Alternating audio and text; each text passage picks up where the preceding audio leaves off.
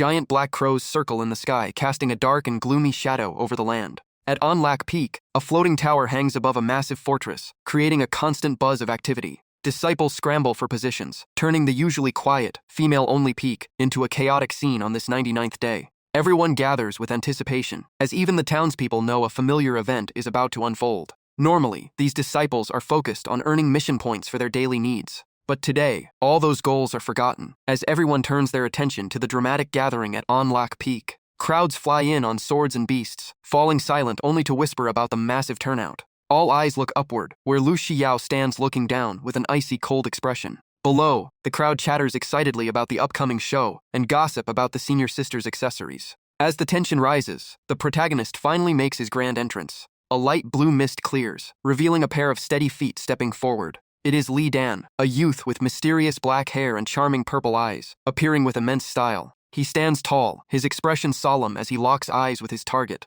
Lu Shiyao stares down from above, her expression remaining chillingly indifferent. Suddenly, the young man flashes an innocent, almost foolish smile. The crowd whispers, thrilled to witness another episode of this daily confession. A girl tilts her head in curiosity, as if everyone has been pulled into this strange cycle. Without hesitation, Li Dan raises his fist, determined to make his move. He strikes a bold and wild pose, ready for the spotlight. Taking a deep breath, he prepares to deliver his romantic performance. Placing a hand on his heart, he declares that his soul was once a defensive tower, but she has now conquered every corner. The girl blushes at his cheesy confession, while Li Dan insists she is the only limit for a bloodsucker like him. A nearby couple admires his persistence, wondering why Lu Shiyao remains so cold to such a good guy. Li Dan keeps pouring out his heart, urging the crowd to cheer for the senior sister to finally say yes. Sweet lines about stars and resistance melt the hearts of the female disciples nearby. The brothers watch in awe, quickly memorizing his pickup lines for future use. Completely ignoring the observers, Li Dan continues with bizarre comparisons about love.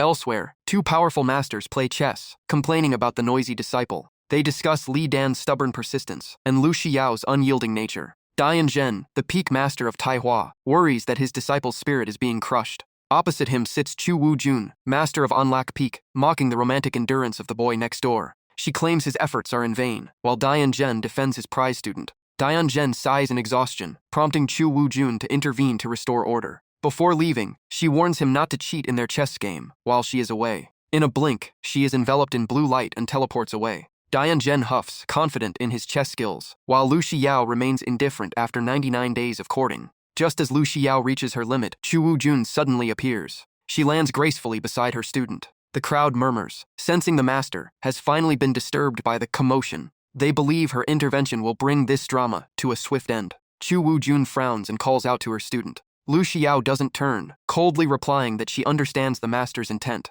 A flash of hesitation crosses her eyes, but she promises a final answer tomorrow. Looking down at Li Dan, she pledges to give everyone a satisfactory conclusion. She bows and departs, leaving her master stunned and speechless. The crowd watches in shock, wondering why things ended so abruptly. Chu Wu-jun rubs her chin, unsure how to explain this absurdity to old Dian. Below, Li Dan is equally confused by the sudden turn of events. Lu Xiao's departure leaves the master in an awkward spot, while the crowd keeps jeering. Chu Wu-jun loses her temper and shouts at the lazy, gossip-loving disciples. Even after being scolded, they won't stop, forcing her to order a dispersal and threaten extra training. As they scatter, she remains frustrated by the noisy confession scene. Up above, Dian Zhen observes everything, the echoes of the drama still lingering. Dian Zhen sits in silence, struggling to express his profound disappointment. He grimaces, questioning the bizarre direction this situation has taken. That afternoon, rumors spread about how Li Dan was once a recluse who barely spoke a word. A girl notes his massive transformation, while another laments an innocent soul being cruelly toyed with. A young man argues that, if she had no feelings, she should have rejected him, instead of feeding his hope. The crowd worries as they see Li Dan cry and smile bitterly, fearing he might snap after 99 days of failure. Amidst the scene, a genuine tear rolls down his cheek. He grinds his teeth, whispering a final word as if seeking liberation. Reaching out toward the sunset, he summarizes the exhaustion of his long journey. He swings his hand down with a decisive motion. A blue light erupts, completely enveloping his body. The system alerts him that the 99-day confession mission is complete, rewarding him with pills and a jade bracelet. Li Dan chokes up, feeling as though the mission has drained every last brain cell. Under the sunset, he cheers, finally free from the chains of his daily confession. Across the way, Lu Xiao is busy plotting her next move for tomorrow. As night falls, Li Dan recalls a typical night from his past life. He was once a struggling freelance comic artist, working himself to death just to survive. Day after day, his eyes grew heavy, his pen racing against a deadline. Eventually, his eyes turned bloodshot from exhaustion until he collapsed. His body gave out, marking the end of his life in that world. His last memory was darkness and a splitting headache, ending his short, painful life. Then, like waking from a long dream, he felt something wrapped around him. Opening his eyes, he was terrified, unable to comprehend why he still existed. Touching his throat, he gasped as a searing pain radiated from the spot. He looked up, a confused sigh escaping his dry lips. Seeing a rope dangling, he realized in shock that he had just survived a hanging. He screamed in madness, unable to believe this absurd scene. Slowly, the reality of his situation began to sink in. Where was this? Had he been kidnapped by aliens? A sudden burst of light left him stunned. The system announced him as the new host and asked if he was ready to activate the discipline mission. Lee Dan was speechless, struggling to believe he had transmigrated into such a ridiculous script. The system replied in a human-like tone, leaving him even more shocked. He cautiously asked if it would make him all-powerful and invincible. When the system denied his request, he cursed, wondering what kind of trashy tech dared to look down on him. The system used the tone of a fitness coach to encourage him, which he found incredibly annoying. He thought it sounded like a pyramid scheme, but reality set in. He had transmigrated and died once before. He checked his new body, realizing he had replaced the original owner, as disjointed memories flooded his mind. The original Lee Dan was a recluse, suffering from depression that no one ever noticed. That night, at his breaking point, tragedy struck, and he understood the predecessor's pain. He scolded his predecessor for choosing such a weak solution to a minor problem. Remembering his own hard life, he grew angry at the weakness of this body, a man who couldn't even make money before choosing death. The system offers a choice, and he contemplates if he should commit to this path of discipline. As a modern webcomic author, he agrees, vowing to live a brilliant life regardless of his bizarre circumstances. Staring at the rope on the ground, he still feels bitter about this rocky start. He mutters about the ambiguity of reality, while the system retorts to his complaints without hesitation. Pointing at the sky, he vows to make the runaway pay by using this very body to reach the peak. He wants to turn his predecessor's regrets into his own pride. With that, he presses the confirmation button on the virtual interface. The system welcomes him and announces the first mission, making him feel the story is on track. But when the system loads too slowly, he mocks the poor internet quality of this world. The task finally appears. Confess to Lu Xiao at Unlock Peak for 99 days, exciting him. Even so, he remains thoughtful about this strangely specific starting requirement. He questions the seriousness of this introductory quest. His late-night roar disrupts the quiet forest. Lee Dan takes pride in the persistence that helped him through this long effort. Rewards appear: cleansing pills, bone-strengthening pills, and dream treasures. The Ice Heart Jade bracelet glows, helping him stabilize his mind amidst the surging energy. He smirks, eager to use the medicine to break through tonight. Rubbing his waist, he feels unusually refreshed thanks to his disciplined lifestyle. Just then, Master Dian Zhen suddenly appears to call his name. He recalls memories of this Taihua Peak master, who never abandoned him despite his poor talent. He bows respectfully, expressing his absolute devotion to his master. Dian Zhen kindly asks about his failures, and mentions the gossip from other peaks. Contrary to expectations, he praises Li Dan's consistency, seeing it as the trait of a true immortal. He pats his shoulder, expressing pride and urging him to keep moving forward. He shouts enthusiastically, encouraging him not to give up on winning the beauty's heart. Realizing he spoke too much, Dian Zhen covers his mouth, leaving his student bewildered. He awkwardly tells him to rest, promising to bring the whole peak to support his confession tomorrow. A meaningful smile appears on Li Dan's lips. He confidently bows in response to his master. Dian Zhen sighs in relief, proud of his arrangement with Chu Wujun for tomorrow's success. But then, Li Dan confesses he won't be going tomorrow, leaving him frozen. Dian Zhen screams, shocking the forest, unable to believe his ears. Li Dan remains calm, stating he wants 2 days off to rest. Dian Zhen turns to stone, sweating buckets as his plan falls apart. The atmosphere goes deadly silent, but in Li Dan's room, things are different. He meditates, blue energy surging around him, after consuming the cleansing pill. A pure energy stream flows through his body, cleansing his flesh and bones. The Ice Heart Jade glows, bringing his mind to a state of unprecedented tranquility. As he trains, he wonders how many cultivation levels he can break with these pills. The next morning at Taihua Peak, the tension rises. Dian Zhen paces around, unsure how to handle the situation. He panics because he begged for favors everywhere, only for his star student to quit. He fears the emotional shock will cause Li Dan to have suicidal thoughts again. The image of a furious Chu Wujun makes him shiver, fearing her wrath. Under the harsh sun, he decides to check on him personally. On the second day, he finds Li Dan after a sleepless night. Worry is etched all over the master's face. He resolves to force Li Dan to continue, hoping luck will smile upon him. Meanwhile, Lu Xiao waits, as rumors spread about the beauty finally being claimed. She questions the power of love, which changed a recluse so drastically. The crowd gossips, while she decides she wants to face him today for a final answer. She doesn't want pity, nor a rejection, just a desire to understand his true self. People gather, expecting this to be Li Dan's final iconic confession. Lu Xiao looks away, silently calling his name in vain. She wants him to arrive, so she can learn more about him. Despite her cold exterior, her heart has long been wavering. At a scenic waterfall forest, a totally different scene unfolds. Happy cheers and laughter ring out. Li Dan is leisurely enjoying the cool water. After bathing, he enjoys fresh milk, surprised by the simple joys of this world. He laughs, realizing he just broke through to the 6th layer of qi gathering. The system suddenly alerts him, grabbing his attention. The system notes that a man who can cook is a man of quality, who pours love into every meal. A new quest: cook 3 meals a day for a month to unlock a mysterious talent. At dusk, a scream of shock follows his new announcement. Dian Zhen asks in disbelief about his student's new intentions. Li Dan calmly replies that he really wants to learn to cook. He excitedly talks about cooking for his seniors, blue light still pulsing around him. Dian Zhen is confused, wondering if this is a real change or a psychological trick. He reflects that the way to a heart is through the stomach, and chefs have natural charm. Watching his student, he feels touched and decides to support his every choice. He suggests the mistress can teach him cooking, so he won't stop his cultivation. Seeing no response, he calls out in surprise. He squints, noticing the strange energy surrounding his disciple. From level 3 to level 6 in a day, he wonders if he has reached legendary enlightenment. He focuses on observing him more closely. Feeling the vast energy, he understands the despair that tempered the resilient Li Dan. Despite past failures, he persists in finding his original wish. Li Dan asks to leave, while his master ponders his deep obsession. He can't help but mention Anlac Peak. Li Dan smiles, confirming he won't go there anymore, and turns to find the mistress. That night, sighs echo throughout the space. Lu Xiao waits in vain. His absence makes her fear the end of his efforts. Crowds gossip about his change, regretting a talent wasted by heartbreak. Chu Wujun appears and calls to Xiao. She announces that Li Dan has truly let go. She confirms from Master Dian that he will not come again. Lu Xiao freezes, unable to respond. She says giving up is good, and leaves to practice, trying to forget her inner turmoil. Chu Wujun smiles in satisfaction, thinking it's a wise decision. She turns away, promising her master that personal feelings won't affect her training.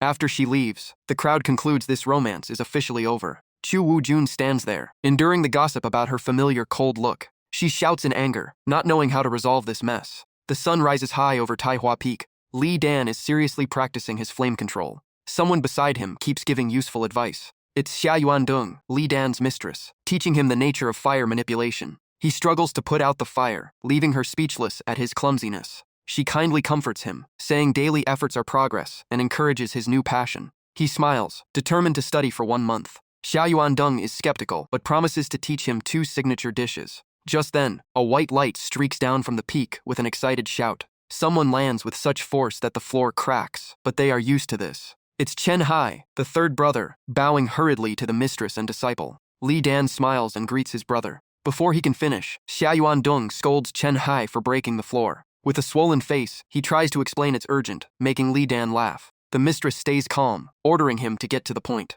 Chen Hai shouts that a beauty from Anlac Peak is waiting for Li Dan, shocking him. News spreads, and disciples admire Li Dan's sudden popularity after his heartbreak. At the foot of the mountain, Anlac Peak sisters gather, shyly apologizing for past mistreatment. A short-haired senior sister criticizes Lu Xiao and offers to set him up with others. Another hands him a bottle of rare 100-flower dew as a comforting gesture. The short-haired girl boldly approaches, flirting with him as others watch in envy. The senior sisters argue over who truly understands him, promising to defend him against Lu Xiao's arrogance. Li Dan is trapped by their excessive care, desperately calling out to Chen Hai for help. But the 3rd brother is busy showing off to the beauties, abandoning his little junior. He can only shout his brother's name in utter helplessness. As the moon rises high, the area around the waterfall grows eerily quiet. Lu Xiao sits alone on the wooden bank, dangling her bare feet in the cool water. She is lost in thought, her mind clearly agitated by something. Elsewhere, the sisters gossip about why Li Dan gave up so quickly. Li Dan escapes the crowd, scratching his head and claiming he only wants to learn cooking before fleeing. He runs away, leaving the sisters calling after him with regret. They admire his warmth and persistence, wondering who will taste his first dish. They decide to tell Lu Xiao about his efforts, hoping to melt her stone heart. Chen Hai carries a pile of gifts, grinning widely at his windfall. He thanks his junior brother for bringing him such good fortune. Lang Feng emerges from the shadows, revealing he saw the whole drama. Chen Hai grumbles about his brother's ill-timed appearance. Lang Feng casually demands a share, claiming it was their joint effort. Chen Hai frowns, reluctant to share his loot. Lang Feng threatens to tell Li Dan everything, sending Chen Hai into a panic. Lang Feng argues that the sisters gave gifts to help him become attractive, so he needs to accept them. Lang Feng comforts him, saying this is a golden opportunity, with the seniors away. Chen Hai asks naively about that opportunity. Lang Feng cunningly analyzes that public opinion supports Li Dan, making gifts inevitable. They realize the sisters will keep coming, so refusing is too much trouble. Chen Hai waits blankly for further instructions. Lang Feng declares that receiving gifts saves face for the sisters and maintains ties with Anlak Peak. He argues that refusing them would prevent the sisters from focusing on their training. Also, a blunt refusal would anger them, harming Li Dan's pursuit of Lu Xiao. Hearing this, Chen Hai realizes the plan is very convincing. He tells himself that helping his junior is a family duty. Lang Feng plans to filter the gifts, keeping useful ones to help Li Dan train. They happily set up a collection table, assigning shifts. White smoke suddenly rises from the peak, making Lang Feng nervous. He urges Chen Hai to use the momentum to accumulate more resources. Lang Feng asks about the mistress's cooking, making Chen Hai's face go pale. Lang Feng recalls when the mistress added poison mushrooms, causing the master to hallucinate. Chen Hai confirms he has been avoiding the kitchen, secretly feeding the master buns. Lang Feng asks a dangerous question. What if Li Dan learns to cook from her? They realize their junior chose the wrong teacher, and the kitchen is doomed. Chen Hai worries deeply for his junior's future. In the Taihua Peak kitchen, Li Dan stands before his workstation. He slices sweet potatoes skillfully. The system notifies him his cooking skill increased. The soup boils, and the system continues to track his progress. Stir-frying is also done skillfully, adding another skill point. He focuses intensely, flipping the wok professionally. Finally, he serves the dish with deep satisfaction. Xia Yuandong looks at the finished meal, stunned by his sudden change. She nods, impressed by his heat control and the dish's aroma. Suddenly, she glances at the door, sensing someone lurking. She gathers energy, ready to teach the intruders a lesson. A powerful energy surge aims directly at the target outside. The flimsy wooden door becomes the target in an instant. A swift strike shatters the door into small pieces. Chen Hai and Lang Feng roll inside, confusing Li Dan. The two scramble to their feet, awkwardly greeting the mistress and junior. Li Dan is speechless, seeing his brothers appear in this embarrassing way. Xia Yuandong crosses her arms, mocking them and making them taste Li Dan's food. Chen Hai and Lang Feng pale, sensing bad luck.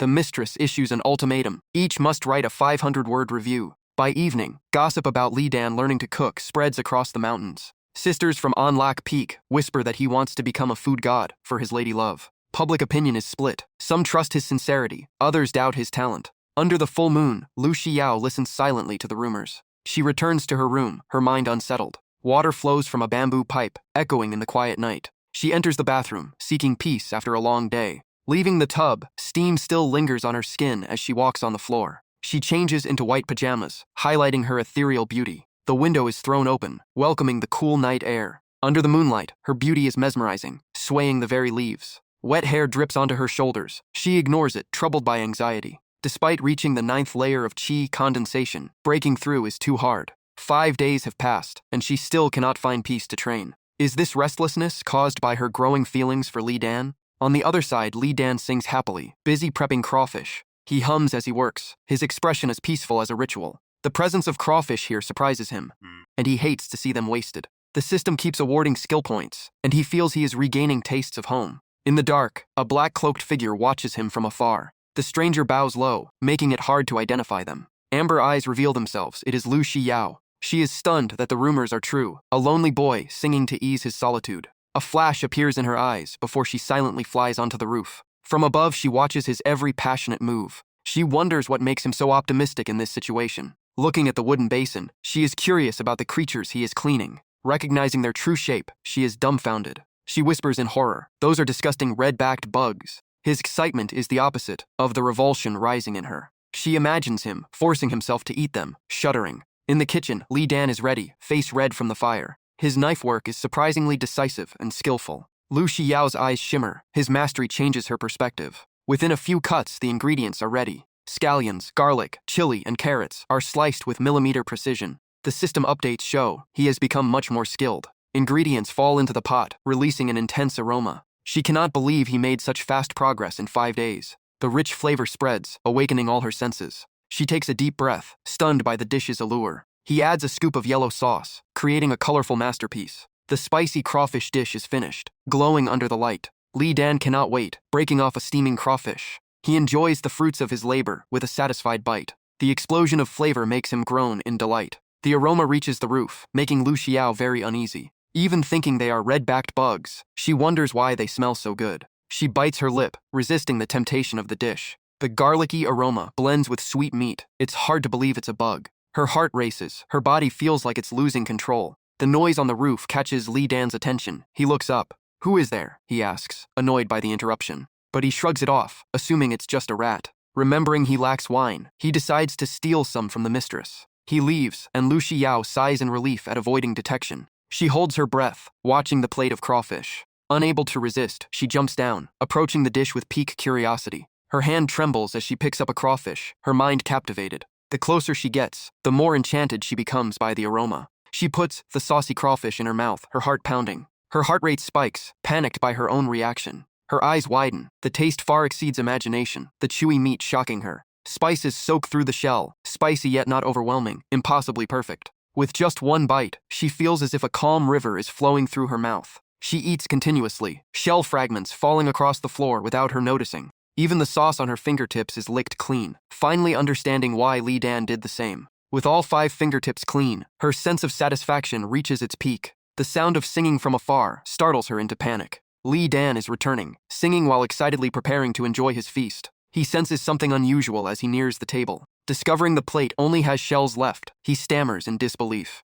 He clutches his head in fury, his midnight masterpiece gone without a trace. He frantically searches every corner, his cry of disappointment echoing throughout the house. He shouts challenges at the thief, ready to punch anyone who dared to eat his food. Lu Xiao angrily calls him rude, while secretly craving the spicy flavor still on her lips. She tells herself that if he brings more tomorrow, she definitely won't miss out. The next morning, the cottage is silent, while Li Dan continues his cultivation. The system reports joyful news as his skill proficiency skyrockets. He enjoys the results of his hard training, his collection of recipes growing richer. He excitedly collects system rewards, feeling that each passing day is full of joy. On the mountain, Lu Xiao slowly walks into the forest, unable to escape the taste of yesterday's crawfish. She stops by the road, seemingly waiting for someone.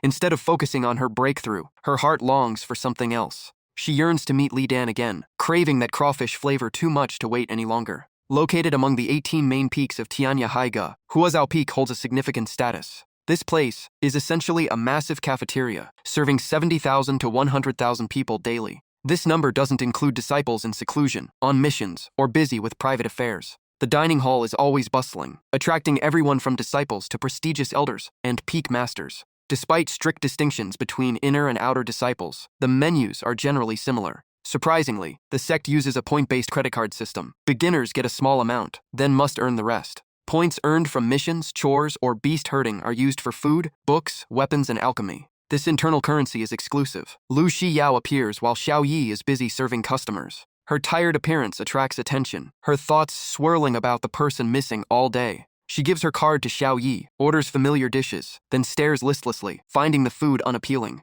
She silently wonders if he forgot, or is secretly preparing something grand to surprise her. She rejects the thought, as the spicy bugs from before were already perfection. The memory of that shiny crawfish haunts her, the satisfaction still making her crave it. She asks herself what he is doing, and why he hasn't appeared to explain or apologize. Just then, gossip from a nearby table catches her ear about a junior brother's disastrous cooking skills. Chen Hai and Long Feng loudly complain about their junior, lamenting their stomach aches from his bizarre food. Lu Xiao is stunned to realize these are Li Dan's senior brothers. Chen Hai acts deeply dissatisfied, feeling like test subjects for the junior's horrific experiments. Lang Feng joins in, expressing fear and suspicion that the dishes might be toxic. The story attracts attention, with the crowd whispering about Li Dan, cooking just to pursue Lu Xiao. Seeing Lu Xiao hooked, Chen Hai and Long Feng exchange calculating glances. Chen Hai pretends to bemoan their broken brotherhood due to the power of love, while Lu Xiao listens intently. They act perfectly, telling stories of Li Dan, working in the kitchen at night, buried in smoke to research recipes.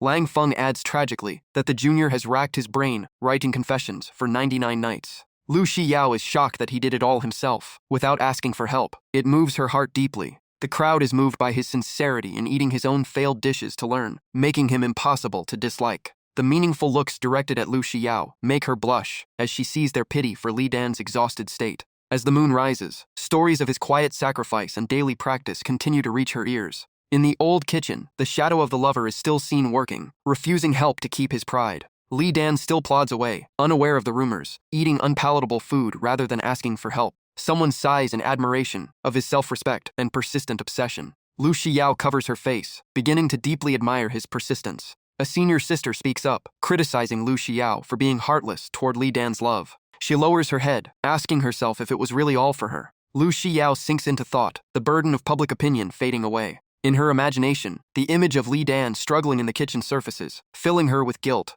He is so lonely, with only a flickering lamp for company during his challenging experiments. In her mind, the beads of sweat on his brow seem to sparkle like precious gems. Magic happens as the droplets fly toward her, leaving Lu Xiao stunned. Immediately after, they turn into cool water, falling gently. Small waves comfort and wrap around Lu Xiao's stirred mind. Reality returns. The crowd is still watching her reaction, while the senior sister remains grumpy. The senior sister starts regretting her harsh words, while Chen Hai and Long Feng are secretly smug. Lang Feng winks at Chen Hai, consoling himself that this is the best way to support their junior. Chen Hai hopes this act will melt Lu Xiao's cold heart and free his junior from the kitchen. Lang Feng worries how the mistress will teach him, sympathizing with their hard-working teacher. Lu Xiao suddenly stands up, face flushed, wanting to say something but hesitating. Before she can speak, a guy leading a noisy group rushes in, cutting off the atmosphere. He looks excited by the crowd, seeing it as the perfect chance to announce news. Seeing him, Chen Hai and Long Feng groan, knowing the nuisance has returned. Bao Xiaowei introduces himself stylishly, apologizing for interrupting the meal. The senior sister mutters his name, while Lang Feng explains his arrogant family background. Chen Hai mocks how people don't care about him, making Lu Xiao blush. The crowd gossips about Bao Xiaowei's arrogance and disdain for Li Dan, infuriating him. He signals 2 minions to prepare a red scroll for his display. Receiving the order, the minions rush to unfurl the banner. Lang Feng looks at the scene and questions his real intentions. Bao Xiaowei lifts his chin, bragging that this is a surprise gift for everyone. Lang Feng mocks him for blocking the view, causing Bao Xiaowei to lose his temper. When the words "New Dish Competition Registration" appear, the hall is shocked. Amidst the whispers, he smiles wickedly, claiming this is far more troublesome. Huo Zhao Peak has just announced a culinary competition in 20 days. The news stirs up public opinion, making everyone excited. Bao Xiaowei confirms that they have over 1,600 dishes from soup to meat. However, statistics show that boredom has caused visitor numbers to plummet. Even with menu changes, nothing has captured people's hearts.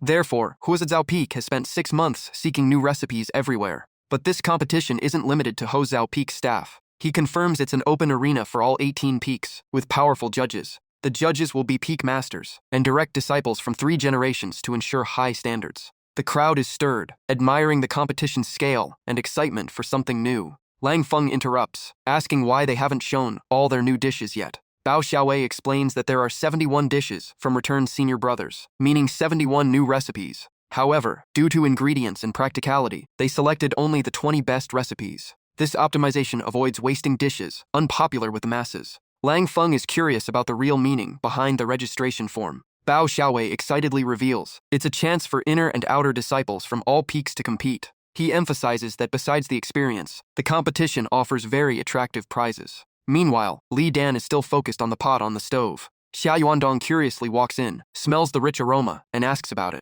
Li Dan warmly greets his mistress, appearing to be in high spirits. He invites her to taste the fruits of his hard work in researching new recipes. Xia Yuandong is secretly stunned, realizing the pumpkin and sweet potato soup far exceeds her expectations. Next, the 4 happiness meatballs are served, piquing her curiosity. After the first bite, she is struck by the incredibly delicate flavor. The explosion of taste completely conquers her. Though she tries to remain calm, she cannot hide her happiness. Li Dan breathes a sigh of relief, glad he chose to switch from beef balls to lion head meatballs. He meticulously chose the best beast meat and perfect fat-to-lean ratios, taking his cooking to a new level. Xia Wandong suddenly senses someone else lurking nearby. She raises her hand, revealing a bracelet that releases a surge of strong spiritual energy. The energy gathers powerfully in the palm of her hand. The kitchen door is instantly shattered by the sudden attack. Chen Hai and Long Feng are dragged inside, rolling onto the floor in front of the surprised mistress. The 2 hastily offer awkward greetings to the mistress and their junior. Li Dan looks at his brothers, wondering why they always appear at the worst possible times. He grumbles about their habit of climbing on the roof, while kitchen smoke billows.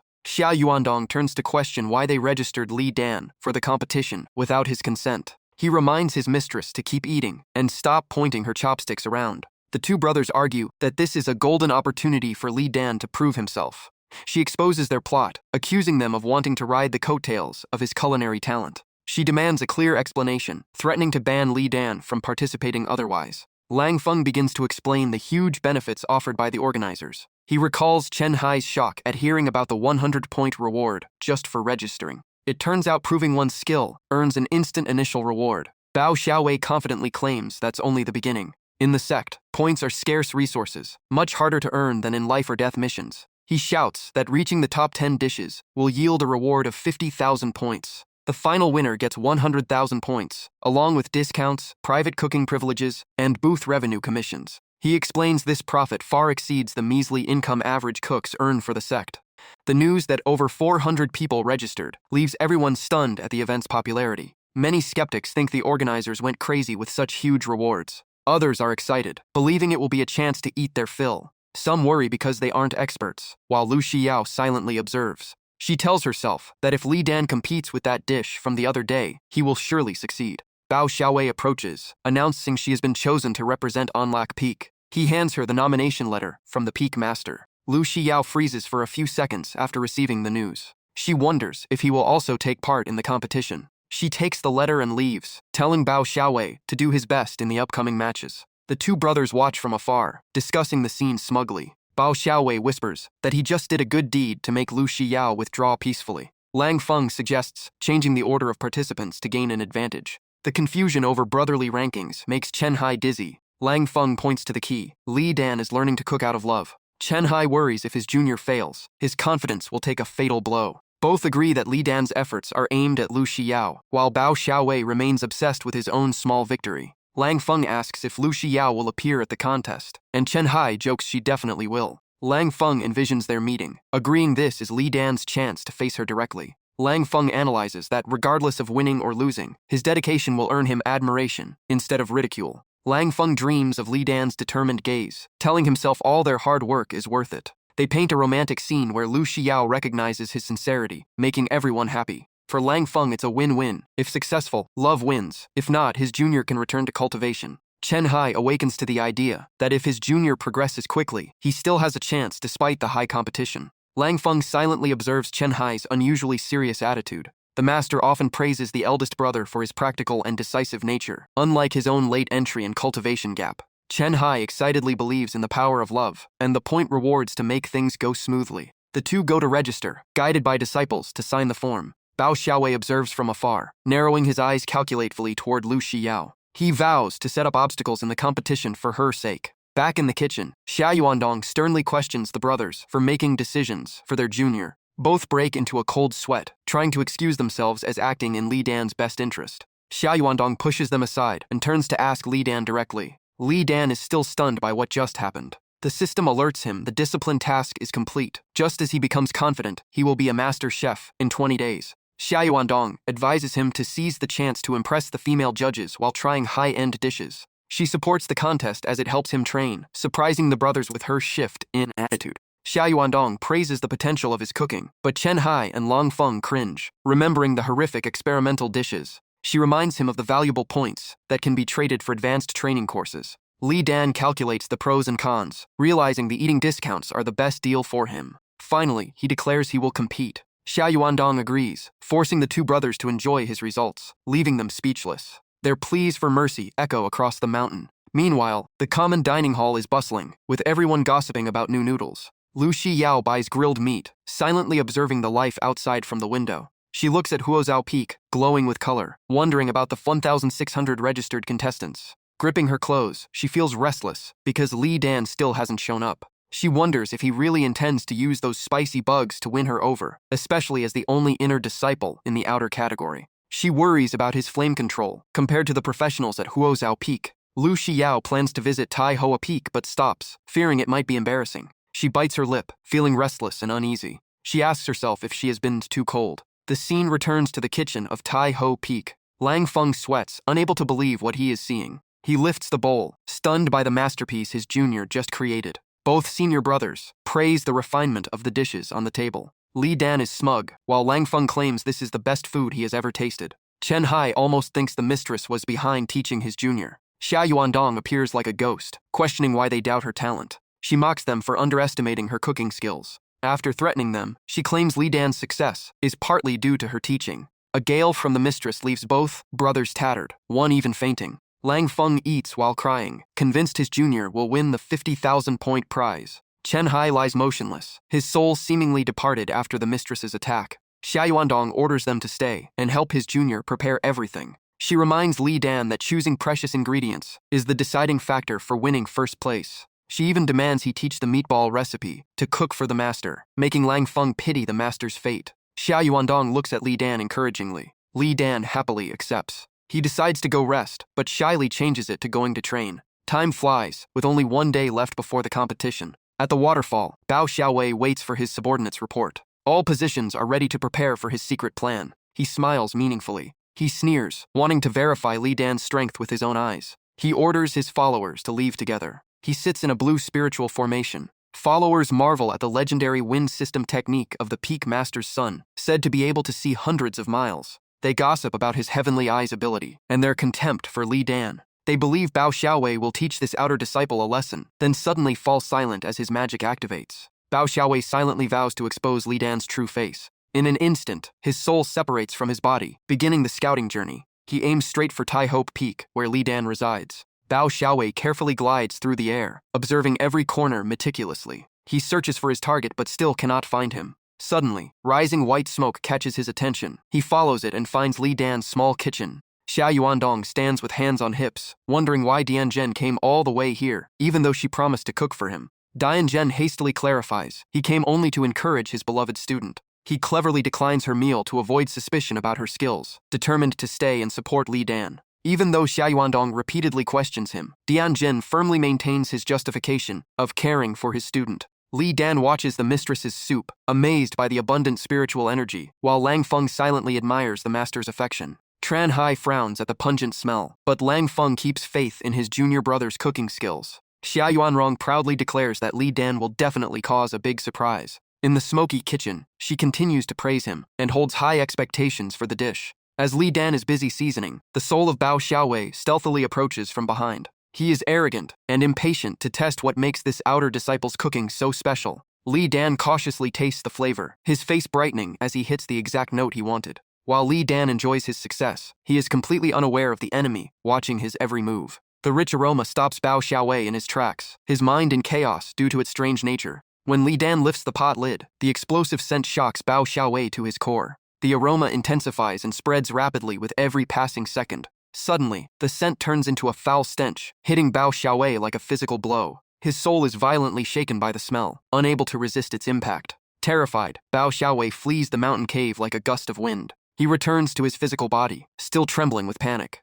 Bao Xiaowei wakes up pale as a sheet, the feeling of disgust still haunting his mind. Unable to bear it, he hunches over and vomits violently. His followers are alarmed, wondering if their boss went to the wrong address. He collapses to the ground, while his subordinates naively suggest he might have mistaken the place for a restroom. Bao Xiaowei vomits and mutters in tears about how crazy Lu Shijiao is for liking such a guy. He is completely baffled by what Li Dan is trying to cook. The terrifying sensation makes him wonder if that guy is cooking excrement. On the other side, Li Dan proudly shouts upon completing his masterpiece. The bowl of snail noodles is beautifully presented, carrying memories of a distinct flavor. As night falls, Li Dan invites everyone to eat after days of hard work. Xia Yuanrong tastes it and is surprised by the irresistible flavor despite the odd scent. Lang Feng is stunned, unable to believe this is the dish his junior brother researched. The two senior brothers greedily devour the noodles, praising them endlessly. Li Dan smiles contentedly as he watches everyone eat happily. The system suddenly chimes, catching Li Dan by surprise. The self-discipline task reward is the recall of heavenly flavors technique, perfect for analyzing recipes and poisons. Instead of being happy, Li Dan becomes thoughtful about this new power. The notification clearly displays the ability to recall cooking recipes. Li Dan immerses himself in the system info, pondering the recall technique. The system advises him to trust in love and food, hinting that the next mission will be random. Li Dan curiously touches the edge of the bowl, feeling a strange sensation spread through his body. He shouts, "Recall," making the food in the bowl seem to come alive magically. Warm energy surrounds Li Dan, making his body stronger and more robust than ever. Li Dan is stunned by the mysterious surge of power he just felt. Every past cooking method floods his mind, vivid as a movie. He excitedly exclaims at the effectiveness of this natural talent. Li Dan realizes this is the key to learning from master chefs through memories. With this talent, he no longer worries about others poisoning his food. Laughing excitedly, he tells himself the discipline system truly lives up to its name. Dian Zhen watches quietly, while Xia Yuanrong gently notices her disciple's joy. He coldly assumes the boy is dreaming about impressing Lu Shijiao tomorrow. Dian Zhen teases him for being caught up in the system without even knowing it. Xia Yuanrong defends him, praising Li Dan as both talented in literature and cooking, far exceeding standards. It is late, so Dian Zhen urges everyone to rest, while Xia Yuanrong playfully reminds him of his judging role. Dian Zhen solemnly vows to be fair and tells the disciples to let Li Dan rest after his hard work. Dian Zhen calls Li Dan softly, who immediately looks up to respectfully ask after his master. Dian Zhen wants to advise him, but decides to place his faith in his favorite disciple's efforts. After brief encouragement, Li Dan politely says goodbye to his master and mistress. As he turns to leave, Lang Feng's familiar voice calls him back. Li Dan turns around, surprised to see his senior brother waiting. Lang Feng gives him a small bottle containing 2 top-tier Qingling pills to recover spirit and break through. Li Dan refuses the expensive gift, but Lang Feng insists he take it. Tran Hai suddenly rushes over, grabs the bottle, and puts it in Li Dan's hand sternly. Tran Hai claims it is just a small gift, leaving him speechless. Both senior brothers tease him and tell him to rest well before leaving noisily, with enthusiastic encouragement. Li Dan stands in the night, feeling the warmth of family for the first time. The encouragement turns into iron will, and he confidently vows to win tomorrow. The next morning, the streets buzz with talk of God Dan and the legends of his cooking skills. Crowds flock to the competition venue, fearing they will lose their spots. Li Dan blends into the crowd and finally finds the competition grounds. Standing before the magnificent structure, he is amazed by its grand scale. Dian Zhen complains about being too old to participate in such noisy activities. He turns to tease the Peak Master about her casual sitting posture. The Peak Master retorts effortlessly about the nickname Extinction Master people gave her. Looking at the sea of people, Dian Zhen sarcastically says, most came just to see her disciples show. In a corner of the stands, Tran Hai still marvels at the massive scale of the event. A resonant sound echoes through the sky, officially opening the competition. Hostess Miao Ling appears riding a spirit beast, introducing the live broadcast. Her clear voice makes the arena explode as the crowd cheers for God Dan. Miao Ling quickly restores order and loudly introduces the powerful judging panel. She points toward the central area reserved for special guests. These are the 18 Peak Masters of the Heavenly Horizon Pavilion, where the Extinction Master draws all eyes with Her Majesty. The program continues with the next introduction. It is the group of direct disciples, where Lu Shijiao stands quietly observing. The audience begins to discuss Li Dan, while Lu Shijiao constantly scans the crowd for him. Miao Ling shifts the focus to the final important part.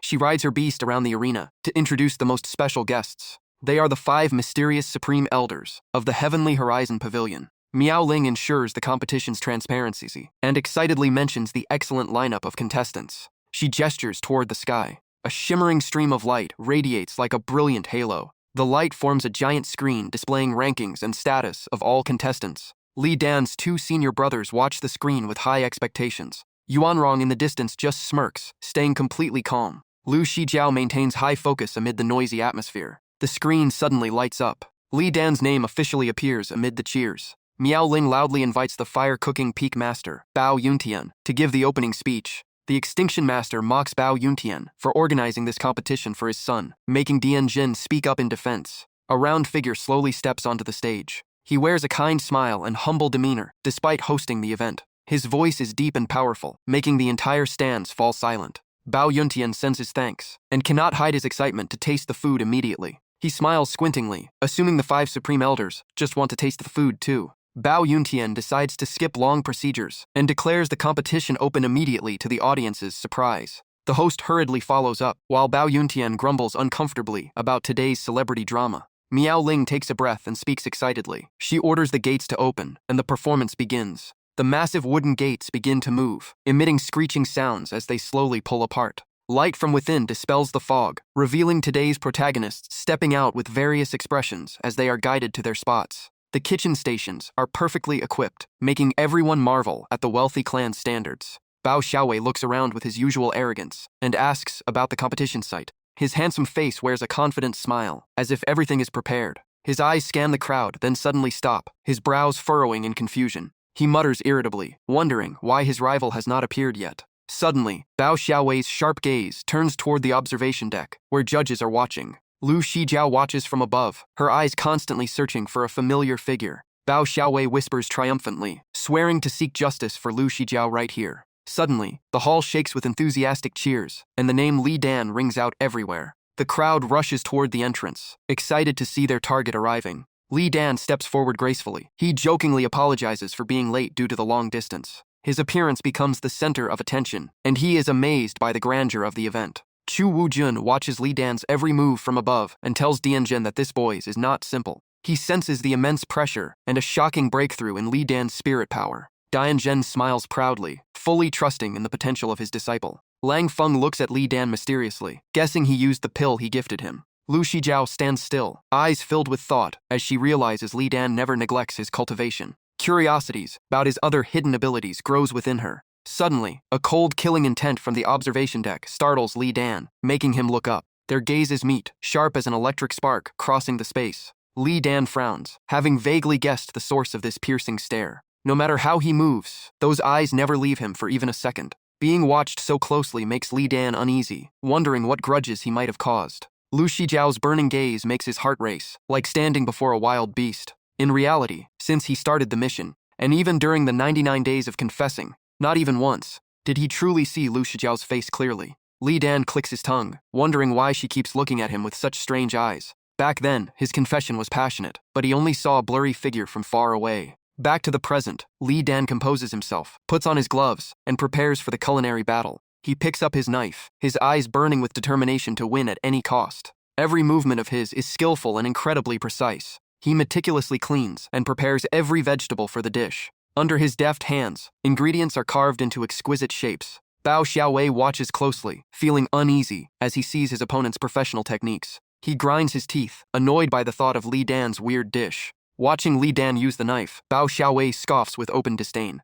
Li Dan's agility and poise make Bao Xiaowei anxious, sensing something unusual about this dish. While cooking, Li Dan suddenly looks up, feeling the killer gaze from his opponent. He is confused, wondering when he offended that person. Vegetables are tossed into the boiling broth, and as the scent spreads, Li Dan sighs in relief. He smiles confidently, knowing the crucial stage is about to begin. He reaches for the special ingredient he painstakingly prepared. Cherishing the smooth white tofu, he begins the most delicate step. Lang Feng is amazed by the tofu choice, while the person next to him waits eagerly for the show. The audience whispers, thinking Li Dan is using tofu to send a romantic message to Lu Shijiao. The rumors spread fast, and the crowd cheers, teasing Li Dan about his relationship with her. The gossip grows out of hand, leaving Li Dan stunned by everyone's overreaction to his tofu. On the high platform, Lu Shijiao blushes, bowing her head to mutter that he is a rogue. From the stands, Yundeng's voice thunders, calling out for Xiao Wu. Together with her two disciples, she cheers enthusiastically, even unfurling a banner declaring Li Dan the champion.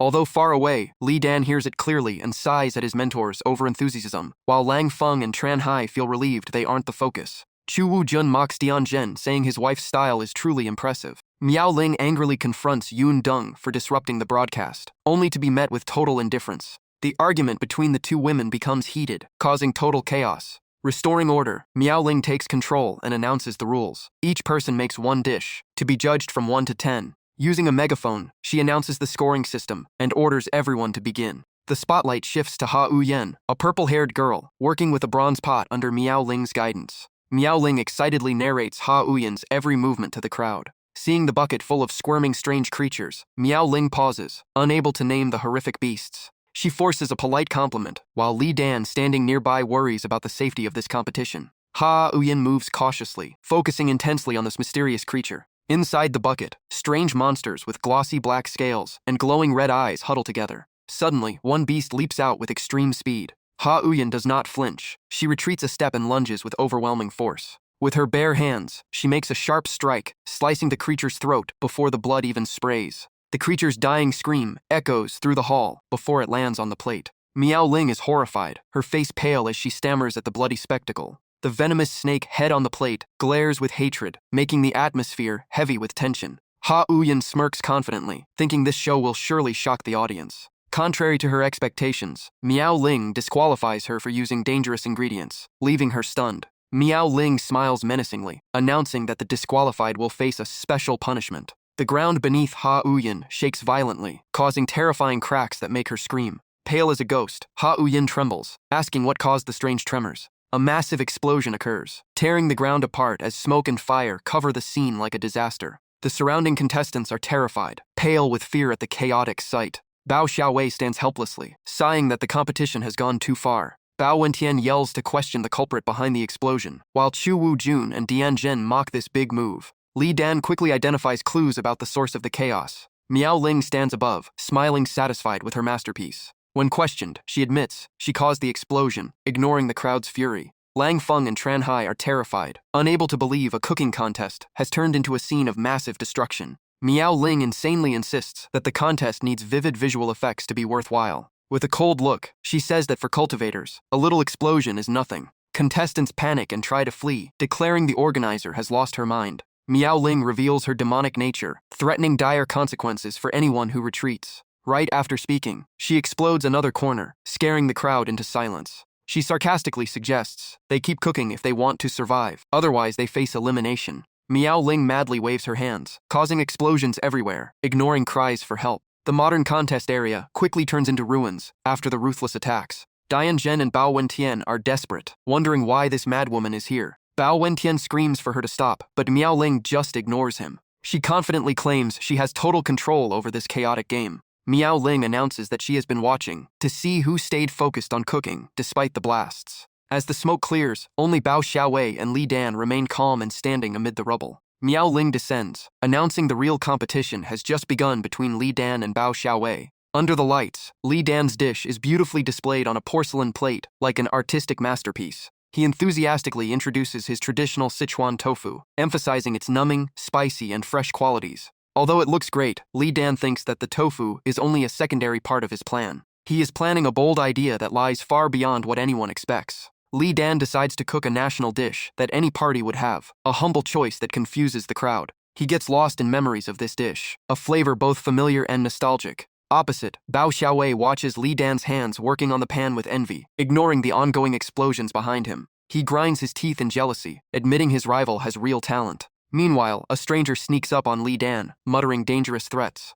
This guy fixes his gaze on Li Dan's back, waiting for the best moment to strike. He doesn't care about cooking. His only goal is to attack and steal points in the contest. He wants to do a favor for Bao Xiaowei, convincing himself he is just using the chaos to strike. Bao Xiaowei knows his intent and watches silently to see how Li Dan handles the ambush. The assassin crouches, then lunges with the speed of a wind-tearing arrow. He aims his sharp claws at Li Dan's neck, grinning in triumph. Just then, Li Dan turns to grab a spice, dodging the lethal blow by a hair's breadth. Missing the target, the attacker is stunned, his eyes red with rage at such unbelievable luck. Li Dan escapes another attack simply by leaning down to check his stove naturally. The stranger gritted his teeth in frustration, unable to comprehend why his attacks kept missing. He went all out, increasing his strike speed, determined to finish Li Dan off instantly. Suddenly, Li Dan stood up and headbutted the stranger, knocking him back, while still complaining about missing chili. The stranger lay on the ground with a swollen face, glaring at his opponent in pure rage. Li Dan looked down at the fallen man with a completely blank expression. He politely asked if the guy was okay, which made Bao Xiaowei watch from afar, absolutely livid. The silver-haired henchman looked down on his failed partner, while Bao Xiaowei began doubting his hired team. The silver-haired man bragged about his 2.5 years of training before pulling out a crate of bizarre creatures. He opened the lid and released a flock of strange battle chickens into Li Dan's kitchen. The chickens charged like a programmed army, their red eyes filled with bloodlust as they surrounded their target. A lead chicken lunged with blinding speed, its beak sharp as a dagger, ready to pierce everything. Li Dan suddenly sensed the danger in that exact moment. He cleverly used a pot of boiling soup as a shield, causing the chicken to crash into the kitchen counter and trigger a small explosion. Staring at the chaos, Li Dan was stunned and wondered what kind of monsters these were. The owner of the chickens laughed triumphantly, boasting about the weapon he had painstakingly raised. Li Dan frowned, unable to believe the absurd nonsense coming out of the man's mouth. With lightning-fast reflexes, he grabbed a metal bucket and trapped all the chickens inside. He casually placed the bucket over the fire, satisfied that he suddenly had extra chicken for his meal. Bao Xiaowei and the silver-haired man stood frozen, speechless, at such a skilled counterattack. Bao Xiaowei gritted his teeth in anger, cursing his useless underlings. He watched his calm opponent, already plotting another sinister scheme in his head. Bao Xiaowei decided to defeat Li Dan with sheer culinary knowledge, ignoring his annoyed minions. Meanwhile, Miao Ling continued to commentate excitedly, ignoring the audience's dissatisfaction with her bizarre hosting style. After a tense struggle, Li Dan finally set his cooking tools down. He calmly announced that his dish was complete. Bao Xiaowei was shocked, never expecting his opponent to finish before him. He gritted his teeth and sped up his cooking, desperate to avoid defeat. Moments later, he proudly presented his bowl of noodles with a smug look. Miao Ling happily reported on the match, ignoring the annoyance visible on the faces of the audience. Returning to her energetic hosting, Miao Ling announced Bao Xiaowei from Huazhou Peak as the first contestant. Next, she introduced Li Dan, representing Tai Peak. Miao Ling walked over to Bao Xiaowei's table, excitedly describing his nutrient-rich, beautifully presented noodles. She also gave high praise to Li Dan's vibrant, mouth-watering spicy tofu soup. When Miao Ling signaled for the judges, the audience buzzed with confusion, wondering why other contestants were forgotten. At the judges' table, Chu Wu-jun grumbled about the strange difference in portion sizes brought by Tianzhen. She questioned why Bao Xiaowei's portion was tiny, while Li Dan's was piled like a mountain. Tianzhen took a huge bite from Li Dan's portion, casually claiming he only cared about the junior sister's health. He froze mid-bite, his eyes widening in shock at the explosive flavor of the tofu. Without hesitation, Tianzhen gave Li Dan a 10 and Bao Xiaowei a 6, causing Chu Wu-jun to fume at the blatant bias. Bao Wentian mocked Tianzhen, but immediately took a bite of Bao Xiaowei's noodles with a calculated look. In a split second, Bao Wentian gave Bao Xiaowei a 10 and Li Dan a 6, leaving Chu Wu-jun cursing them for their clique favoritism. She gritted her teeth in frustration, feeling both judges had lost all integrity. Chu Wu-jun carefully picked up a small piece of tofu, deciding to taste it herself to verify. Lu Shijiao also sampled a bite from her observation booth, quietly examining the simple dish. She frowned, wondering why Li Dan chose such common ingredients instead of delicacies. She tasted it slowly, remaining extremely cautious. Suddenly, the flavor melted on her tongue like snow, followed by an explosion of spices that left her stunned. Both Chu Wu-jun and Lu Shijiao could not hide their amazement at the perfect balance of numbing, spicy, and soft tofu. They were lost in the comfort, as if enjoying the warm sunlight on their skin. An irresistible feeling of satisfaction filled them, making them feel as if this were the taste of happiness itself. After the audience calmed down, Miao Ling excitedly called for the results. The big screen showed a 308-308 tie, leaving the entire crowd in disbelief. The audience argued fiercely, some praising Li Dan, while others questioned the transparency, and the Lang Peak side remained suspicious. Miao Ling suddenly froze, her eyes glued to the score sheet with a strange expression. Her eyes widened, and her voice became disjointed as she saw what was on the paper. She announced one final judge had yet to score, annoying both Li Dan and Bao Xiaowei. When Miao Ling announced it was Lu Shijiao, the hall exploded in excitement and whispers. Li Dan froze, suddenly remembering the 99-day confession incident, and cried out in terror. Breaking into a cold sweat, he feared Lu Shijiao was definitely holding a grudge. His heart sank, fearing she would use her judge status for personal revenge. Lu Shijiao kept a stoic face, ignoring the waves of chatter directed at her. She gently set her chopsticks down, her silence placing immense pressure on the contestants' futures. Miao Ling captured every gesture, reporting live to the bated breath audience. Chen Hai and Long Feng watched, empathizing with Lu Shijiao's awkward. The audience debated whether she would pick Li Dan due to their past, or choose fairness. Many whispered if this was her chance to settle all scores, once and for all. The constant noise made the already hot atmosphere even more intense. When Lu Shijiao stood up, the crowd cheered for her final decision. In reality, Lu Shijiao was confused, and just wanted to finish eating instead of facing this pressure. The delicious flavor still lingered, leaving her wanting more. She silently compared the two, leaning toward Li Dan, despite knowing he just started cooking. Lu Shijiao worried that giving Li Dan a high score would spark unnecessary gossip. Someone in the crowd suddenly shouted out their guess, grabbing everyone's attention. He claimed she liked neither, making Lu Shijiao jump in surprise. Many audience members agreed, thinking she hesitated because the simple food didn't impress her. Lu Shijiao sweated, silently apologizing for the misunderstanding. Under extreme pressure, Lu Shijiao shyly asked for another serving to score fairly, though she just really wanted to eat more. Her strange request left everyone stunned. The crowd argued. Some thought she didn't have breakfast, others thought she was delirious. Ying Rong watched with an enigmatic smile. The crowd urged the judges to serve more, leaving Li Dan speechless at her bizarre behavior. When the food arrived, Lu Shijiao's eyes lit up and a happy smile appeared. Tianzhen mocked that first place now depended on her, while Chu Wu-jun shamefully disowned her as a student. A deep, majestic voice rang out, instantly suppressing all the noise. Elder Song appeared with the air of a supreme elder, coldly calling Bao Xiaowei and Li Dan forward. She demanded they explain their ingredients and methods, so the judge could finally decide. Bao Xiaowei stepped forward with the grace of a scholar. He introduced his He cleverly linked the herbs to high moral virtues to elevate his dish. Bao Xiaowei reinforced his confidence with a sharp, piercing gaze. Elder Song turned to the other contestant, ordering Li Dan to speak. The elder's gaze bore deep into the young man. Li Dan met the elder's eyes with firm, unwavering resolve. He stepped forward with booming, self-assured energy. Li Dan loudly declared his dish's name. He explained it was simple, relatable, and a classic. Sensing the elder's skepticism, Li Dan suddenly worried and stood frozen. His mind raced to find a way to save the situation. He bowed respectfully, cleverly elevating the dish into a philosophy of enduring cultivation. Elder Song listened intently, her eyes seemingly piercing his very spirit. Li Dan's inspiring presentation touched the crowd, sparking thunderous applause. Elder Song nodded in appreciation of the bold name he gave his dish. She turned to ask Lu Shijiao, who was still lost in her own culinary world. Lu Shijiao kept eating, ignoring everything happening around her. Bao Xiaowei sneered, whispering malicious words to shatter Li Dan's confidence. He brought up the old grudge, claiming Lu Shijiao would surely retaliate for past annoyances.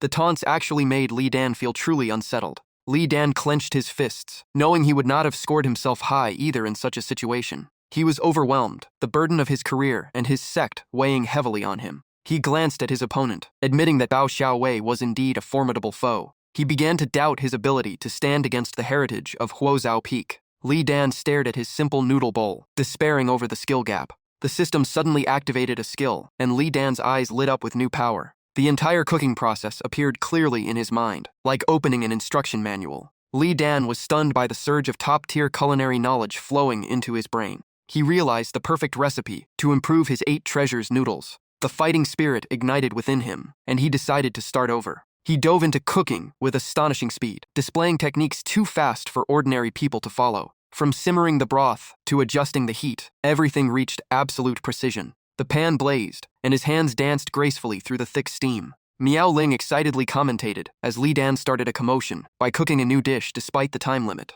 Bao Xiaowei glared, grinding his teeth in hatred at his opponent's resistance. He suddenly realized Li Dan was aiming directly at his own signature noodle dish. Panic took hold of him when he realized this improvement was far superior to his own. Lu Shijiao also keenly noticed the breakthrough difference in Li Dan's cooking method. After a burst of intense effort, Li Dan declared he was finished with a refreshing smile. He loudly invited the judges' panel to taste his latest masterpiece. The improved dish not only smelled fragrant, but was as beautiful as a painting. Lu Shijiao could not take her eyes off the perfection of the bowl, her usual calmness vanishing. Elder Song frowned, not understanding what he was plotting with this sudden comeback. Li Dan openly expressed his desire to win first place, refusing to accept defeat. He loudly challenged Bao Xiaowei with his freshly upgraded noodles. An angry slam on the table echoed from the gallery. Tian Zhen excitedly cheered, while Bao Wentian shouted that this was against the rules, leaving Bao Xiaowei to sneer. Bao Xiaowei declared he had learned secret recipes everywhere and was ready to crush Li Dan. He postured like an emperor challenging an opponent, demanding Li Dan prove what was so special about his noodles.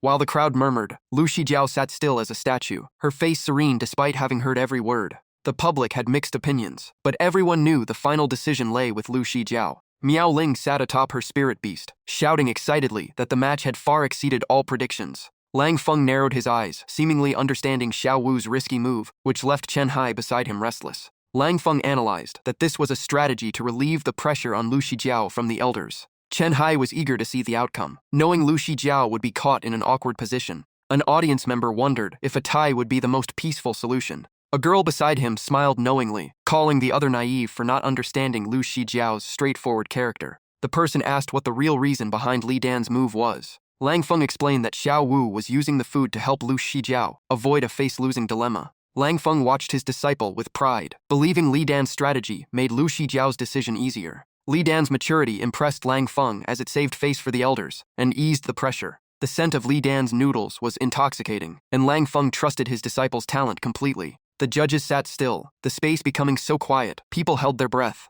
A judge suddenly trembled, dropping her chopsticks in shock. Bao Wentian froze, breaking into a cold sweat at the sensation of the dish. Chu Wu Jun observed silently, her heart full of her own calculated thoughts. She looked at her favorite student, her eyes flashing with a strange probe. Quietly calling Lu Shijiao's name in her heart, Chu Wu Jun smiled, finding her answer. Lu Shijiao gracefully picked up a noodle, making everyone hold their breath. She understood Li Dan's intent to take the risk to save her from the dilemma. Setting her chopsticks down, she realized that sometimes a gesture speaks louder than words. Her cold gaze melted into tenderness as she awarded a perfect 10 to Li Dan. Bao Xiaowei stood frozen, his mouth agape in total disbelief. Elder Song sneered, authoritatively giving a decisive 10. Tian Zhen also expressed his satisfaction with a perfect score. Chu Wujun loudly declared a 10, her voice echoing through the hall. When Bao Wentian gave his own son only a 6, the audience roared in protest. A chorus of 10s rang out, a celebration for Li Dan. Every call of 10 was a hammer blow to Bao Xiaowei's pride, leaving him humiliated.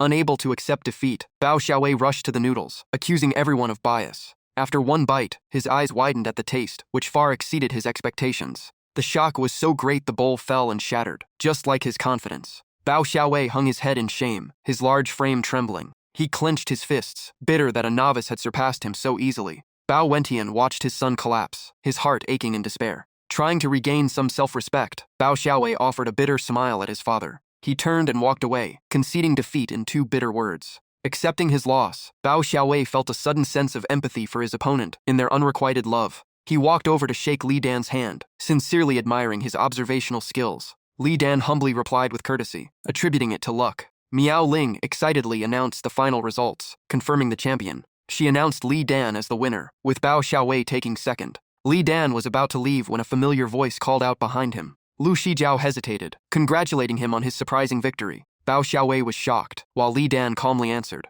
He stepped closer, feeling shy as he thanked Lu Shiji. Li Dan happily emphasized her help, leaving Lu Shijiao surprised by his intimate tone. Lu Shijiao lifted her cold eyes, asking an enigmatic question to probe his thoughts. Li Dan worried she still held old grudges, leaving him stuttering for an answer. She turned and left, leaving Li Dan bewildered behind her. He tried to compose himself, and called out to her back. Before he could finish, Chen Hai and Lang Feng rushed over, hugging him in celebration. Bao Xiaowei praised his rival's strategy, while the crowd cheered. Walking away, Lu Shijiao realized her old feelings had faded, realizing they were just youthful obsession. Bao Xiaowei patted Li Dan's shoulder, promising to organize a menu for Taihua Peak. He invited Li Dan to be a kitchen advisor based on his noodle expertise. Li Dan repeated the offer in surprise, finding the position intriguing. After deliberation, he agreed to try it out, and they scheduled a meeting. At the judge's stand, Chu Wujun urged Tian Zhen to leave, confusing him. Chu Wujun brushed him off, advising him to go celebrate. Before leaving, she teased him about his family situation tonight. Ying Rong watched the judge from afar. Tian Zhen saw her and acknowledged her. White clouds drifted over green peaks, creating a peaceful scene. In the deep, quiet forest, the sound of rustling leaves was broken by a clear hum. A girl in red boots strolled along, singing happily. She was a stunning beauty, heading toward Tianya Hage. In colorful attire, she mumbled about finding the Dabu culinary manual, hoping her trip wouldn't be in vain. Noon arrived, and the mountain became lively with calls from vendors to customers. Li Dan stood at his stall, eyes bright, calling customers to taste his 8 treasures noodles and new dishes. The fragrant scent from his stall was irresistible, drawing everyone toward his food. Customers were stunned by the variety and wanted everything, but Li Dan had to limit orders, per peak rules. Customers rushed off with their trays, reminding Li Dan to save some for them. A sudden voice startled Li Dan. It was Bao Xiaowei. He looked at the stall, astonished by the sheer number of dishes Li Dan had prepared. Li Dan chuckled, taking full advantage of the free ingredients from Huozhao Peak. He began planning for tomorrow, intending to expand the menu to serve the growing crowd. Lang Feng and Chen Hai helped out, though Bao Xiaowei found their enthusiasm confusing. Outside the stall, the crowd packed the space, everyone eager to taste Li Dan's skills. Senior sisters brought Lu Shijiao along, hoping to taste the rare delicacies. Lang Feng urged Li Dan to quickly attend to Lu Shijiao's group. Li Dan hurried out, smiling warmly to welcome the distinguished guests. As he faced Lu Shijiao, he faltered, realizing his favoritism was too obvious. Lu Shijiao remained distant, claiming his success was due to his own efforts, not her. Li Dan broke into a cold sweat, feeling an inexplicable wave of anger from her. He forced a smile, generously inviting her to choose whatever she wanted. Lu Shijiao's attention fixed on a plate of fragrant lobster. She couldn't hide her excitement, urging Li Dan to serve her quickly. Li Dan rushed to scoop the lobster, wondering how she knew about this dish. In a flash, a heaping plate of lobster sat on Lu Shijiao's table. The surrounding sisters were slightly confused by this overt act of partiality. She explained vaguely that she took it just to avoid wasting the nearly finished food. Li Dan just smiled at the lively scene before him. Watching from afar, Bao Xiaowei resignedly gave up pursuing Lu Shijiao after seeing her so well cared for. Li Dan humbly offered to support him if he still wanted to win her heart. Li Dan affirmed he had let go of his past feelings and was determined to be Bao Xiaowei's strategist. He advised that to win Lu Shijiao, one must target her passion for music, combined with culinary skill. Li Dan laughed awkwardly, admitting he knew nothing about music. Immediately, the system activated a new mission for him. The mission required him to join Lang Feng's music class and listen daily to achieve top-tier musical mastery. Li Dan cursed internally at the bizarre mission. Deep in the forest, the girl's clear singing echoed. She sat on a rock, pondering the true location of Tianya Hage. Muttering while eating a cake, she worried that if she failed this last sect, the Tianyan Valley heritage would be lost. Her sigh vanished into the forest wind, lamenting the difficulty of the trial. A figure slowly approached from behind. The person spoke gently, scolding her for running so far away, making her hard to find. Ling Ling jumped in surprise and let out a startled cry. She happily greeted her Uncle Chu. Wu Jun smiled and led her back to Yingluo Peak. Ling Ling explained her stalemate playfully, while Wu Jun scolded her for her temper. She spoke wearily of the ancient trial, where a beast guarded the legendary score. Ling Ling explained that receiving the heritage required moving the beast, something no one had done in centuries. She lamented the impossible task, while Wu Jun shook her head at the stubborn girl. Wu Jun stifled her frustration, reassuring the girl that this ordinary place might hide unexpected opportunities. Her unfinished words left the girl bewildered and confused. She smiled enigmatically, urging her to stay optimistic and enjoy the journey. Li Dan, unaware of the conversation, was busy searching for new surprises ahead. He frowned, complaining about being forced by his master's wife to change his clothes for this place. Li Dan's arrival caused a stir at Tianyin Hall, with disciples buzzing about why the food god visited. He kept his head down, recalling his mentor's advice to dress properly to please this tradition-valuing place, though he felt awkward. Taking a deep breath, he reassured himself that since he arrived, he must prepare thoroughly. Soon, a table full of cakes and drinks was ready. Li Dan called out invitingly, promoting free milk tea and cakes. The female disciples were astonished and quickly gathered around his stall. Li Dan's stall was packed. He skillfully responded to the sisters' admiration, promising to serve everyone. A stern shout rang out. Lu Shi appeared to discipline the students eating outside the main hall. Everyone went silent, nervously realizing Lu Shi's presence. Lu Shi and Ling Ling entered, strictly ordering the students to class to avoid punishment. Li Dan suddenly sensed a strange, unique aura from the girl accompanying Lu Shi. He observed quietly, noting the girl's simple attire couldn't hide her indescribable mystery. A characteristic aura of someone highly skilled in music theory made him curious. Ling Ling noticed Li Dan immediately, her eyes full of caution and low opinion. She didn't hesitate to mock the presence of men at Tianyin Hall, calling them effeminate. Li Dan pursed his lips, annoyed by the stranger's rudeness. Lu Shi formally introduced the new student to the class. The female disciples whispered regretfully, knowing this was the first male admitted in over a century. She gestured for Li Dan to introduce himself, warning him to be orderly and refrain from snacking in the hall. Li Dan awkwardly introduced himself from Taihua Peak, taking the chance to bribe them with food, delighting the sisters. A group of female disciples surrounded him, eager to taste the famous chef's work. Lu Shi regained attention, introducing another mysterious face who had just joined. She glanced at the small girl with respect, admitting she might not be her equal. Ling Ling sat quietly in a corner, observing the crowd's reactions. She introduced herself as Ouyang Ling from Star Palace, shaking the class with the Academy's fame. Everyone looked at Ling Ling with worship, seeing her as a benchmark for professional musical cultivation. Li Dan couldn't hide his excitement, intending to build a connection to enter Star Palace. Ling Ling noticed his gaze and mischievously stuck her tongue out. Lu Shi ordered everyone to settle down for the official lesson. In an ironic twist, Li Dan and Ling Ling were forced to sit together, both showing dissatisfaction. Li Dan suppressed his anger, thinking he couldn't live in peace sitting with this difficult girl. The system activated a mission, requiring him to build a good relationship with Ouyang Ling. Li Dan changed his attitude immediately, inviting Ling Ling to enjoy the gift he prepared. Ling Ling scoffed, mocking him as effeminate and questioning why she should accept gifts from someone like him. Despite her words, her eyes were fixed on the fragrant snacks. The attraction of the exotic food made her waver before the chef's skill. She reluctantly accepted a bite, trying to look like she wasn't interested in benefits. Ling Ling took out a basic music score as a minimum courtesy. Li Dan took the book and felt a headache, but the system noted it was precious entry-level material from Star Palace. The little girl urged him to show gratitude before putting the cake in her mouth. The taste melted in her mouth, leaving her intoxicated by its richness and refinement. Ling Ling almost teared up at the ethereal feeling the flavor brought. She asked insistently about the name and method of making this matcha masterpiece. Lu Shi was annoyed by the noise, cutting off their recipe dialogue. She shouted, threatening to kick them both out if they continued disturbing the class. To settle the class, she requested Wan Yue to perform a demonstration. Wan Yue showcased her talent, fingers gliding gracefully across the strings. The melodic music moved everyone in the class.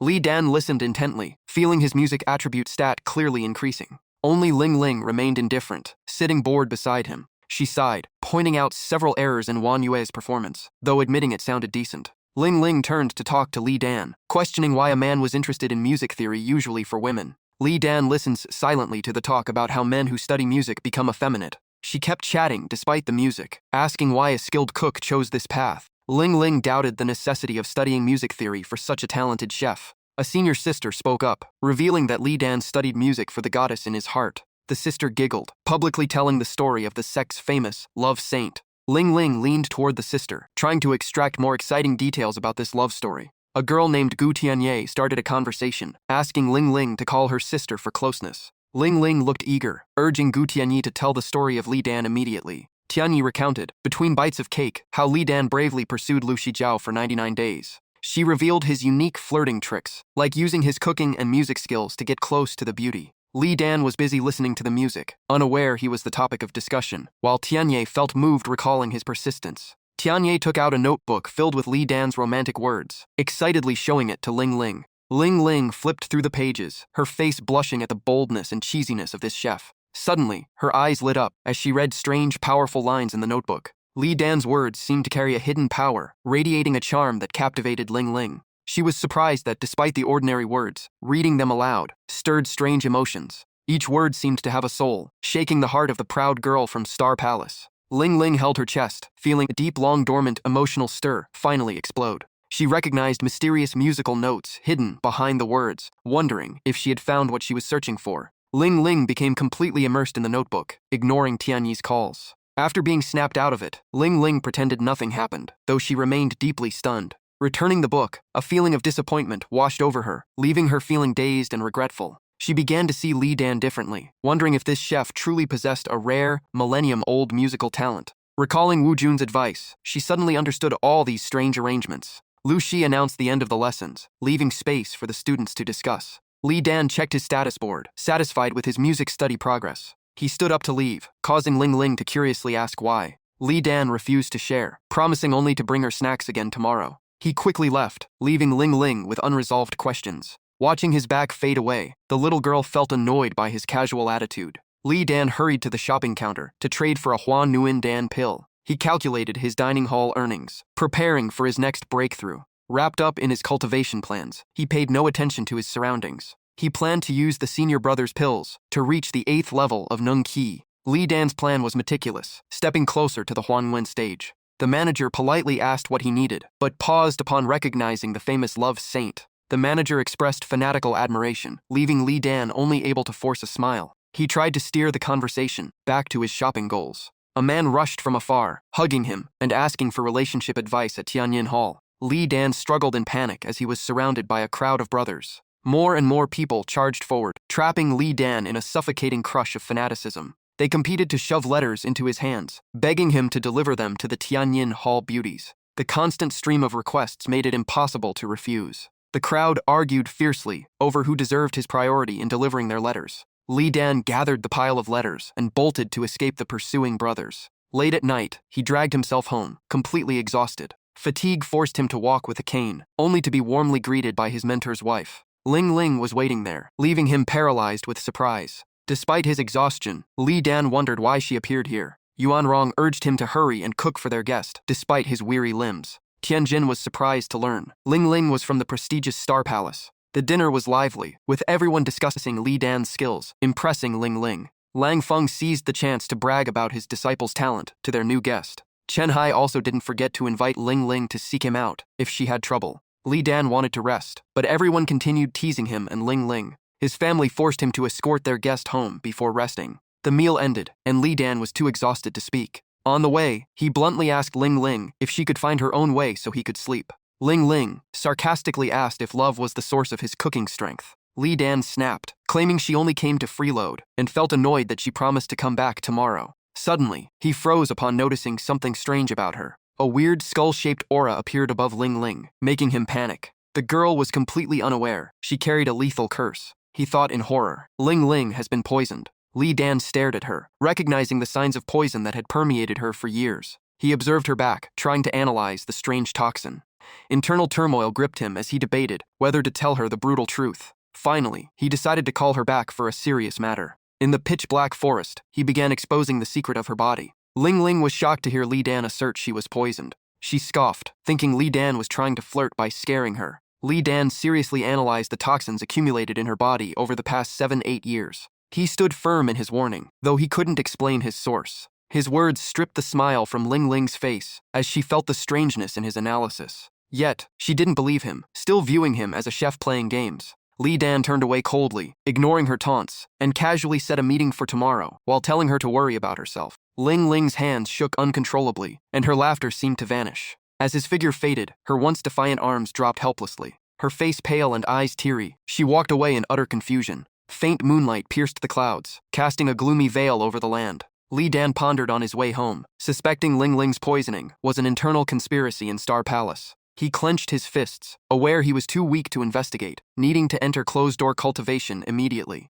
Suddenly, Li Dan stopped, his eyes wide and blank. He told himself he was a fool, as this had nothing to do with him. Dismissing these thoughts, he rushed home to bathe and rest. A month passed. Li Dan continued music class and evening meals at Taihua Peak, with Ouyang Ling persistently tagging along. The final lesson neared, and Ling Ling dressed beautifully to perform, forcing Li Dan to admit her skill was in a different league. Li Dan listened silently, telling himself this was the last lesson, and his mission was almost complete. Lu Shi announced the end of the lecture. She glanced at the door and called a mysterious figure to enter. The entire class gasped in surprise. Lu Shijiao appeared gracefully, bowing respectfully to her mentor. Ling Ling teased Li Dan about his muse, leaving him stammering in defense. Gu Tianye explained that Shijiao was a closed-door student with a separate schedule. People whispered about how Shijiao had touched the Huangguin threshold, but remained stuck for a long time. Shijiao walked over. Her eyes met Li Dan's blank, soulless stare, making him jump. Afterward, she glided past Ling Ling with a frozen expression. Ling Ling nudged Li Dan, urging him to seize the opportunity. However, Shijiao chose to ignore them, heading straight for her mentor. She glanced at Ling Ling with cold, malicious eyes. The killing intent from her gaze made it impossible to see any warmth. Ling Ling shuddered in fear before that terrifying aura. Lu Shi gathered spiritual energy, announcing an important task. The aura from her hands drifted into mid-air. Mysterious musical notations appeared, shaking the main hall. Li Dan and Ling Ling narrowed their eyes, realizing this was a fragment of an ancient score. Ling Ling realized this melody was incredibly incomplete. Lu Shi confirmed it had existed for ages, and no one could complete it. People were stunned to learn the author was Shi Jiao. This was the barrier, preventing her breakthrough. Whispers broke out, some speculating that Shi Jiao's failure to break through was tied to Li Dan. Lu Shi challenged students to try and complete the melody. Ling Ling calculated silently. She gripped her side bag, recalling her true purpose, finding the ancient score. Ling Ling pondered the difficulty of fragmented music, which had caused her failure at 7 previous sects. Ling Ling's eyes welled with tears of disappointment. She trembled because time was running out. Looking at Li Dan, she blamed herself for getting distracted by life here and forgetting her mission. Suddenly, she noticed something unusual. Li Dan stared at the score with intense focus. He felt this fragment was strange yet familiar. The melody echoed in his mind, recalling old memories. Li Dan racked his brain, trying to dig up memories of movies he had watched. Students discussed Shi Jiao's talent. Even an incomplete fragment moved hearts. One person gave up, discouraged. One by one, other students shook their heads, defeated by the complexity. Gu Tianye sighed, asking Ling Ling if she could do it. Li Dan remained glued to Shi Jiao's every move. Shi Jiao painfully recalled days lost to indifference, preventing her from breaking through. Li Dan, standing nearby, worried for her. He rolled his eyes and scratched his head. Sweat poured down his forehead. It seemed they had met through something very special. Their OCD made them unable to tolerate the incompleteness. Li Dan suddenly woke up. Memories of a majestic general returned. That general failed after a brutal battle. The image of a cave and a woman slowly revealed itself. The general lay in cold straw. The woman removed her clothes to use her body to warm him. Li Dan slapped the table and shouted. He realized this was the theme song from the movie, The Myth. Ling Ling annoyedly slapped him for being too loud. She asked in astonishment if he had really found a way. Li Dan hesitated, stating that the melody needed modification. He wondered if tampering with the original work would end well. Lu Shi seemed dissatisfied with the silence that had fallen over the classroom. She shouted, forcing everyone to experiment. Li Dan was reluctantly called to the blackboard. Wu Jun had secretly instructed Lu Shi to find a way to humiliate him in class. Lu Shi forced a smile, encouraging Li Dan to be creative. He sighed, resigning himself to the situation. Li Dan began placing the notes of the myth into the missing section. The students erupted in surprise. They were shocked that he dared to rewrite the original melody. Tianyu was panicked by his sheer audacity. Shi Jiao, sitting behind, was also stunned. She could not believe he would dare to change her work without permission. Anger flared as she felt he was looking down on the original. Shi Jiao stood up, intending to intervene immediately. She rushed toward him with a furious glare. Li Dan shouted as he finished the piece. His fingers touched the final missing point. The ink marks vanished, revealing a perfect score. A blinding light erupted, and a beautiful melody filled the room, leaving everyone mesmerized. Shi Jiao was frozen, her eyes locked on the melody she had craved for so long. The sisters around were spellbound, caught in the enchanting sound. Even Lu Shi praised him, surprised that this kid possessed such exceptional talent. Tianyi stood beside Ling Ling, secretly wondering if Dan Dan's musical aptitude was really this high. Only Ling Ling remained contemplative, immediately noticing the perfect emphasis added to the piece. Focused on Li Dan's back, she began to harbor hope that he could actually pull it off. Ling Ling patted her bag, quietly preparing for the upcoming score completion. The melody filled the space, and Shi Jiao felt the long-standing deadlock finally break. She closed her eyes, enjoying the moment she had been chasing for so long. Suddenly, the building shook violently, causing panic and screams among everyone. The light faded from the sky, wind howled, and spiritual power surged toward the hall with lightning. Tianyi awoke as if realizing everything, so that was it. The spiritual aura bursting from Shi Jiao was clear. Everyone understood she was breaking through. A thunderous explosion sounded, and Shi Jiao's eyes opened with fierce pressure. Light poured into her body from the void, radiating a magic that commanded respect. The pressure was so intense that everyone nearby had to retreat. Ling Ling observed from afar, nodding that such pure energy was worthy of a closed-door student. As the shockwaves settled, Shi Jiao panted, realizing she had overcome a major hurdle. Looking at her hands, she realized she had reached the Huangyuan stage, all thanks to him. Without hesitation, she called out to Li Dan in front of her. Shi Jiao smiled sincerely, expressing deep gratitude to him. With high expectations, she asked him to name the melody. Li Dan did not hesitate, uttering a single word, myth. The skies cleared, and the room erupted in praise for his perfect performance. Lu Shi applauded, joking that she should punish this hidden talent for concealing his skills.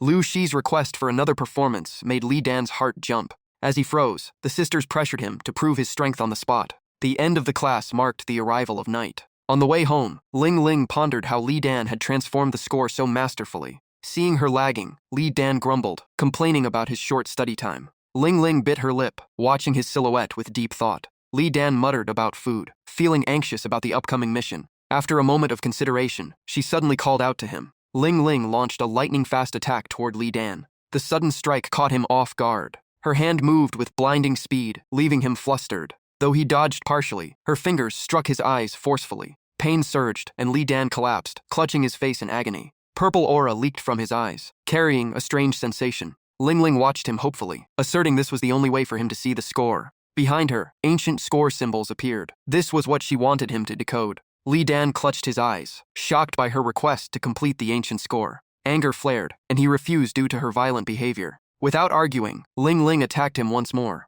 Her aggression left him panicked. Li Dan dodged, demanding she stop these games immediately. He backed away, scolding her for being a lunatic no one wanted to cooperate with. Li Dan rolled away, trying to maintain a safe distance. He tried to calm her down, explaining he could not immediately grasp the difficult score. He warned her about the poison threatening her life. Hearing the word poison, Ling Ling froze. However, she brushed it off, prioritizing the score above all else. In the dead of night, her gaze turned cold, obsessed with returning to Star Palace. She attacked with force, the pressure making the space heavy. Li Dan felt suffocated. Her power was truly frightening. Her face darkened, eyes blazing with manic killing intent. Golden light flickered constantly in her pupils. Suddenly, she fell to her knees, screaming in pain. Li Dan was stunned, not understanding what was happening. He urged her to stop, insisting the toxin was flaring up due to her forced spiritual energy. Surrounding rocks cracked under the immense pressure from her body. Li Dan covered his face, fearing the toxin was out of control. He risked his life to rush toward her, calling her name. But as he approached, an explosion of power from Ling Ling blocked him. The power was so immense he couldn't even touch her. This defensive barrier destroyed everything nearby, repelling all approaches. Upon contact, he was immediately flung away. Li Dan used all his might to anchor himself to the ground. Watching her scream, he felt completely helpless. Anxiety rose. If this continued, the toxin would reach her heart. He gritted his teeth, racking his brain for a solution from afar. His mind suddenly went blank. The system chimed, announcing the completion of the disciplinary mission. An information screen appeared before his eyes. The reward was the 7 Treasures magic sound, a skill capable of causing illusions, paralysis, or healing. Li Dan was excited. This was exactly what he needed. He leaped into the air, deciding to test the 7 Treasures magic sound to subdue her. Unsure of the results, he had to take the risk. Noticing the difference in cultivation, he kept his distance to optimize effectiveness. Suddenly, Li Dan's eyes widened in horror. His hands trembled. A deadly mistake had just occurred. He froze, realizing he had no musical instrument. Ling Ling shattered a rock, lunging with overwhelming killing intent. She jumped into the air, body glowing, lunging straight at him. Her eyes were bloodshot, closing in right behind him. She stared at him, and he turned to respond. She launched a powerful kick toward him. Li Dan looked up, his expression extremely grave. A sharp object struck her foot. Li Dan quickly drew his kitchen knife to block the kick. Thanks to his habit of carrying a knife, he deflected the blow, though the blade began to smoke. It felt ridiculous to have to use a kitchen knife for self-defense. Though not an instrument, the knife made a sound, and he realized he could use it. Cracks appeared on the knife. The resulting sound wasn't very smooth. When the knife shattered, he used the sound of the fragments to trigger the 7 treasures magic sound. Ling Ling froze before the strange sound, her expression changing completely. Li Dan stared directly at the wavering Ouyang. Purple light beams radiated, spreading throughout the space. She tumbled to the ground, losing all control. Her body fell freely, with no power to resist. Li Dan reached out, determined to catch her. He poured all his strength into saving her just in time. A white mist enveloped them both, plunging toward the ground. The hazy mist quickly covered everything. Upon landing, he panted from sheer exhaustion. Li Dan was covered in wounds, rubbing his head in pain. He helped Ouyang up, telling himself he survived thanks to the knife, while cursing Star Palace for letting her run wild. Looking at Ouyang tenderly, he wondered what kind of weird protection they had over her. He gently patted her shoulder, a gesture that made it hard for anyone to leave. Darkness began to engulf everything. Ouyang gradually awoke, her face filled with gloom. In her dream, she stood by a river of blood flowing around a terrifying red pillar. A whisper echoed, "Back to this wretched place again, are we?" Ouyang stared forward with vacant eyes. This nightmare haunted her every time she slept. The blood-red scenery, from the moon to the mountains and rivers, looked terrifyingly real. Guided by some force, she walked on slimy ground, feeling like she was about to be swallowed by the mud. The stench of blood hit her senses, refusing to let go. Vision blurred, she sensed death approaching. Grotesque red things clung to her hands, trying to drag her down. Beneath her feet was a violent vortex, where she had spent her youth fighting. This time, she let go of everything, wishing only for release from this fatigue. From the pool of blood, a voice spoke, making her stop. A monstrous hand suddenly gripped her ankle. She woke up with a start, screaming in terror. A strange green thing wrapped around her leg, scaring her into jumping and screaming wildly. A human-shaped watermelon head clung to her, crying out mournfully for understanding. It glowed with rage, complaining about meeting a troublesome girl with zero friendliness. "Ow!" Yang cried in terror, trembling and begging the thing to stay away from her. The blood moon faded away, ending the terrifying scene. Back to reality. Yang woke up with a start, cowering in fear while shooing away something invisible. A familiar voice echoed, making her turn around in shock. The watermelon head was still there, asking if she was awake, leaving Ouyang in disbelief. She stood there frozen, her face blank with panic. Then she swatted it away forcefully. The outside world was peaceful with blue skies and swaying trees. A bowl of hot porridge was placed down, and the gentle reminder calmed the atmosphere. Li Dan laughed while patting her head, sharing tips on waking up a comatose person from a flirtatious friend. Seeing her curled up, he kindly told her to eat something for strength. Her eyes were filled with deep sorrow and melancholy. She looked at the porridge and hesitantly apologized for her behavior earlier. Ouyang confessed she felt unwell for a long time, but didn't want to believe the truth about the poison, shocking Li Dan. She choked up, saying she had been at Tin Kung since childhood and was poisoned for a long time without anyone knowing. Li Dan keenly analyzed that the poisoner must be someone very close to her. Ouyang admitted she also suspected those closest to her at Tin Kung. Li Dan reassured her that the poison was food-based and hard to detect, lucky that her gluttony led her here to reveal it. She lowered her head, biting her lip, her mind in turmoil. She hesitated, admitting she couldn't even hold her chopsticks, leaving him silent. He lifted a spoonful of hot porridge to her mouth. She slowly enjoyed the flavor. Ouyang exclaimed, "It is delicious." She confessed that despite tasting fine food at Tin Kung, she had never had anything like this. Her hands trembled, wishing she could travel the world and eat good food every day. Tears fell as she regretted all the experiences and love she had missed. She cried and praised herself for being cute and kind, never harming anyone. Bursting into tears, she despaired over death and regretted meeting him too late. Li Dan calmly told her she still had a chance to be cured. Like striking gold, she looked up and pressed him for answers. He thought about the high-level medicinal recipes he had mastered. He listed the extremely rare grade 8 medicinal pills, or even a grade 3 detoxification pill could solve it. Hearing the names of those drugs, she felt even more heartbroken. She shouted that Tin Kung only had a grade 7 alchemist. Where could she find grade 8 pills? She cornered him with questions about the alchemist. Li Dan rubbed his head, awkwardly avoiding the question. He scratched his head, insisting he was just a humble cook. His answer left her stunned. Her scream echoed throughout the space. The streets were decorated magnificently under the gentle sun, as if a festival was coming. A figure slowly approached the area. Li Dan strolled along, eyes glued to the paper in his hand, worried about Aoyang's disappearance. He sighed, telling himself he needed to break through to the Hua Yuan realm before going out to train. He focused on finding a suitable instrument to unleash the power of the 7 treasures, magic sound, for his long journey. A teasing voice behind him startled Li Dan. A familiar silhouette with silky black hair brushed past. He looked up in surprise. Lu Feijiao appeared as beautiful as a painting. He stood stunned, lips tight, unable to speak. The exchange hall was the busiest place in the sect, with everything from pills to martial techniques. T2 High was enthusiastically luring customers to buy divine weapons. In the other corner, people were showcasing various musical instruments. Lu Feijiao approached the zither and received a warm greeting from the seller. The girl asked about Lu Feijiao's needs happily. She boasted about how hard it was to save this zither for her. Lu Feijiao nodded, looking satisfied with the zither. However, she was sad about missing points, so the seller suggested she act spoiled with her master. Her eyes lit up then dimmed, accepting that if someone else bought it, so be it. Suddenly, Li Dan slammed his hand on the table and announced he would buy it. He smirked, glancing at the zither. He handed over his point card to pay immediately. Li Dan's arrogant attitude left Lu Feijiao stunned. The seller smiled brightly, not forgetting to thank him for his generosity. Lu Feijiao was blank, only able to stammer his name. He smiled, while the seller reminded him to pay for the broken table. Li Dan looked puzzled when asked for compensation. When he handed the zither to Feijiao, she hugged it in bewilderment. He smiled, saying it was a sincere apology gift. She looked up, curiously asking for the reason. He scratched his head, explaining his previous impulsive actions that tarnished her reputation. His words left her stunned, emotions in chaos. He hurried away, not forgetting to invite her to visit Tai Ho Feng. She hugged the zither tightly, her hands shaking from confusion. Lu Feijiao looked at the new zither, thinking of a meaningful name. She decided to name it Dung Dong.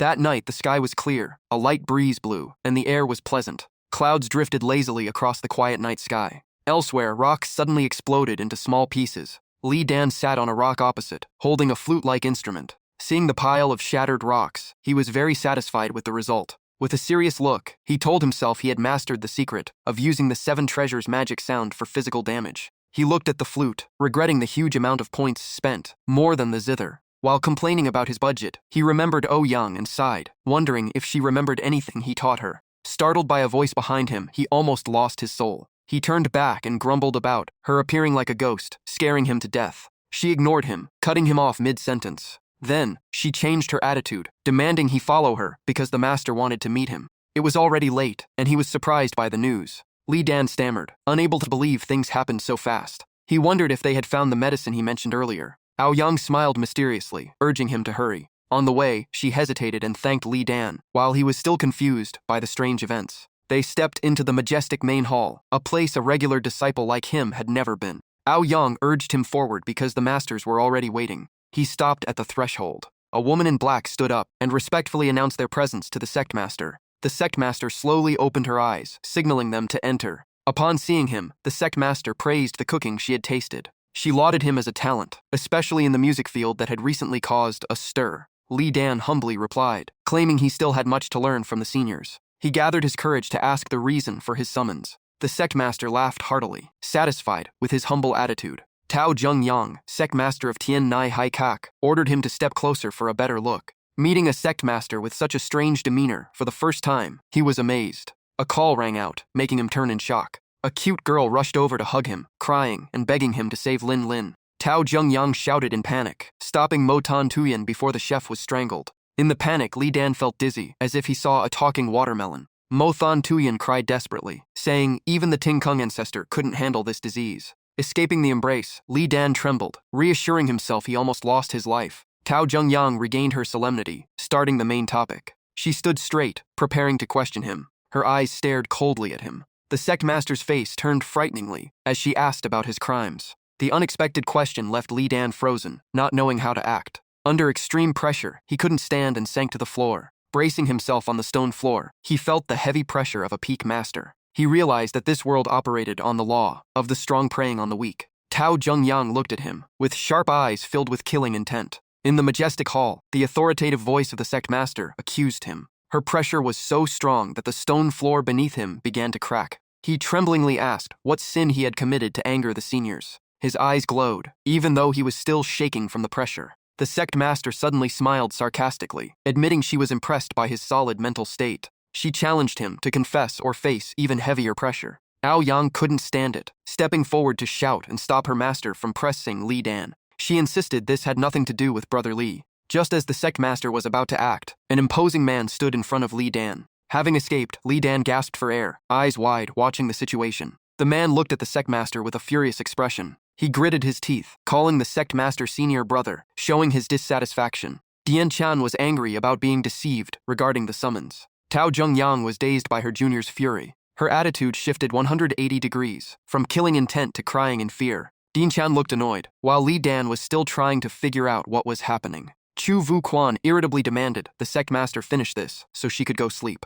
Tao Zhengyang cried even louder, feeling misunderstood. Dio Thin voiced his support for stopping, since they had spent days without results. Tan Chuang also complained about searching all 18 peaks without finding the pill. The peak masters agreed to stop, while Li Dan cursed the system for trapping him. The master of Tuduang Fong sighed about everyone suffering due to one junior disciple's words. Li Dan paled, realizing he could not explain the system that no one would believe. Someone spoke up and demanded everyone be quiet. Chu Vuquan turned and warned Li Dan to speak only what was necessary and never to blabber. He was stunned, his eyes wide at her threat. Seeing he was still blank, Chu Vuquan shouted, startling him. Mo Thon Tuyen approached gently, begging him to help because they were out of options. She explained, while they knew about the poison, they had no cure, hoping for clues about the bone-cleansing pill. Mo Thon Tuyen vowed to pay any price for the information. He remained silent, deep in thought. Li Dan confessed the grade 3 bone-cleansing pill was a name he made up to sound knowledgeable to encourage Ouyang's recovery. His confession left both Mo Thon Tuyen and Ouyang speechless on the spot. Mo Thon Tuyen collapsed, causing those around her to rush to her aid. Chu Vuquan smiled dangerously, asking him to repeat what he had just said. She approached with a dark expression, shedding her initial gentle facade. Dean Chan froze, realizing he had wasted days of effort on a lie from this kid. Chu Vuquan furiously listed the hardships the peak masters had suffered for days, making everyone hang their heads. She interrogated him about the fake drug he casually invented, making the atmosphere extremely tense. Li Dan remained strangely calm, nonchalantly confirming everything as she suspected. Chu Vuquan stepped closer, coldly demanding an immediate, convincing explanation. Mo Thon Tuyen tried to intervene from behind, hoping she would not overreact. He honestly confessed that he only lied to comfort Aoyang because his heart ached seeing her poisoned. His sincere admission touched Aoyang, her gaze filling with affection. Even Mo Thon Tuyen could not help but admire this kid's kind heart. Li Dan blamed his own inadequacy, saying, if not for his lack of foresight, things would not have come to this. He told himself to keep the system secret, because in this cruel world, strength is everything. He took a deep breath, determined to reveal the truth behind it. Just as he started to speak, Chu Vuquan interrupted, stating that thanks to his warning, they discovered the poison in Lin Lin. Her defense left him extremely astonished, not expecting to be protected. She praised him, a regular disciple who noticed such subtle things, saying it was no simple task. He was still shocked by her 180-degree attitude change. Tao Zhengyang watched with satisfaction, internally praising Chu Vuquan's skillful handling of the situation. She saw this way of protecting a disciple as very natural, keeping her stance firm without being too obvious. Tao Zhengyang quickly shifted the blame to the juniors, ending the gossip.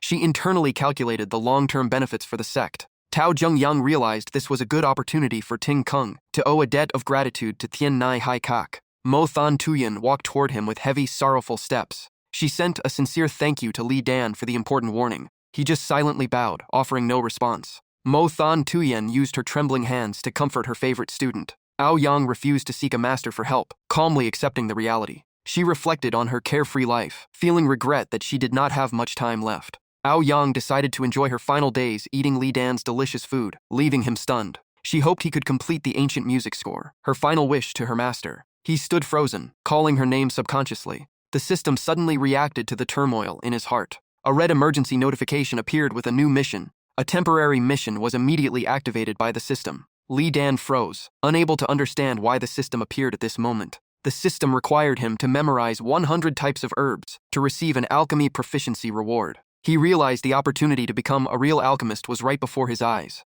This hidden mission would not only save lives, but also grant a rare grade 8 medicinal formula. The extreme excitement made him chuckle, while Tao Zhengyang looked at him with confusion. To gain the skill, he needed to pass an examination with a score above 95. This strange test method reminded him of old video games. The condition, to complete 100% of the disciplinary mission, made him sweat. He recalculated his study schedule, determining the next month would be a grueling race. He gritted his teeth and accepted the difficult challenge. Mo Thon Tuyen announced that Linj would stay at the sect for a while to recuperate. She earnestly hoped the sect master would look after her student. Mo Thon Tuyen generously gifted a box of precious spiritual energy, making Tao Zhengyang's eyes light up with greed. The sect master happily accepted the gift, promising to reward Li Dan further. She waved Li Dan over to give him the reward. He was surprised to see the beautiful blue spiritual crystal she granted him. She promised to support his cooking ingredients whenever he needed. Mo Thon Tuyen generously promised to pay more money if the spiritual crystal was not enough, shocking the whole sect. Everyone was outraged that the sect master dared to scam the people of Tin Kung. Mo Thon Tuyen quickly said goodbye, while Tao Zhengyang tried to deflect everyone's anger. Witnessing this ridiculous scene, he could not believe his eyes. Dian Chan reassured him, promising to protect him regarding the cooking. Feeling relieved, Li Dan trusted his master completely. However, the masters did not forget to remind him of their contributions after several hard days and nights. He wisely promised to treat them to special spiritual nourishing dishes. Ao Yang stayed at An Lak Fong, studying daily with her senior sister and gradually regaining her youthful spirit. The peaceful life with his delicious dishes made every day feel meaningful. He secretly wrote a song from his past life to help her find inspiration to decode the ancient score. Though he still often bothered everyone, he noticed her sitting alone watching the sunset every evening, an image that pained him. Ao Yang just sat quietly, immersed in nameless thoughts. Li Dan observed from afar, deeply concerned about how to clear her thoughts regarding the bone-cleansing pill. He suddenly remembered this system mission was activated by him, and once started, there was no turning back. Unlike previous times, he had to rely entirely on his own knowledge and memory to overcome this challenge. A 1-month challenge to memorize 3,000 types of herbs. Failure meant not just losing a skill, but Ao Yang's death. He told himself that if he were not sure of victory, he would never take the risk. As time passed, he was overwhelmed with memorizing herbal knowledge. Dian Chan suddenly appeared, bringing a gift to encourage his disciple. He gave him the box of spiritual crystals, the result of his effort to demand them from the sect master. It turned out Tao Zhengyang was crying because Dian Chan had stolen her precious spiritual stones. Li Dan was overjoyed holding the pile of spiritual crystals, essential energy for cultivation. He cherished a plan to use these spiritual stones to break through to the Hua Yuan realm. Only upon reaching this level would he officially enter the true path of cultivation. The process of transforming energy would help his soul condense and his consciousness expand more than ever. With a strong soul, memorizing thousands of herbs would become easier, boosting his confidence for the challenge. He immediately started preparing. The night gradually deepened. Inside Thien Nai Kak, news about Ouyang Linj being poisoned spread, making the disciples feel sympathetic. Everyone gossiped, and Lu Feijiao listened in. A female disciple was upset that Li Dan spent all his time playing with Ouyang Lin instead of focusing on cultivation. Feijiao suddenly understood. He was using her methods to comfort Ouyang through hard times. Though she appeared sympathetic, jealousy stirred in her heart. She remembered his vague words from before and became even more curious. Unreasonable anger made her feel uncomfortable even while drinking milk tea. Night fell. Li Dan started absorbing spiritual crystals to accelerate his progress. Intense pain hit him immediately. The spiritual energy was too strong, making his meridians feel like they were being torn apart. One could not rush the stages. He had to limit the intake to avoid unnecessary injuries. The pain made him scream late into the night. Although the process of torturing himself was miserable, he always felt refreshed afterward. After 20 days of perseverance, he had reached the threshold of the Hua Yuan realm. He cheered himself on, deciding to finish the breakthrough tomorrow.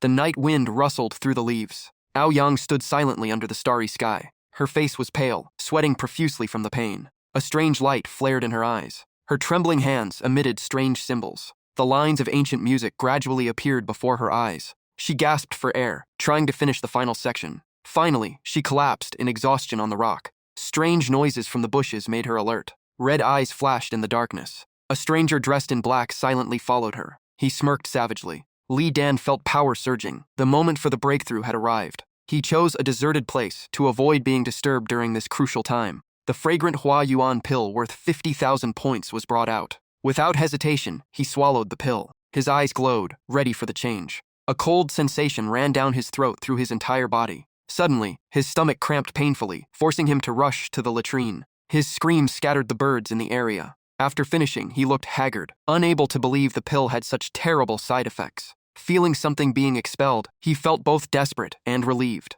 His body was melting in a strange state. He wondered if he had accidentally bought expired pills. A strange flow of energy started to surround him. It was liquid and warm, containing abundant spiritual energy. A black liquid flowed from his body, shocking him. He looked in horror at the impurities oozing from his body. The defining characteristic of the Hua Yuan realm is the liquefaction of spiritual energy. It turned out the pill actually worked, helping him cleanse his marrow. More and more black sludge flowed out of his body. The pressure of the breakthrough reached its peak. He let out a loud roar. The outhouse exploded into hundreds of wooden shards. Debris flew high into the air. Dust obscured the entire view. He took a deep breath. His eyes were filled with vitality. Li Dan clenched his fist. The Hua Yuan realm breakthrough was complete. The massive increase in power left him extremely excited. His divine sense and perception were now many times sharper. The romantic moonlit night became vivid under his enhanced senses. He could even sense the tiny creatures around him. A sudden intuition flashed. He stared intently toward the bushes.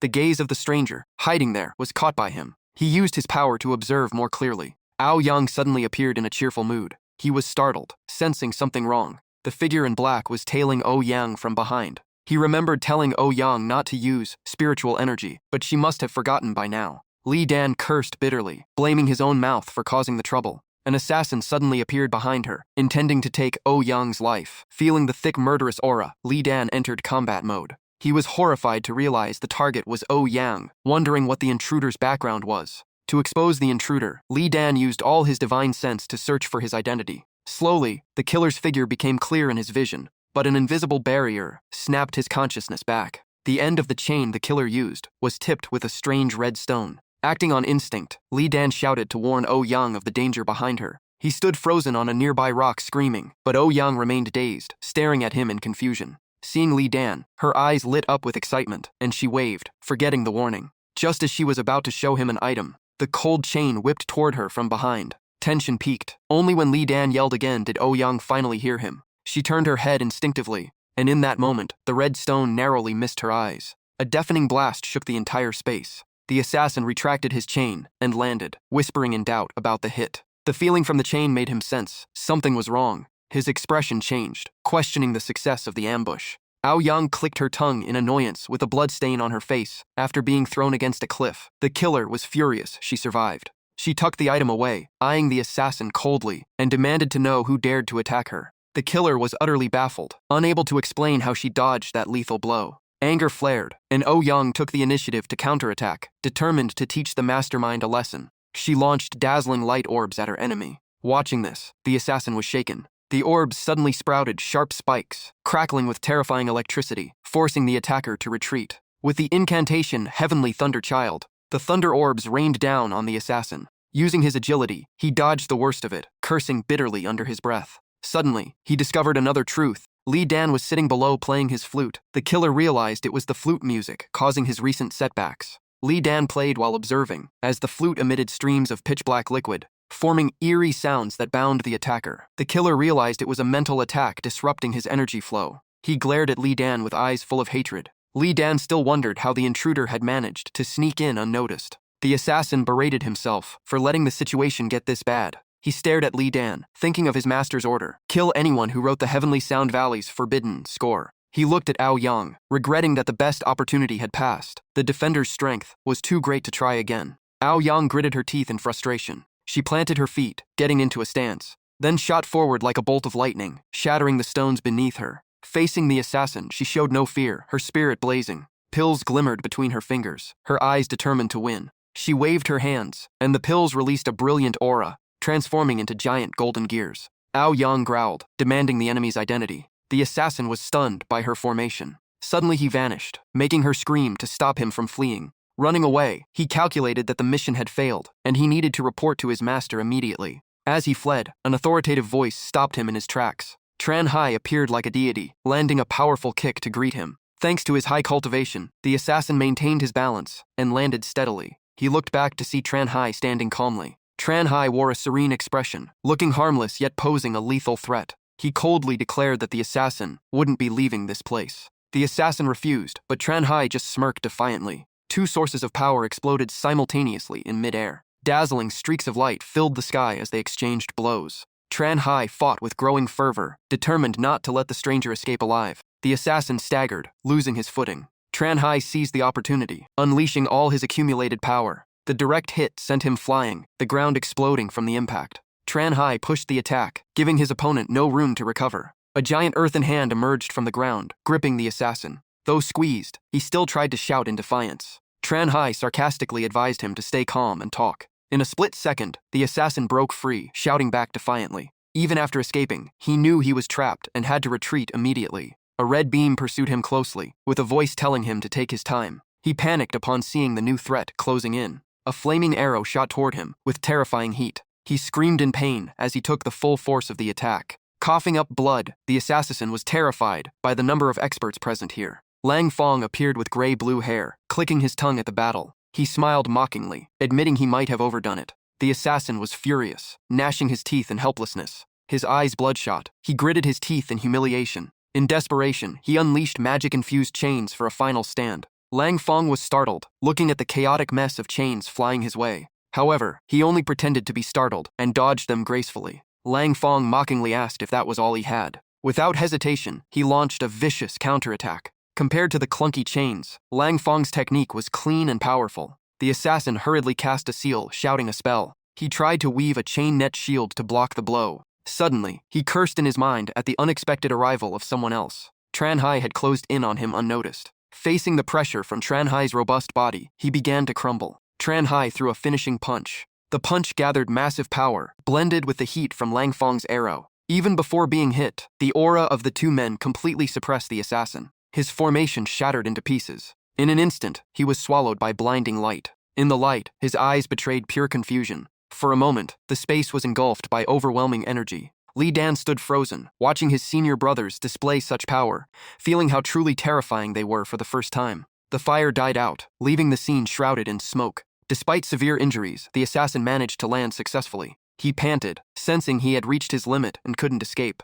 Looking at the two men, he desperately considered using his life-saving artifact. He pulled out a purple artifact, the last resort granted by his master. Touching the strange object, he crushed it instantly. Energy from the artifact seeped into his body, and he stood up, cursing his humiliation. Tran Hai narrowed his eyes, sensing an ominous sign from the enemy. Lang Fong was stunned to see the assassin covering his body in stone like magic armor. Both of Li Dan seniors were shocked, realizing the assassin was using an artifact to escape. He roared threateningly, magical energy surging, vowing to take their lives next time. Yet, as soon as he finished, his face paled because the activated artifact suddenly vanished without a trace. A low, murderous voice made him shiver. The mastermind dared to cause trouble on Tai Hoa Fong, then try to sneak away. Dean Chan awoke, stepping out with fiery eyes. Uyan Dung appeared, grumbling about her sleep being interrupted, while Dean Chan threatened the intruder. Facing the two stern seniors, the assassin couldn't help but tremble in fear. Li Dan was relieved to see his master and mistress, while Ao Yang breathed a sigh of relief, thinking the matter was resolved.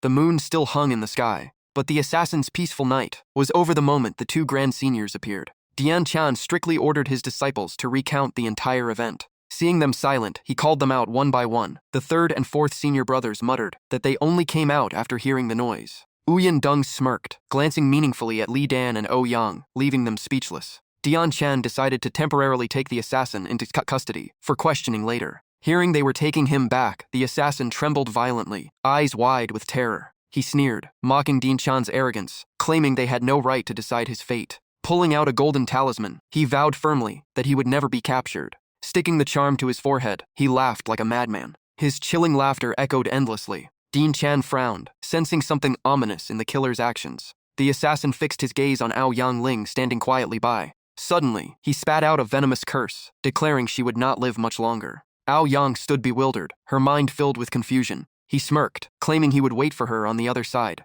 Yu Yandong cried out in shock that he was going to self-destruct. Dian Chan immediately raised his hand to cast a blocking technique. But it was too late. A terrifying explosion erupted, smoke and fire obscuring the view. Li Dan opened his eyes wide, unable to look away from the scene, and Ao Yang stood stunned with the same expression. The furious flames continued to burn fiercely. Amidst the roar of the fire, the assassin's resentful screams still echoed. His body was now just a pile of ashes, a tragic end. The chains shattered into pieces accordingly. The heat scorched the earth, forcing Dian Chan to hastily cast an ice barrier to protect everyone. Li Dan calmed himself, amazed by the extreme suicide of these bizarre people. Dian Chan mused, admiring the assassin's ruthless decisiveness. Suddenly, the ice barrier cracked, making Dian Chan turn around in surprise. Tu Duongfang appeared, angrily shattering the barrier and questioning Dian Chan about destroying the place. Vu Quan arrived as well, grumbling about the deafening blast ruining her peaceful sleep. Dian Chan stammered, while Tu Duongfang repeatedly asked why Yang was there. Tu Duongfang demanded a clear explanation, arguing they had taken a huge sum from the client, and now that things were ruined, who would take responsibility? A heated argument broke out, while Li Dan focused only on Yang's anxiety. Yang wondered why a stranger would target her, questioning if there was a conspiracy behind it. She looked at the music score, wondering if that was the reason she became a target. The next morning, the academy was buzzing with talk of last night's earth-shattering explosion. A female disciple recounted details, regretting that the area was under strict lockdown. Rumors of Li Dan and Yang's secret date being ambushed spread, setting the academy ablaze with gossip. The girl insisted the news was 100% accurate, sourced from the guards themselves. Luke Thidao sat nearby, heartbroken as she heard praise for Li Dan's romantic charm. Tu Hai joined in the gossip, adding details about the couple's intimacy, sparking further curiosity. Tu Hai sighed, deliberately lowering his voice to make the story sound more scandalous. He hesitated, revealing Yang's clothes were disheveled when found. Tu Hai tried to brush it off, leaving his listeners in endless suspense.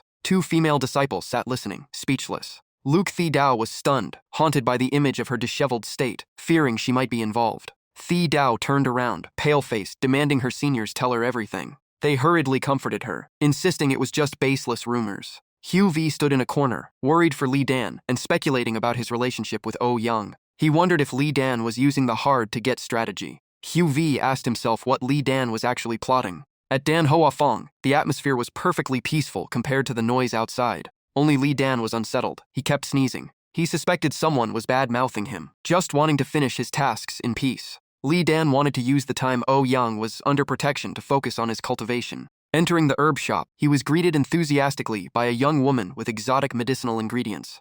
Hu Tai's wish for him to become a phoenix startled Li Dan, not understanding what she meant. He calmly explained his goal of taking the herb care mission to cultivate his knowledge. Hu Tai was surprised by his progress in completing the tasks. Li Dan explained the study rules at Dan Hofong to get familiar with medicinal herbs. Hu Tai understood, revealing a senior brother had just finished this job well, and Li Dan had taken over. She gave him a detailed spiritual herb handbook covering thousands of plant species. Hu Tai kindly instructed him on how to care for each plant. Li Dan accepted happily and thanked her. Li Dan's eyes flashed with iron determination. He told himself he must conquer this self-imposed challenge. However, just hours later, the initial energy vanished, replaced by exhaustion on his face. His mind reeled, confusion hitting him so hard he couldn't distinguish the plants before him. He was utterly bewildered, comparing two herbs that looked identical, spiraling into self-doubt. His patience evaporated. He screamed at the unbelievable similarity of these plants. His desperate cry echoed, answered only by the instructor, saying they were actually the same type. Despite his suffering, the sky remained deep blue, and the wind through the leaves sounded pleasant. Inside the quiet room, a hot cup of tea was poured elegantly. Mo Than Tuyen sadly confided about the past incident, then kindly told Yang to have some tea. Yang was still shaken, repeatedly questioning her master about the mastermind behind the assassination plot.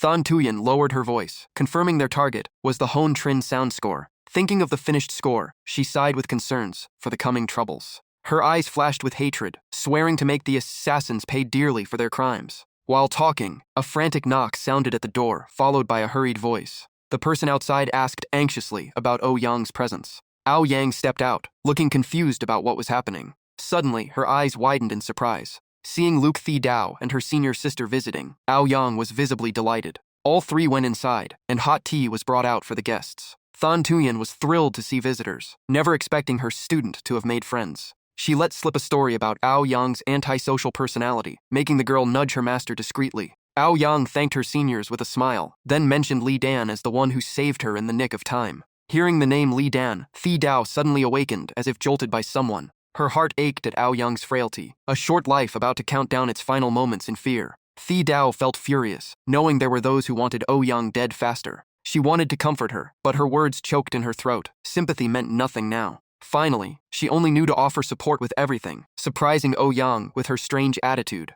The scene shifted, and the story returned to Dan Ho Fong. Li Dan was still immersed in the world of thousands of meticulously classified herbs. Sweating profusely, he complained about his slow note-taking progress despite working all day. He wondered why he chose this sun-scorched spot to study. It felt like the weather was against him. Li Dan wondered if there was magic to help herbs grow, because at this rate, he would never reach his quota. Everything became complicated when adding just one leaf changed the plant's name entirely. Even after reaching the Huayuan realm, he found this memorization much harder than anticipated. Headaches and exhaustion made it impossible to concentrate. He was momentarily disappointed in himself. At that moment, a melodic tune resonated, gently catching his attention. He dreamily wondered where those fairy-like notes were coming from. His soul felt soothed, the heavy feeling in his mind fading from the elegant ancient sounds. Thanks to that melody, the irritation and fatigue in Li Dan's body were thoroughly eased. He stood up, determined to find the source of the music. The scene before him left him stunned, his eyes wide with amazement. He stood frozen, with an extremely bewildered expression.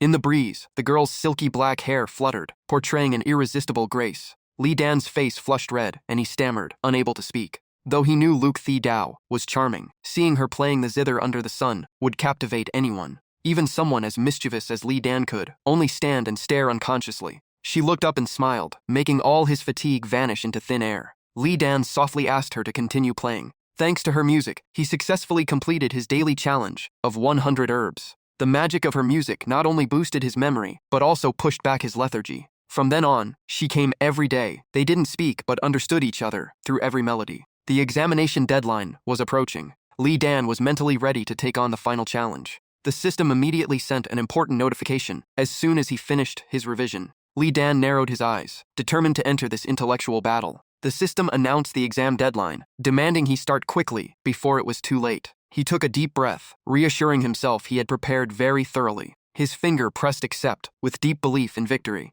Brilliant light flared from the screen right after his action. The test officially began. The first question appeared, requiring him to identify medicinal materials. Li Dan answered rapidly, information flowing accurately, down to the smallest detail. The system confirmed the answer, and continued with a question about another type of herb. He answered continuously, from Hao Thu Chi to Tu Hong Tham, without a hint of hesitation. Accurate notifications appeared on the screen, one after another. Thi Dao sat patiently waiting for him to finish the exam. She watched intently, thinking his progress seemed very good. She leaned her chin on her hand, her round eyes closely tracking his every move. Suddenly, she felt embarrassed, noticing the handsome look of the person across from her. She took this chance to look at him closely. Just then, Li Dan suddenly opened his eyes. Thi Dao was startled and quickly backed away. He smiled and announced the good news about his exam results. Thi Dao blushed deep red, pretending to ask again as if she hadn't heard what just happened. Li Dan hugged her in excitement, thanking her for all the help over the past few exhausting days. She shyly brushed it off, but felt happy for his progress.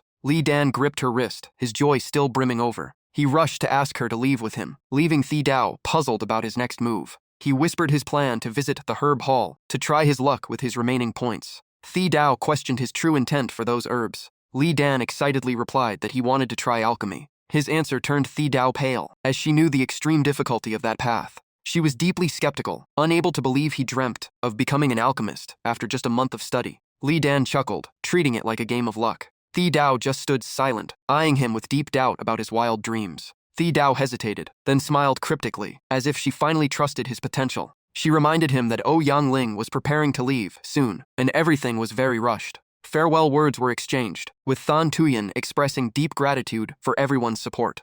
She admitted that without the timely help, her disciple might not have survived this ordeal. Trin Duong replied tactfully, affirming that the two sects were like family, and inquired about Yang's treatment. Thon Tuyen sighed about the lack of medicine for the 2 grade 8 pills, noting the prohibitive cost. Yang looked into the distance, heartbroken knowing the sect wouldn't spend so much to save one disciple. Thon Tuyen painfully admitted she was helpless and couldn't raise the funds. Vu Quan asked about the next plan, and Thon Tuyen hopefully mentioned the music score Yang completed, believing it could open Heavenly Sound Valley. She dreamed of the hidden inheritance inside, which might hold rare medicine to save Yang's life. Choked with emotion, she bit her lip to hold back tears. She promised to stay by her disciple's side until the very end. Yang looked toward the door, blaming herself for bringing trouble through her connection with Li Dan. She secretly thanked him for the care, the delicious meals, and their shared research. A faint smile touched her lips, thanking the brother she cherished most. As she turned to bid farewell to the seniors, she didn't forget a sincere goodbye to Li Dan. At that very moment, a familiar voice made her heart skip a beat. She spun around, calling his name joyfully. She couldn't help but rush toward him. Thon Tuyen called out in panic, watching her disciple lose her composure. On the stairs, Li Dan stood, both looking at each other with relief after so much anxiety. Aoyang didn't hesitate, running to his side happily. Li Dan gasped for air, chiding her for wanting to leave without a proper goodbye. Catching his breath, he firmly blocked her plan to leave. Aoyang smiled, explaining she had been there for 2 months and wanted to see her master thrive after opening the valley. She revealed her secret thoughts, thanking him for warming her short life with meaningful meals. She gave him 2 medicinal pills as a memento. She told him to remember her through them and not let her become a burden in his life. Li Dan waved her off, insisting he just wanted her to stay 2 more days. Aoyang misunderstood his intent as avoidance, advising him to cherish Luke Thi Dao instead. Li Dan froze, thinking he had to cure Aoyang's illness before the system would unlock the next mission. Vu Quan was surprised to see Thi Dao appearing there too. She questioned Dian Chan about his disciple, stringing 2 women along, leaving him scratching his head in feigned innocence. Trin Duang seemed excited, claiming the boy had the true talent of the Tian Nai Haikak family. Li Dan irritably demanded silence so he could speak the truth. He looked deep into Aoyang's eyes and asked a life-or-death question. She pondered for a long time. Finally, she affirmed her absolute trust in him, since he saved her a month ago. Li Dan asked for just 2 short days of her time. Thon Tuyen worried, because the departure plans were already finalized. Aoyang asked her master if she remembered saying Li Dan was a miraculous person. She believed in her inner intuition. She persuaded her master to let them stay 2 more days. Thon Tuyen was stunned by her disciple's bold proposal. At nightfall, Trin Duang still tossed and turned, pondering the strange developments. She questioned her disciple about why Li Dan made people stay while disappearing himself. The disciple reported on Li Dan, from breaking through to the Huayuan realm to studying herbs for a month. Trin Duang reflected on Li Dan and Thi Dao, suspecting a hidden scheme she wasn't happy about. The disciple added that Li Dan had visited the herb hall today. Inside the herb hall, staff panicked, confirming his strange order. They asked if he was sure he wanted to trade for these specific materials. Li Dan nodded firmly and thanked them for their help. Another clerk warned him that this order would exhaust all his accumulated points. He affirmed he still wanted to proceed with the transaction. He hoped to refine the bone-cleansing pill to save Aoyang, secretly mixing necessary materials to avoid detection. He remembered the surprise reward after the successful exam. The system had upgraded his alchemy level to the peak of beginner. His refining success rate for beginner to grade 3 pills was now incredibly high. He went to Dan Track, which had natural earth fire, suitable for refining medicine. Out of points, he had to ask Luke Thi Dao to pay the room rent, feeling very embarrassed. Thi Dao just looked at him gently, insisting these points were nothing compared to Aoyang's life. Li Dan was deeply moved by her kindness. Thi Dao urged him to start quickly, as time was running out. Back at the villa, the space remained as quiet as ever. Everything here exuded warm peace. Thon Tuyen sighed, not understanding how her disciple accepted staying so easily. She looked at Aoyang with deep concern. She frankly asked if she had fallen in love with Li Dan. Aoyang denied it vehemently, seeing him only as a brother, but Thon Tuyen didn't believe her. She analyzed that sacrificing her plans for 1 word from him proved her feelings were beyond normal. Aoyang just smiled it off, affirming her absolute faith in him. She remembered the music score being completed miraculously. Thon Tuyen was also eager for an answer. The two whispered, realizing someone else had intervened in this. Aoyang felt grateful to Li Dan for all he had done. At this moment, Li Dan was focusing intently on refining in Dan Track. He admired the power of earth fire, which sped up refining compared to normal techniques.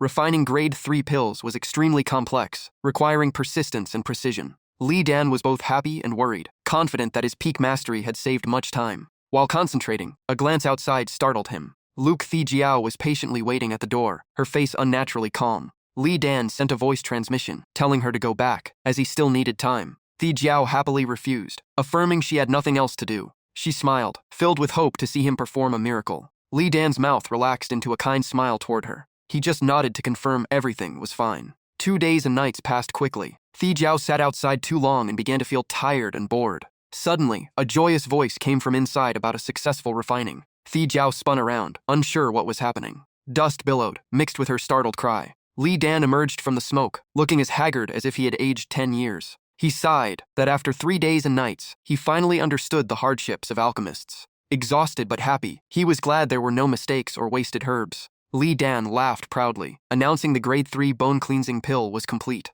Thi Jiao moved forward anxiously to check on his health. He reassured her and asked her to take him to An Lak Fong immediately. She was stunned by this unexpected request. Thi Jiao seriously reminded him that visiting a young lady's room at this hour wasn't appropriate. He hurriedly explained he only had a few words to say. Both followed a small shortcut in the woods toward An Lak Fong. Two figures vanished quickly in the darkness. It was Li Dan and Thi Jiao rushing. Thi Jiao felt strange. Shouldn't the defenses of An Lak Fong be tighter after the assassination? Feeling uneasy, she urged him to go faster. As she thought, someone was watching them from above. The figure in black quietly observed every move. He whispered, recognizing the girl, Thi Jiao. Another silver-haired woman watched and confirmed it was Li Dan, who once studied music law there. They wondered why the two were sneaking along a shortcut at midnight. They suspected their relationship. Seeing them reach the 19th floor, they shrugged it off, deciding not to interfere with the youngsters. They gossiped about Li Dan, hoping he wouldn't get caught in bad rumors due to his fickle nature.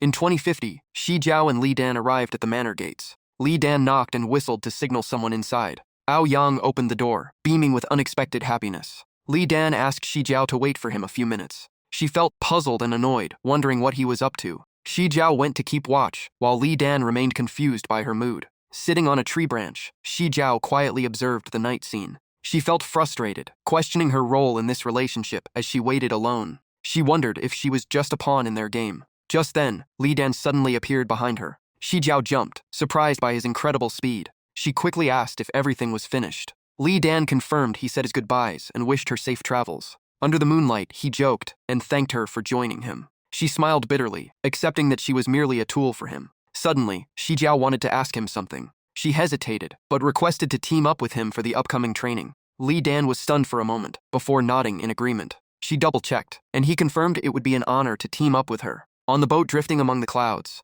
Ao Yang stood by the railing, lost in deep thought. Thon Tu Yin approached and gently called her name. She noticed Ao Yang was in a good mood, thanks to that young man. Ao Yang nodded in agreement. The night before, a cry of shock echoed through the residence. It was Thon Tuyen, shaking Li Dan to verify the gift he brought. Ao Yang could hardly believe her eyes either. Li Dan placed the pill bottle down, confirming it was a grade 3 Tuogu Dan. The aroma was so rich it couldn't have been made by an amateur. Thon Tuyen wondered if Li Dan was the mastermind behind this masterpiece. She brushed the doubt aside, as long as it could save Ao Yang. Thon Tuyen turned serious, advising her not to take it yet. Ao Yang hesitated, trusting Li Dan would never harm her. However, even Li Dan agreed with Thon Tuyen's caution. Li Dan explained that letting the enemy remain careless was the better play. Ao Yang finally understood the strategy of the two seniors. Thon Tuyen warned that assassins were still watching, so they couldn't reveal her recovery. She analyzed that their targets were clear, and they would continue surveillance. Thon Tuyen felt immense gratitude, apologizing for not having a reward ready. She promised to repay his kindness after dealing with the culprits. Li Dan waved it off, saying seeing them happy was enough. He bid farewell, hoping everything would go smoothly. Li Dan walked slowly toward the door. Ao Yang hurriedly chased after him, clutching his sleeve. She hesitated, her face filled with sadness. Lowering her head, she sincerely thanked him from the bottom of her heart. Li Dan smiled at her adorable attitude. He told her to live happily and become a girl loved by many. She replied shyly. Li Dan rushed off, as someone else was waiting for him. Thon Tuyen felt sorry watching Ao Yang's lonely back. She comforted her, saying she no longer had to suffer from the toxins. Ao Yang sobbed softly in happiness. She felt grateful to continue living and see the sun again. Reflecting on the night, Ao Yang sank into deep thought. She promised to cherish her life and grow stronger to protect herself. The ship sailed on, carrying hopes for Ao Yang's next meeting at NAT. As time passed, an elder announced that the disciples had gathered. He stepped out with a majestic aura. The elder surveyed the 10 young talents, seeing them as capable survivors. Ngo Kok Chi, head of the mission hall, introduced the training for Hua Nguyen realm disciples. He emphasized that only 10 people in the batch reached this level. He laughed cryptically about the upcoming trials on the continent. Li, Dan, and Shi Jiao listened, knowing teams of 2 were forming, but the elder refused to arrange them fairly. Fong thought carefully. Protecting Luke Shi Jiao was both a duty and a polite gesture. The wooden box was ready, and disciples lined up to draw lots. Li Dan was excited, only caring about being with his senior sister. Conversely, Shi Jiao was anxious about the outcome. Finally, the lot in her hand showed the number 6. Li Dan gave up expectations, thinking it might be better not to be in the same team to avoid rumors. When he announced the number 3, Shi Jiao froze. Disappointment surged, knowing they were not on the same team. Li Dan turned to his senior with an apologetic look. He told himself this was fate's design. Just then, a notification board appeared mid-air. Seeing the familiar interface, Li Dan was startled. Its appearance at the wrong time made him uneasy. The system set strict rules on morality and speech, reminding him to protect his chosen target. The final lines firmly insisted on protecting Luke Shi Jiao for 1 month and eliminating distractions. Li Dan couldn't help but laugh. The system had him cornered. He realized his secret thoughts were fully exposed. Seeing him standing still, Shi Jiao put aside her sadness to comfort him. She encouraged him to cheer up, believing opportunities remained ahead. Yet Li Dan was unusually determined, insisting he must keep his promise. Though surprised by his resolve, Shi Jiao felt warm, knowing he valued being with her. Like a gust of wind, Li Dan left, telling her to head to the rendezvous point while he swapped teams. Diving into the crowd, he searched for someone willing to swap. Spotting Te Tu Hai alone, Li Dan approached him. Te Tu Hai was frustrated about his even number and criticized the elder's rules. Hearing exactly what he needed, Li Dan rejoiced at the chance to swap. Time crawled, and Not Hung became impatient, grumbling about Te Tu Hai's absence. Lin Ni smiled, advising the captain to stay calm. Shi Jiao stood by a tree, feeling embarrassed that the team was waiting for one person. She worried that swapping members would violate the elder's rules. Seeing someone approaching, Not Hang cheered enthusiastically. However, he stopped short, realizing it wasn't Te Tu Hai. Li Dan waved and smiled, claiming Te Tu Hai had a sudden stomachache. He laughed, hoping everyone would take care of him. While Not Hung scowled, Lin Ni and Shi Jiao were thrilled to see him. Li Dan introduced himself as a resourceful chef and singer. He moved toward Not Hang, using smooth words to win the captain over. Not Hang stood still, ignoring Li Dan's handshake. He expressed annoyance, deeming the swap a breach of rules. Li Dan firmly gripped Not Hang's hand, arguing that rules were meant to be broken for flexibility. Overpowered by his logic, Not Hang was embarrassed, but Lin Ni interceded about the benefits of a good cook. Regardless, Not Hang pushed Li Dan's hand away. He coldly commanded discipline, making Li Dan groan about this difficult role. Afraid Li Dan would be uncomfortable, Lin Ni reassured him about Not Hung. She introduced herself as Chao Ling Ni, a metal element sensor, and welcomed him. Li Dan happily replied, then asked about the final team member. Lin Ni introduced the masked man as Hao Nam, a powerful spell user. Finally, she looked at the other woman. She pointed out that Li Dan surely knew her well. Shi Jiao could only smile shyly. Night fell, ending a long and unpredictable day. In a hidden corner, a mysterious figure checked information with an accomplice named Lu Ton. Lu Ton reported that the mutated python at Oolong Lin was in heat. A haunting sigh echoed in the night. Lu Tung, a handsome but vicious young master, dreamed of stealing the python's aphrodisiac power. A woman nearby suddenly cried out in pain. She looked at him with lifeless eyes, gasping in despair. A cruel glint flashed in Lu Tung's eyes. He ruthlessly placed his hand on her forehead. The woman fell into terror as her soul was drained. In a split second, her vitality was sucked dry. Her soft arms were now just blackened, skeletal bones. Lu Tung coldly mocked her stupidity for coming to him at night. He belittled the Tai Amon disciples, and Lu Ton flattered him in response. Lu Tung told his subordinate to find more talented women to serve as vessels. Lu Ton bowed and swore to fulfill his master's wishes. A contemptuous smile curled his lips. The group continued their journey, though he found the next 3 days boring. Li Dan observed Bai Yi Hong. Noticing the captain's caution made him distant. He recalled the valuable intelligence Lang Feng had provided before they set off. Bai Yi Hong's real-life behavior matched the reports Li Dan possessed. Li Dan's eyes betrayed his growing disappointment. The group grew tired of the captain's over-cautious nature, inspecting even horse dung. Only when certain of safety would Yi Hong proceed, worrying Li Dan about the mission. In the silent forest, silver moonlight cast a peaceful glow. A small deer wandered slowly, enjoying the wild serenity. It bowed its head, sniffing the fragrant wildflowers. Its leisure added a poetic touch to the woods. The deer munched on young leaves with contentment. Before it could finish, a sudden strike ended its life. Shi Jiao was the one who struck, excitedly showing Li Dan her catch. Soon, the team enjoyed a fragrant grilled venison meal. Shi Jiao praised Li Dan's skills, while he humbly dismissed it as minor. Lin Ni admired him, wondering the secret to his flavorful cooking. She invited Bai Yi Hong down from the tree to eat with them. Yi Hong declined, maintaining his role as the vigilant captain. Li Dan offered to take his watch, showing understanding for his hardship. Lin Ni didn't press him, returning to the tempting meat. Suddenly, she felt a chill as if an ominous sign appeared. Lin Ni jumped up, scanning the area and warning of strangers. She shouted, feeling a powerful presence closing in on them. Li Dan stopped, while Shi Jiao tensed up, ready for battle. Bai Yi Hong assumed a combat stance, ordering everyone to stay alert. From the dense foliage, a mocking voice reassured the group. 2 strangers appeared, claiming the meat's aroma lured them over. Lu Tung and Lu Ton greeted them, identifying as Taya sect disciples. The name Taya sect sparked suspicion in Bai Yi Hong. He recalled the sects were usually distant from each other. Remaining cautious, Yi Hong maintained courtesy and introduced himself. Lin Ni was blinded by Lu Tung's charm, ignoring her caution. Only Li Dan narrowed his eyes, remembering the elder's warnings. His intuition told him this man was not someone to trust.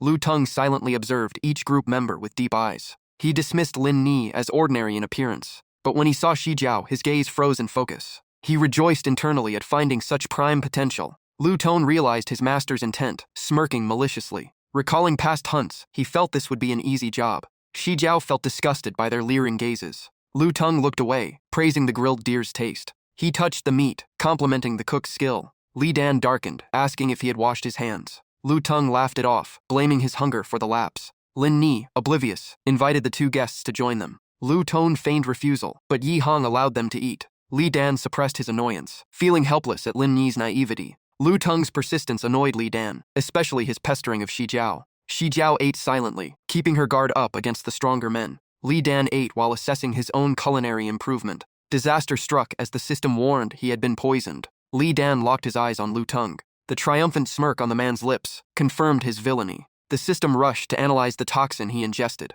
Though not fatal yet, it targeted his mind and body. The system searched for a cure. The analysis progressed rapidly, updating each step. It was a refined hop hon tang requiring high-level ingredients to cure. Li Dan was shocked to realize the poison was added after cooking, making him furious. Panic surged as he realized the whole team had eaten it. Seeing Li Dan stare, Shi Jiao shyly asked if she was eating messy. She questioned her manners during the meal. Li Dan stayed anxious, seeking the true culprit. Memories of Lu Tong's suspicious actions flashed back. He confirmed beyond doubt that Lu Tong was behind this. Lu Tong stood up, using the late hour as an excuse to leave. Lin Ni kindly suggested they stay for safety from wild beasts. Lu Tong politely refused with a noble look and departed. Li Dan strategized, knowing he couldn't act while poisoned without a cure. The system provided directions to herbs nearby for a remedy. Herb locations were clearly marked on his map. Li Dan silently admired the system's convenience. He planned to gather the ingredients as soon as the enemies left. Walking back, Lu Tong asked why he didn't wipe out the group.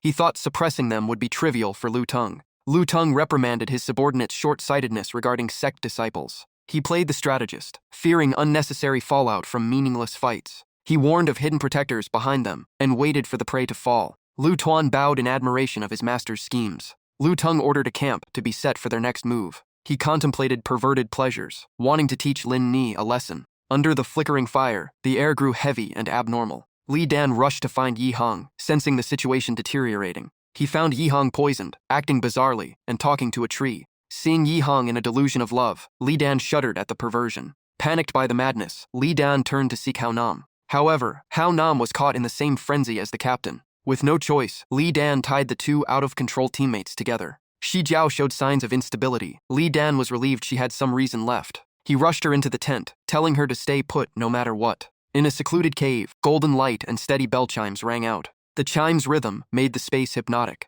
Lu Tong sat there, chiming and wearing a triumphant smile. Murderous intent surfaced as he whispered about his prey. A shadowed figure approached the cave entrance. It was Lin Ni, poisoned and lured there in a trance. She called out Lu Tong's name in a hollow delirium. Meanwhile, Li Dan was frantically brewing a cure with his fire. Even with immature herbs, he focused all his intent on extracting the cure. He ignored perfection. Speed was his only priority now. The result looked primitive, but it was his only hope. After struggling, he felt he had enough medicine. Tasting it, it was bitter, but he believed it would work. He immediately returned to his teammates. Yi Hang was still deep in illusion, acting overly romantic. Hao Nam also played along enthusiastically, unresisting. The sight of the two men tangled together left Li Dan horrified. Cold sweat poured down his brow in terror. He wondered if he should let them finish their act before giving the cure. A moment later, Yi Hong began to wake up due to the medicine. As the toxin cleared, both separated in pure horror. Yi Hong woke, roaring in fury at being poisoned by Lu Tong. Humiliated, he was livid. Li Dan slipped away to check on Shi Jiao. He ran like the wind toward the senior's tent. Li Dan opened the tent, anxiously asking after Shi Jiao. Shi Jiao lunged at him, gripping his face with heavy breaths. Her face was flushed from the poison's effect. Her eyes were misty as she mumbled unintelligible words. Li Dan hurriedly gave her the antidote. After vomiting, Shi Jiao began to regain her consciousness. She cried in shame, realizing what she had just experienced. A flash of light appeared in her eyes. Li Dan panicked, realizing Lin Ni had vanished. Hearing sounds from a nearby cave, he guessed her location. The group planned a rescue. Yi Hong, despite his pain, vowed to fight. He refused to accept his teammates, being trampled by others. Li Dan looked at Yi Hong with admiration for his righteousness. He conceived an idea to combine his musical arts into the battle. The group suddenly realized Hao Nam was no longer there. Silence enveloped their growing anxiety. Hao Nam had attacked alone, forcing the group to rush after him. Li Dan knew a direct confrontation was inevitable. His priority was now the survival of himself and Shi Jiao. He told himself this would be a real life or death battle. Night fell, signaling a bloody fight was about to begin. Lin Ni remained there, breathing heavily in her delirium. She gripped Lu Tung's sleeve, whispering instinctive pleas. Lu Tung looked annoyed by her behavior. He slapped Lin Ni hard across the face. She collapsed onto the cold cave floor. Lu Tung scolded her for being too noisy and showing up alone. He left her for Lu Tong to handle and stepped outside. Lu Tung wondered why the others had not appeared yet. A strange noise interrupted his train of thought. Vibrant golden talismans suddenly flew towards him. The talismans were precisely placed, suppressing the surrounding demonic energy. Li Dan knew only how Nam could create such a move. The light from the talismans burst forth, overwhelming the space before Lu Tung. He quickly realized this was a talisman technique. A storm of firepower began to sweep through everything. Lu Tung raised his weapon, blaming himself for underestimating the opponent. Hao Nam appeared with eyes full of rage, confronting him directly. Lu Tung laughed coldly, viewing Hao Nam's blood as a way to satisfy his irritation. He challenged Hao Nam to use his mastery of talisman arts. Hao Nam stayed silent, determined to win. Lu Tung agilely leaped into the air. In a blink, he was right behind Hao Nam. Hao Nam was stunned by the speed exceeding his calculations. Lu Tung's purple spiritual energy forced Hao Nam to retreat struggledly. Though his opponent was a villain, Hao Nam admitted his cultivation was terrifying. Lu Tung taunted his rival, while Hao Nam observed the iron fan in his hand. The iron fan was a strange weapon, unlike anything he had seen before. Lu Tung shouted, provoking Li Dan's entire group to reveal themselves. A slight flick of his fan created a shockwave that shook the ground. Hao Nam almost took the full force of the attack. Fortunately, Yi Hong managed to use a shield to protect him. Hao Nam looked at his teammate in surprise. Yi Hong scolded Hao Nam for acting recklessly alone. Lu Tung was excited to see more prey appear. He kept searching for Shi Jiao, whom he truly wanted to possess. Just then, golden boards plummeted down again. Lu Tung laughed arrogantly, thinking such tricks were useless against him. But a melodious melody suddenly played, making him freeze. Mysterious musical circles enveloped the talismans. Lu Tung panicked, realizing the talismans were enhanced by music, beyond his knowledge. Lu Tung was not afraid, sneering evilly, as he realized his opponent was using music to amplify power. He bitterly remarked that a gathering of ants wouldn't amount to anything. With extreme arrogance, he roared, challenging Li Dan's group. Seconds later, his smile stiffened as his feet seemed frozen in place. Panic surged. He didn't understand why he lost control over his body. His eyes reddened upon realizing the music hit a dangerous melody. It was Li Dan's flute, a delicate sound that caught the enemy off guard. The destructive talismans closed in. Lu Tung helplessly realized there was no escape. A massive explosion erupted in the heart of the forest. Dust clouds obscured the view, punctuated by flickers of golden fire. From the center of the blast, a small mirror box shattered. A mysterious dark shadow appeared. It was Lu Tung, unharmed. He scoffed, lucky to have survived thanks to a life-saving artifact. With only slightly torn clothes, Lu Tung remained mocking, praising their coordination provocatively. Suddenly, Liu Tong stumbled from behind, calling his master in panic. He coughed up blood, his steps unsteady. Liu Tong cried for help in desperation, reporting he had been ambushed. Liu Tong's eyes rolled back, his breath choking in his throat. He collapsed, dying under Liu Tong's indifference. Liu Tong showed no pity, scolding his subordinate for being a useless fool. Turning to Li Dan's group, he raged and swore to hunt them down. Shi Jiao and her teammates quickly fled. Lin Ni was rescued. Li Dan carried her while running at full speed. Unease overwhelmed Li Dan, and he dared not slacken for a moment. Lin Ni on his back whispered the bad news that the enemy was closing in. The group was about to be surrounded. Yi Hong tried to reassure his junior sister, believing they were far enough. He believed the foggy forest with giant trees would effectively hide their scent. Yi Hong prioritized his team's safety as his most important goal. He constantly adjusted the formation while moving. Suddenly, a ray of light tore through the night, rushing towards them. It was thousands of sharp blades, cutting through the trees like mud. Li Dan was horrified by the destructive power. The ancient trees collapsed, blocking the path, forcing Li Dan to comment on the absurdity of the fight. They immediately used the gray smoke to hide. The whole group vanished into thin air. Liu Tung roared, telling the scum to show themselves. He acknowledged their skill exceeded the Tai A sect disciples, and offered sweet lies about a painless death. Li Dan gasped behind a large tree, feeling the poison dissipating in the chaos. Hao Nam and Yi Hong judged the enemy must be in the late Huan Wen stage. Li Dan used telepathy to consult with the team. He analyzed that the attack had consumed much spirit energy, making a repeat unlikely. He asked Shi Jiao to quickly give Lin Ni the antidote. Yi Hong listened in silence. He pursed his lips, determined to move forward. Yi Hong volunteered for the most dangerous task, direct confrontation to give the team a chance to run. He steadfastly insisted he was capable of holding the enemy back. Li Dan was touched by the respected senior's heart.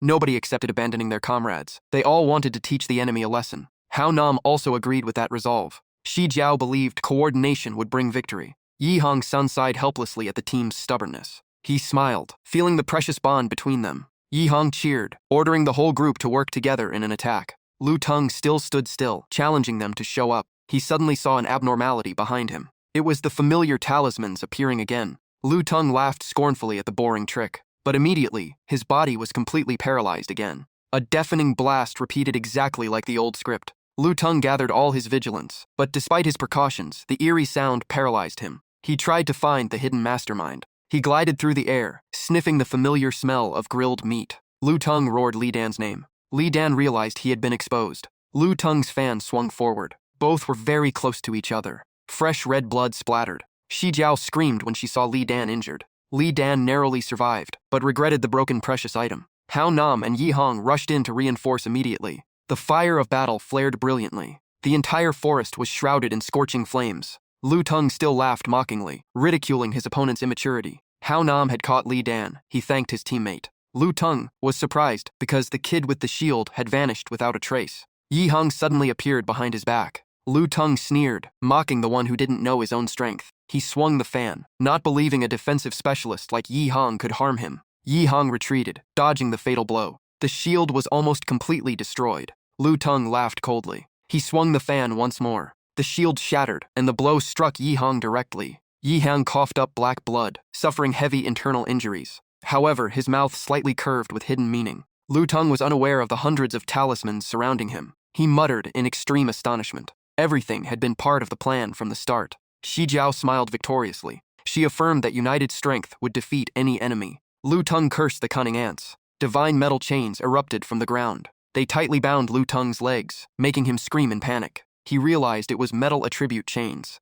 Chao Lin Ni was the one controlling those chains. Lu Tung regretted underestimating his opponents too late. Fury erupted within him. Shi Jiao signaled for the final attack. Eerie music echoed, hypnotizing Lu Tung's spirit. He completely lost control against the mental assault. Violent flames engulfed the enemy. White smoke rose after the fierce battle. The five of them sighed in relief for successfully surviving. Li Dan was amazed by the perfect coordination. Shi Jiao cheered in happiness. Just then, Lu Tung suddenly appeared behind her. Li Dan shouted to warn the senior sister. Despite his injuries, Lu Tung still smiled wickedly and ordered to finish them all off. Shi Jiao froze, unable to react in time to the sudden attack. Li Dan gritted his teeth, his anger flaring at seeing his senior sister in danger. He poured all his spiritual power into his legs, acting on instinct without hesitation. Li Dan's dash exceeded normal limits. He gambled his life to protect his loved one. Hao Nam and Yi Hong also rushed to reinforce. The atmosphere became extremely tense. A terrifying blue light flared again, repeating the cruel scenario of the battle. Blood spilled again, signaling a serious new wound.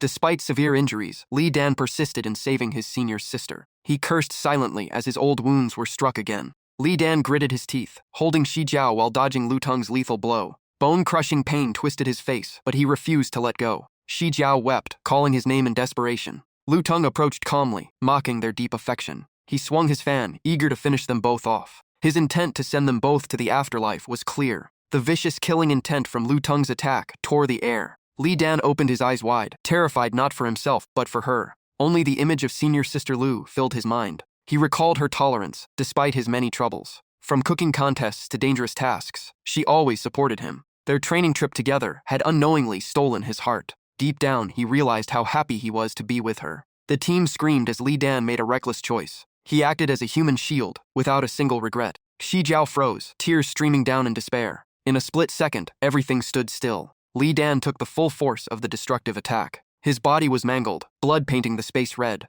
Shi Jiao lunged to his side without hesitation. Her eyes were filled with shock and horror. She choked, unable to utter a single word. Her painful screams seemed to tear through space. Li Dan lay motionless. His eyes slowly opened as the system transformed. System notifications appeared mysteriously. Lu Tung laughed at his foolish sacrifice. He scornfully called the weak, pretending to be noble, a joke. Hao Nam and Yi Hong raged and charged into battle. Lu Tung gave them a killing glance, warning them not to waste their lives. He vowed to finish them off one by one. His ultimate move was unleashed again. The two seniors gritted their teeth in vain resistance. Lu Tung moved unpredictably, appearing behind them with ease. He dealt vicious blows to the back of their necks. Lu Tung coldly pressed their heads to the ground, telling them to sleep. He evilly wanted them to watch as the beauty was trampled. Yi Hong fell in helplessness. Lin Ni frantically called for her teammates while sobbing. Lu Tung turned to her, reminding her of the wound she caused him. He neutralized her ability to resist before starting the torture. Lu Teng vented all his anger on Ling Yi.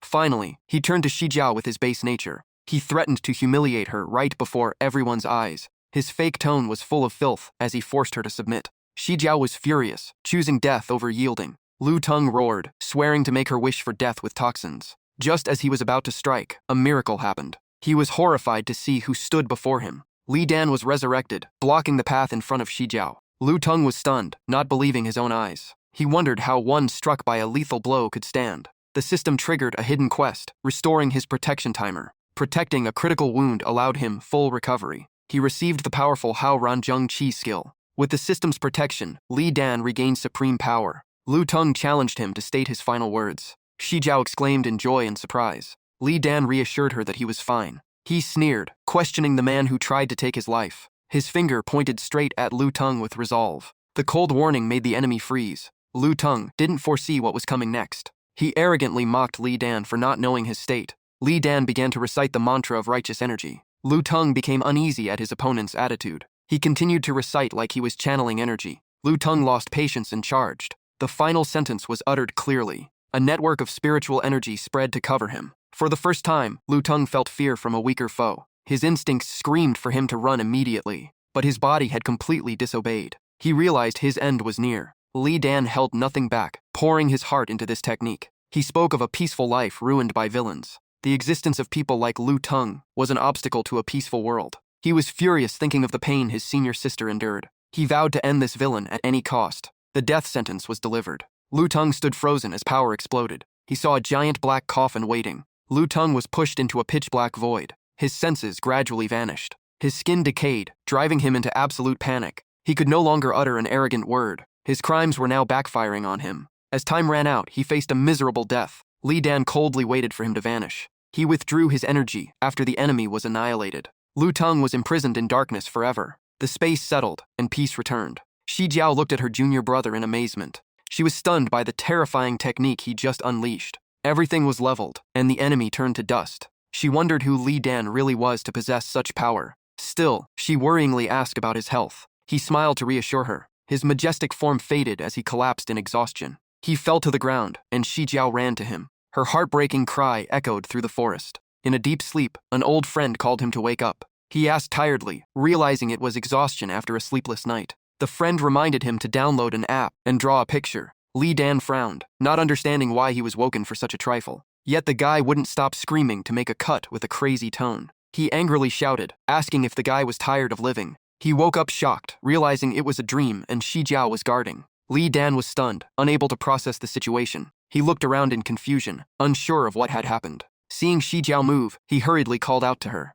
Overjoyed to see her safe, he couldn't hide his excitement. Shi Jiao couldn't help but hug him, making him gasp. His body was completely lost in her tight embrace. He looked at her, his eyes filled with gentle warmth. His mischievous side surfaced as he complained about hurting. The sky brightened, dispelling the dark night. Li Dan turned pale, covering his mouth from nausea. He vomited, and Yi Hong noted that vomiting blood was good. He laughed, saying it was thanks to Li Dan's medicine. After vomiting, he complained it was worse than being drunk. When he stepped out, Shi Jiao asked after him, and Lin Ni joined in. Though babied, she worried about his internal injuries, but he dismissed it. Li Dan smiled in relief, as safety was what mattered most. Hao mentioned the expert who saved them, confusing Li Dan. Lin Ni agreed, praising the savior they couldn't see. She praised the mysterious expert, wishing she could thank them. Everyone discussed the mysterious savior, while Li Dan remained clueless. Suddenly, a spark of realization hit him. Shi Jiao watched from afar, knowing she made that story up. Li Dan realized if his true power were exposed, he'd be a target. They shared a look, as he gave her a thumbs up. Suddenly, black energy swirled around his hand, shocking them. Strange energy began to spread forcefully. Li Dan was horrified, not knowing what was happening. Yi Hong noticed the abnormality and rushed out. He shouted at Li Dan to break through, as it was a golden opportunity. Yi Hong urged everyone to protect him, despite Li Dan's protests. Shi Jiao told him to focus on meditation, but he couldn't stop them. No one listened, leaving him alone at the scene. He sighed, touched but also finding it funny. Facing the male restroom, he felt completely helpless. Night had completely fallen. Li Dan sat cross-legged in the restroom to meditate. Suddenly, he opened his eyes to see a familiar figure. In his subconscious, he stood in a void of water. A golden ray of light shot up from beneath the water. He was surprised to realize it was Hao Ranzheng Qi. The light was weak, likely drained by the previous battle. Li Dan cautiously wondered if it could only be used once. The system reported it was exhausted and needed rest, making him sigh. Li Dan pondered that this move shouldn't be used lightly. Li Dan crushed spirit stones, gathering 500 to start his cultivation.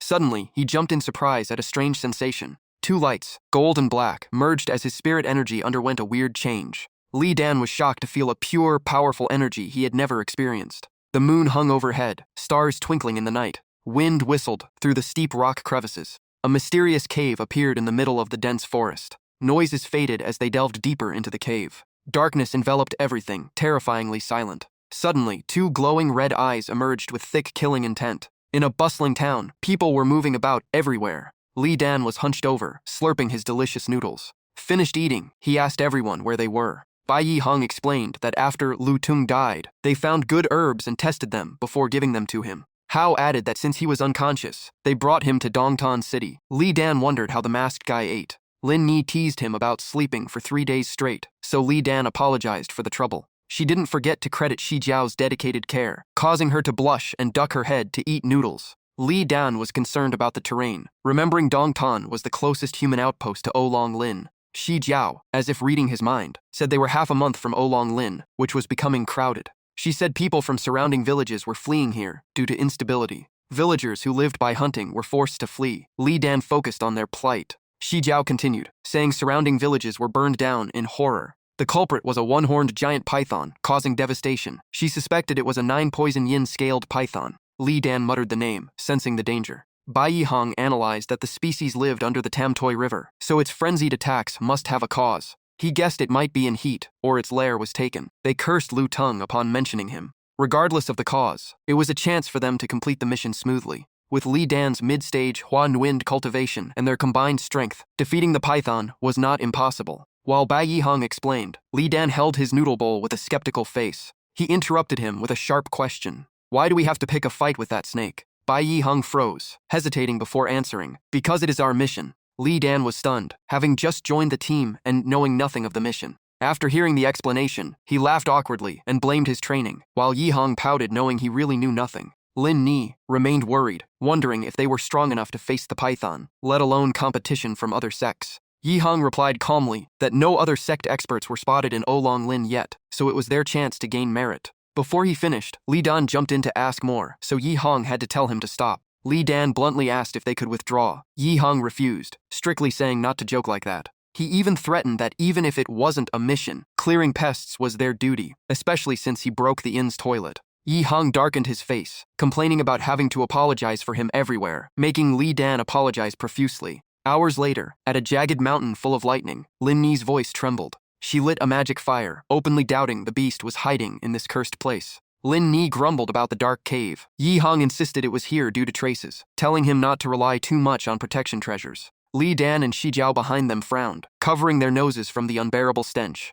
Yihang proudly warned everyone that the beast was likely in heat, so they needed extra caution. He warned not to let it attract females, scaring the two women. Lin Ni lamented, wanting to fly home to sleep on her comfortable bed. Suddenly, she stared ahead. Her shout stopped everyone. Li Dan turned to look in confusion. Feeling a powerful life force, Shi Jiao's face tightened. It was rushing towards them at incredible speed. Hao immediately got into a stance. Yihang also realized the abnormality and turned back suspiciously. Lin Ni gritted her teeth, announcing it had arrived. Li Dan's gaze turned cold and sharp in an instant. He stared into the cave's darkness, listening to Lin Ni's urgent warning. It was close, and the gloomy breath in their faces made everyone's hair stand on end. However, after half an hour of waiting, Yihang stood still like a wooden statue. Li Dan lost patience, mockingly asking if Lin Ni's sensing ability was broken, while Yihang tried to maintain caution. Lin Ni countered angrily, blaming the snake's abnormality for the false alarm. While they argued, Shi Jiao touched the stone wall, surprised by its strange coldness.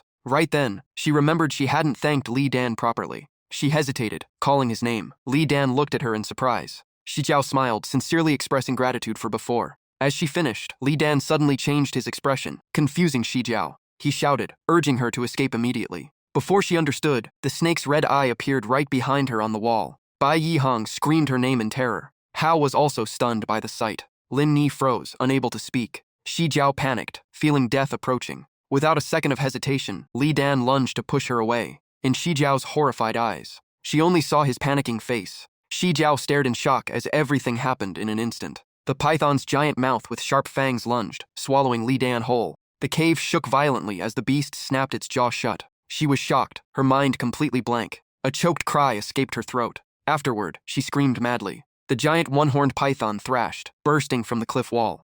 Bai Yihang cried out his junior brother's name. Where he stood before, only a tattered piece of cloth floated in the wind. Lin Yi covered her mouth, horrified that he had been swallowed. Only Shi Jiao remained, screaming furiously. She yelled while charging straight at the beast. Rage erupted as she summoned her sword, determined to retrieve Li Dan. With all her strength, she unleashed her strongest slash. A blinding sword light struck the python's body. When the dust cleared, the snake stood unharmed. Metal fragments flew everywhere. Shi Jiao was extremely shocked. The sword in her hand had shattered into pieces. The python raised its head high, casting a shadow over her. Yi Hong was shocked. Her full-force strike didn't scratch it, as it was in the late Huanwen stage. The giant snake stared at them with deadly bloodshot eyes. It whipped its giant tail. Shi Jiao was easily flung away. She smashed into a pile of rocks and lay still. Lin Ni screamed in pain and lunged to rescue her. Shi Jiao fell unconscious due to the impact. The snake's eyes were emotionless and filled with killing intent. It hissed, readying a finishing blow on Shi Jiao.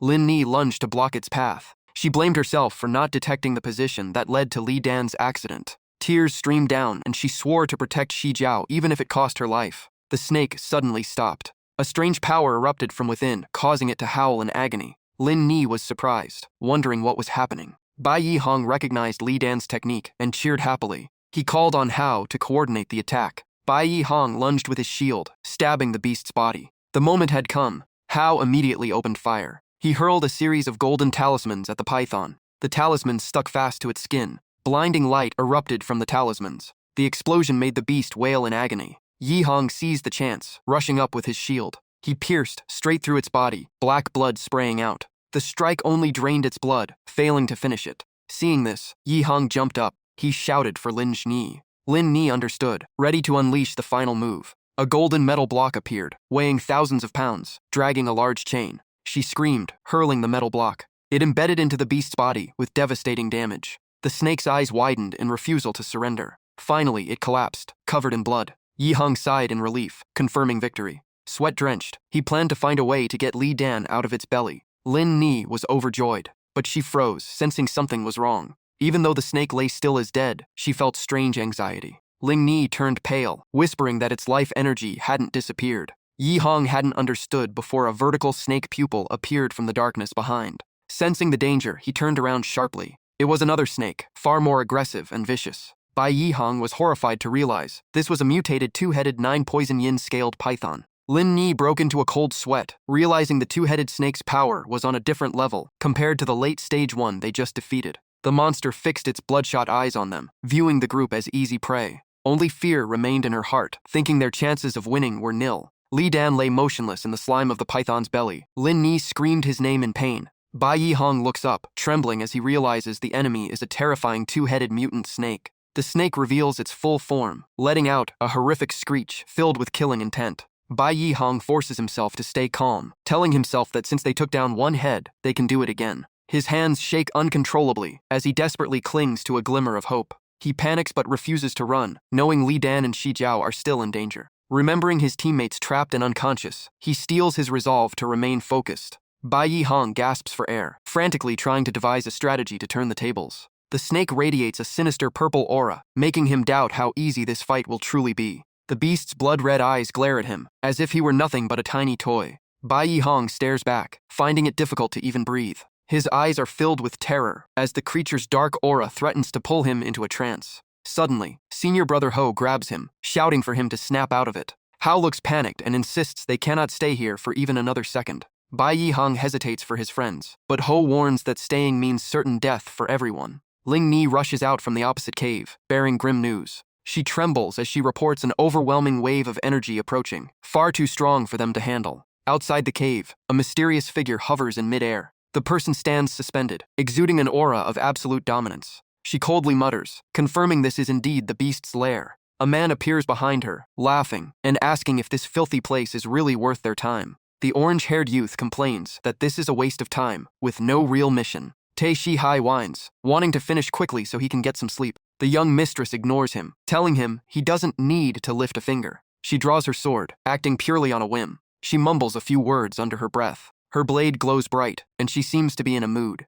With a cold gaze, she says the monster destroyed her favorite noodle shop and killed the owner. Sword energy gathers at the hilt, fueled by her resentment for the victim. She resolves to pay back the blood debt with the monster's life. She stares intensely at the mountain ahead. A surge of purple energy erupts from the cavern. The snake screeches, bracing for a life-or-death battle. It roars as lightning begins to surround its massive body. Its horn glows brilliantly, and electric currents spread outward. Bai Yihang is stunned, frozen in place. Lightning shatters the mountain, sending boulders flying like cannonballs. The sheer force causes the surrounding mountains to crumble and collapse. The young mistress observes the intense tremor. She mocks the beast, noting how it sensed her killing intent immediately. The snake abandons its lair, slithering away in a pathetic display. Several figures emerge from the dust. Tae Si-hai looks on in surprise at the escaping group. It is Bai Yihang's team, fleeing the scene. He reports that some people are trying to escape. She ignores them completely. Down below, the serpent's roar echoes through the deep forest.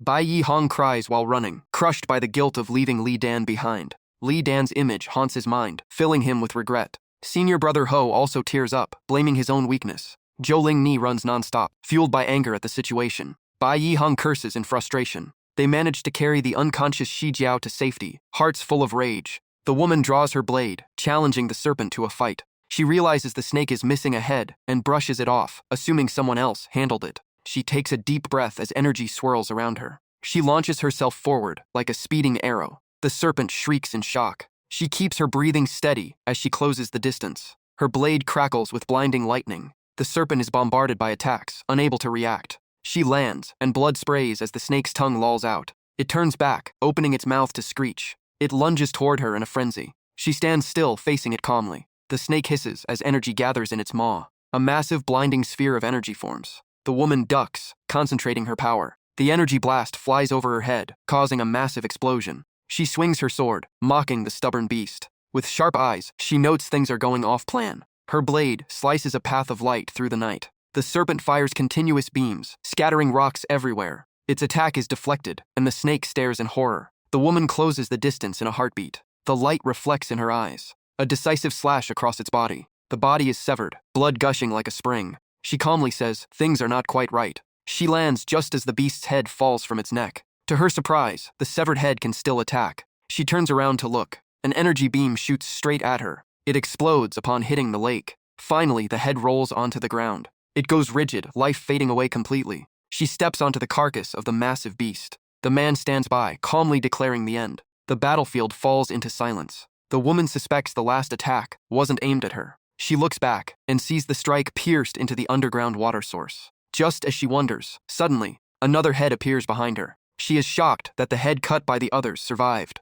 It dives straight into the water. The man mentions the one that escaped, and she replies, "It will die regardless." She looks at the water, realizing the male's attack was meant to clear a path for the female. She coldly concludes, truly a beast. The lake surface is calm. A bloodied object swims away at high speed. It dives deep, dyeing the lake red. At the bottom, it screeches in desperation. It slams into a spherical object with an eye symbol. Its head emits a red glow. The object begins to absorb its blood. The eye symbol awakens. The head is completely swallowed. It vanishes at the bottom of the lake. All that remains is the blood and the glowing object with its eye wide open. A sunny day out at sea. The ocean surface explodes. Something falls into the water. Waves surge wildly. After a moment, the sea is calm once again. Li Dan groans and slowly opens his eyes. His face is blank, splashed with seawater. Looking at the sun, he wonders where he is. Feeling warmth, he finds it strange. He lies still, wondering if he is actually dead. He sits up, realizing this isn't a dream. Guessing he was swallowed by the snake, he is relieved, feeling that Bai Yihang saved him.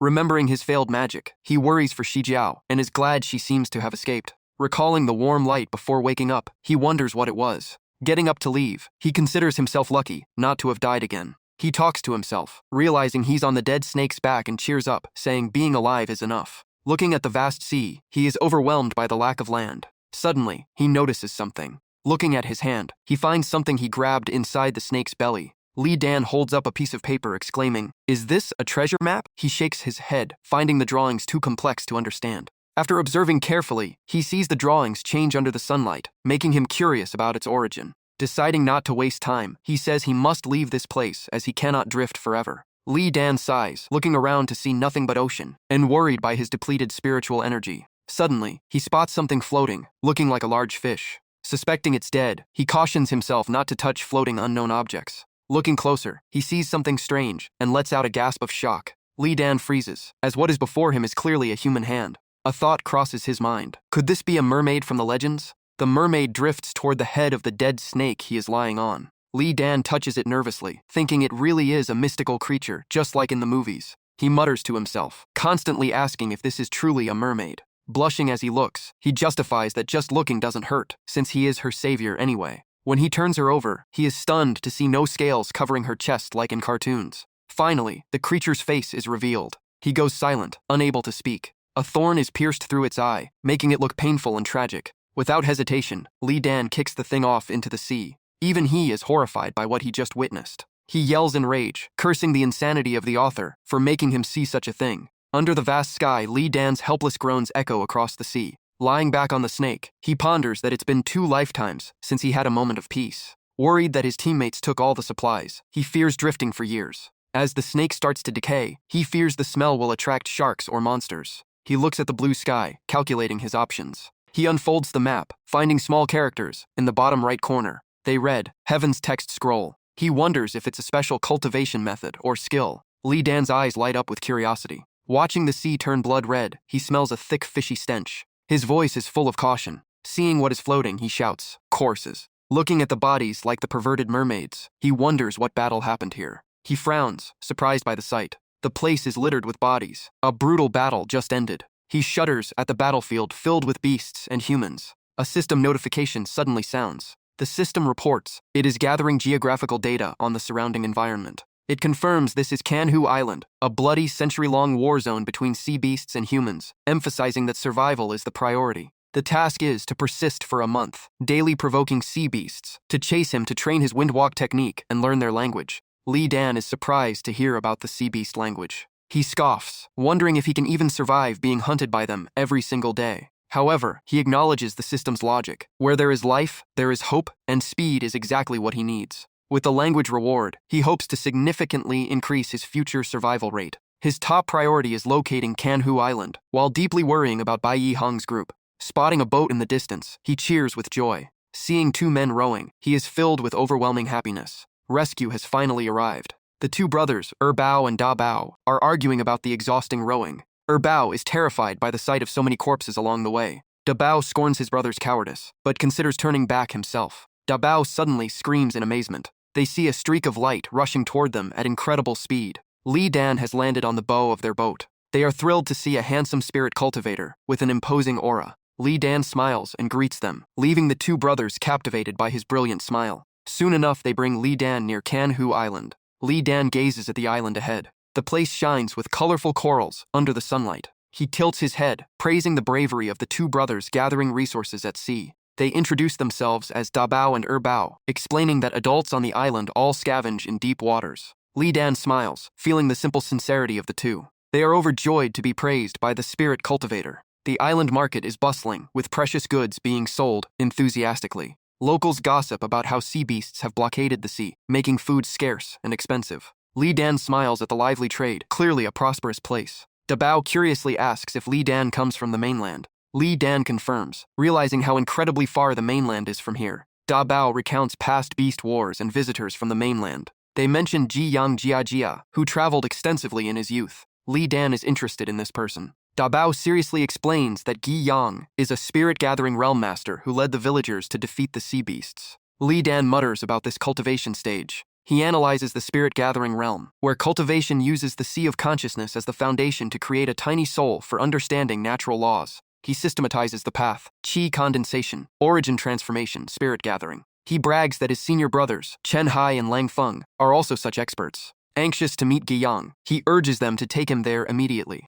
Bao sadly reports that the elder is out at sea and won't return for 2 days, leaving Li Dan dazed. Deciding not to rush, he focuses on learning about the island and completing system tasks. Da Bao sincerely suggests Li Dan stay at their home for the time being. A loud shout from behind startles both brothers. It is their mother. The 2 frightened children turn back, stuttering in a failed attempt to explain themselves. The mother retorts angrily, showing no interest in her son's excuses. She threatens them with a broom for risking their lives, ordering them to clean the toilet and skip dinner. Da Bao hurriedly admits his mistake, while Bao pleads for leniency, claiming he just wanted to help the family. Mid-rage, the mother freezes upon noticing Li Dan. Recognizing the aura of a spirit cultivator, she instantly changes her attitude, thanking him for bringing her sons home. She warmly invites him in, and Li Dan accepts her kindness. The mother happily prepares dinner with crab and coconut chicken, delighting the brothers. Watching the warm family scene, Li Dan becomes lost in thought. A faint sadness appears on his face. He remembers old memories of being home with his own mother.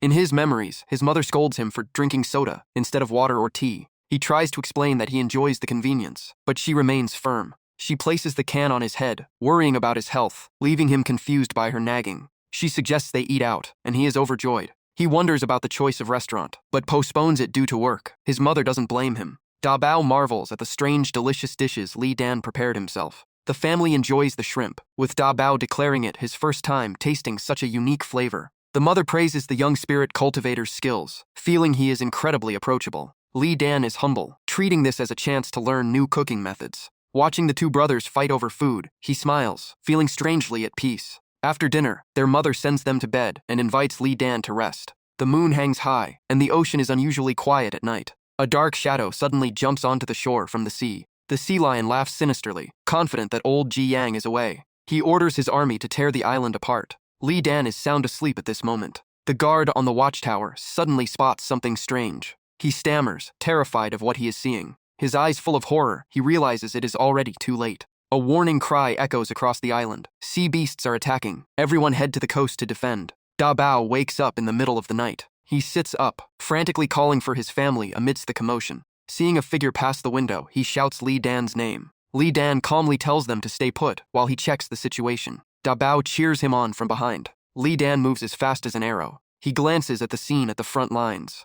The brave villagers hold their weapons, struggling to defend without any reinforcements in sight. Li Dan pauses, hovering in midair. His eyes blaze with killing intent. The arrogant sea lion leader believes they are in despair. Li Dan identifies him as an early origin transformation stage threat. He tells himself he can handle this. Li Dan smiles thinly, finally understanding the mission's goal. Recalling the fight with Lu Tung, he realizes how unrighteous energy acts like a powerful anti-magic force. His eyes ignite, believing he can apply it to any technique. Though his energy is low, he knows it will be effective if used sparingly. He calculates that infusing Haoran righteous energy will greatly boost his combat capability. Full of confidence, Li Dan charges into the fray. The sea lion laughs, threatening the villagers to surrender immediately. Before he finishes, he takes a powerful kick to the cheek. The sea lion is stunned, bewildered by what just happened. In his daze, he wonders who attacked him. Li Dan watches calmly as his opponent is sent flying, crashing into the ground. The villagers watch the newcomer in shock. They rejoice upon realizing a mid-stage origin transformation spirit cultivator has arrived to save them.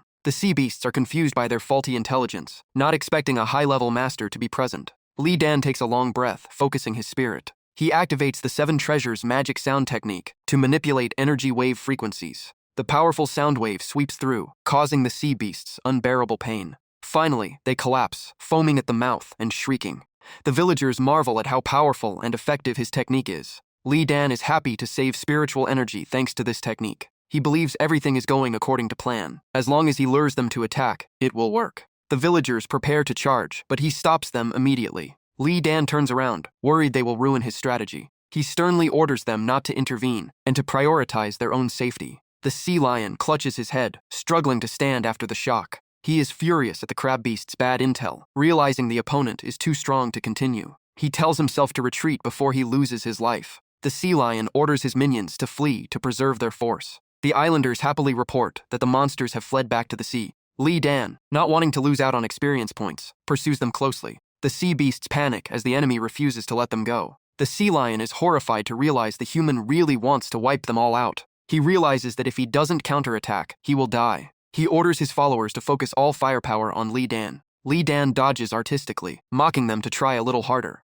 The system reports progress. His windwalk and sea beast language skills are leveling up. Li Dan dodges while challenging them to attack for real. He throws an energy sphere into the water, scaring the wits out of the sea beasts. The monsters shriek in absolute terror. The sea lion realizes he is being toyed with, growing mad with rage but unable to do anything. Li Dan floats leisurely, continuing to provoke them, driving the enemy into a frenzy. The sea lion's eyes turn bloodshot, challenging his opponent to stop bullying the weak and fight for real, while his minions cheer for his toughness. The sea lion turns back to argue, but freezes, realizing his language is likely meaningless to the human. Li Dan doesn't say much and charges straight ahead. A kick lands on the sea lion's cheek, leaving the beast shocked by the surprise attack. He frantically calls for a timeout, confused as to why the human understands their language, while denying everything he just said. Li Dan coldly replies that he understood every word the beast just said. The sea lion screams in panic, questioning where this terrifying enemy came from. As he lands heavy kicks, Li Dan mocks the beast's insults, though he only understood bits due to his poor language skills, driving the sea lion to internal despair. The leader's cohorts furiously fire energy blasts, cursing the human who dared look down on the sea beast clan. With a simple wave of his hand, Li Dan effortlessly neutralizes all their attacks. The system reports the mission target is 100% hunted, while recording progress in discipline, sea beast language, and wind walk. Finding the opponents too weak to be interesting, Li Dan boredly suggests they return another time, leaving the sea lion stunned. Feeling insulted, the sea lion tries to fight to the death, but his companion warns him that the tide has turned and advises retreat. He sullenly acknowledges the disadvantage, threatening to hack the opponent into pieces next time. Li Dan smirks, acting as if he eagerly awaits that revenge. He warns the beast not to keep him waiting too long. The villagers of Manhwa Island praise the spirit cultivator, viewing the retreat of the enemy as proof of his noble character. Li Dan forces a smile, thinking to himself that it was just the system forcing his hand, a secret he keeps to himself. He encourages the villagers' courage. When asked if they can reach his realm, he asserts that with effort, any limit can be broken.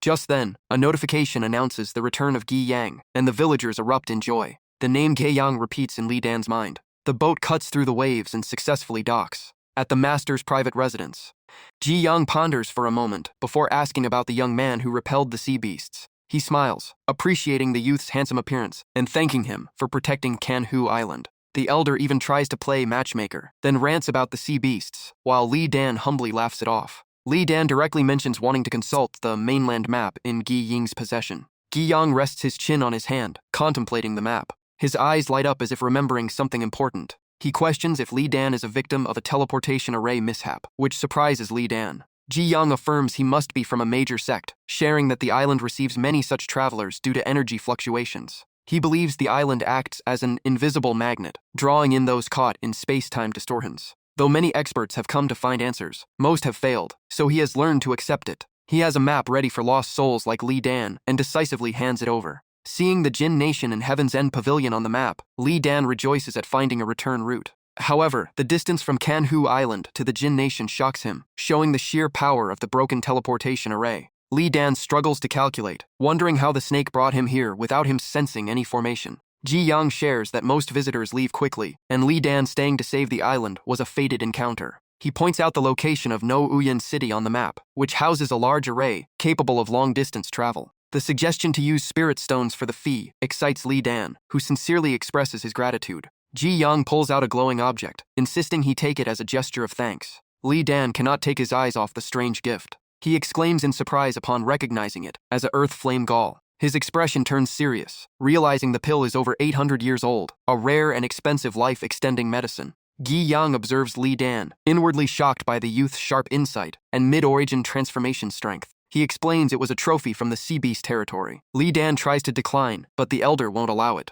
Ji Yang speaks sincerely, viewing it as his most precious treasure. He confesses that without Li Dan, the villagers would have faced catastrophe, so this is his deepest gratitude. Li Dan falls silent, seemingly weighing his thoughts. Finally, he accepts the gift, and Gi Yang cheerfully promises to introduce his granddaughter, leaving Li Dan with a strained smile. After parting, the island master tells him to return if he has any more questions. Standing before the crashing waves, Li Dan sighs in relief as his return plan becomes clearer. Though worried about his teammates, he trusts in their skills and focuses on finishing the system tasks. Leaping into the air, he wonders if there is a special trick to this mission cycle. Radiating an aura, Li Dan summarizes his experiences after a year with the system to grasp its patterns. He realizes the system provides challenges when he needs new abilities, leading him upward. Is his transmigration a system arrangement? He suspects the answer will emerge once he is strong enough. Setting aside those distractions, he focuses on the present. The sea lion's murderous threat returns to his mind. Li Dan breaks into a mysterious smile. He tells himself the game with the sea beasts has truly just begun.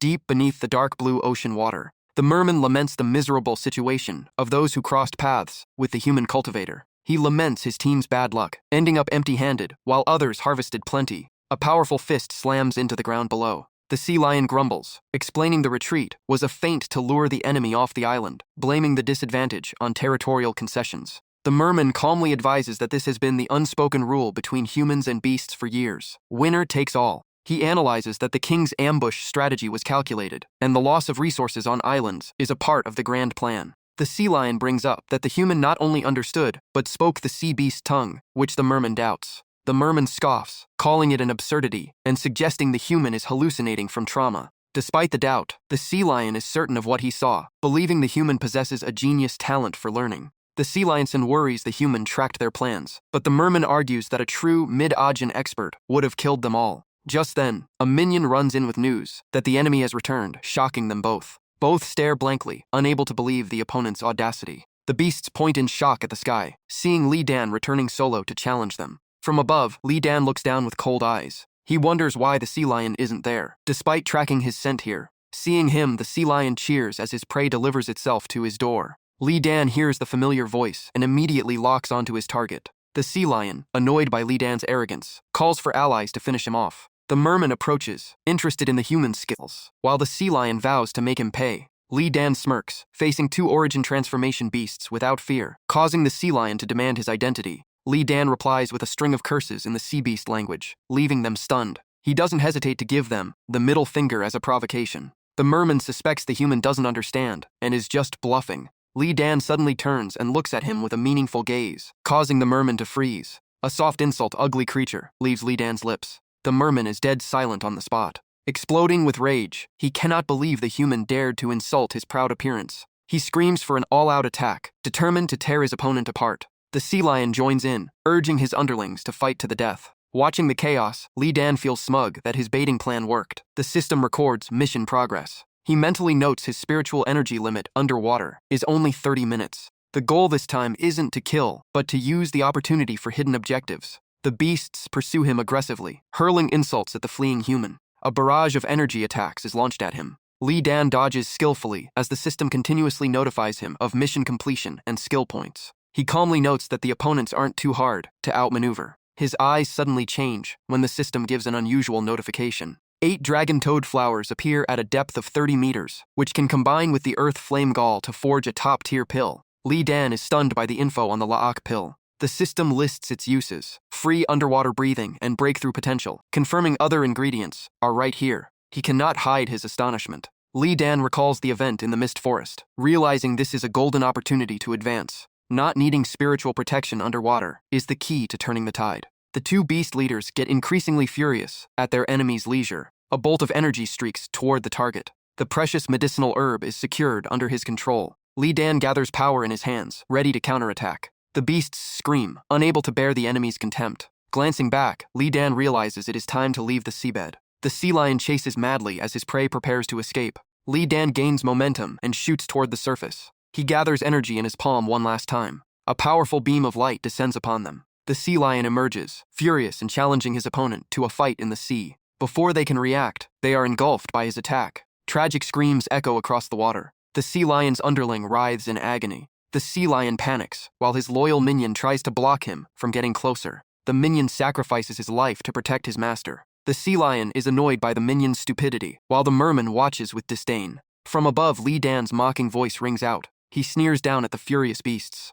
Li Dan's affectionate farewell before vanishing. The sea lion curses in vain as the enemy disappears. Their rage reaches its peak. The midday sun shines brightly. Li Dan sits in meditation on a rock, restoring his energy. His spiritual power stabilizes after a short time. Checking the system, he is frustrated by the slow mission progress. He sighs, forced to accept reality. Under the water, the sea beasts plot against the annoying intruder. The sea lion proposes calling for reinforcements while still bitter about his appearance. A minion reports that the enemy has returned once more. The beasts roar, determined to kill him at any cost. Li Dan smiles, feeling their hatred clearly. Watching the crowd rush toward him, he thinks he doesn't want to bother them, but circumstances force his hand. Li Dan opens his eyes wide, teasing that this time he won't run as fast as before. A sound shakes the entire ocean. In another corner of the deep sea, the calm water is disturbed by a giant tail swishing past. The dolphin is worried about losing contact with the sea lion and merman teams, suggesting an inspection.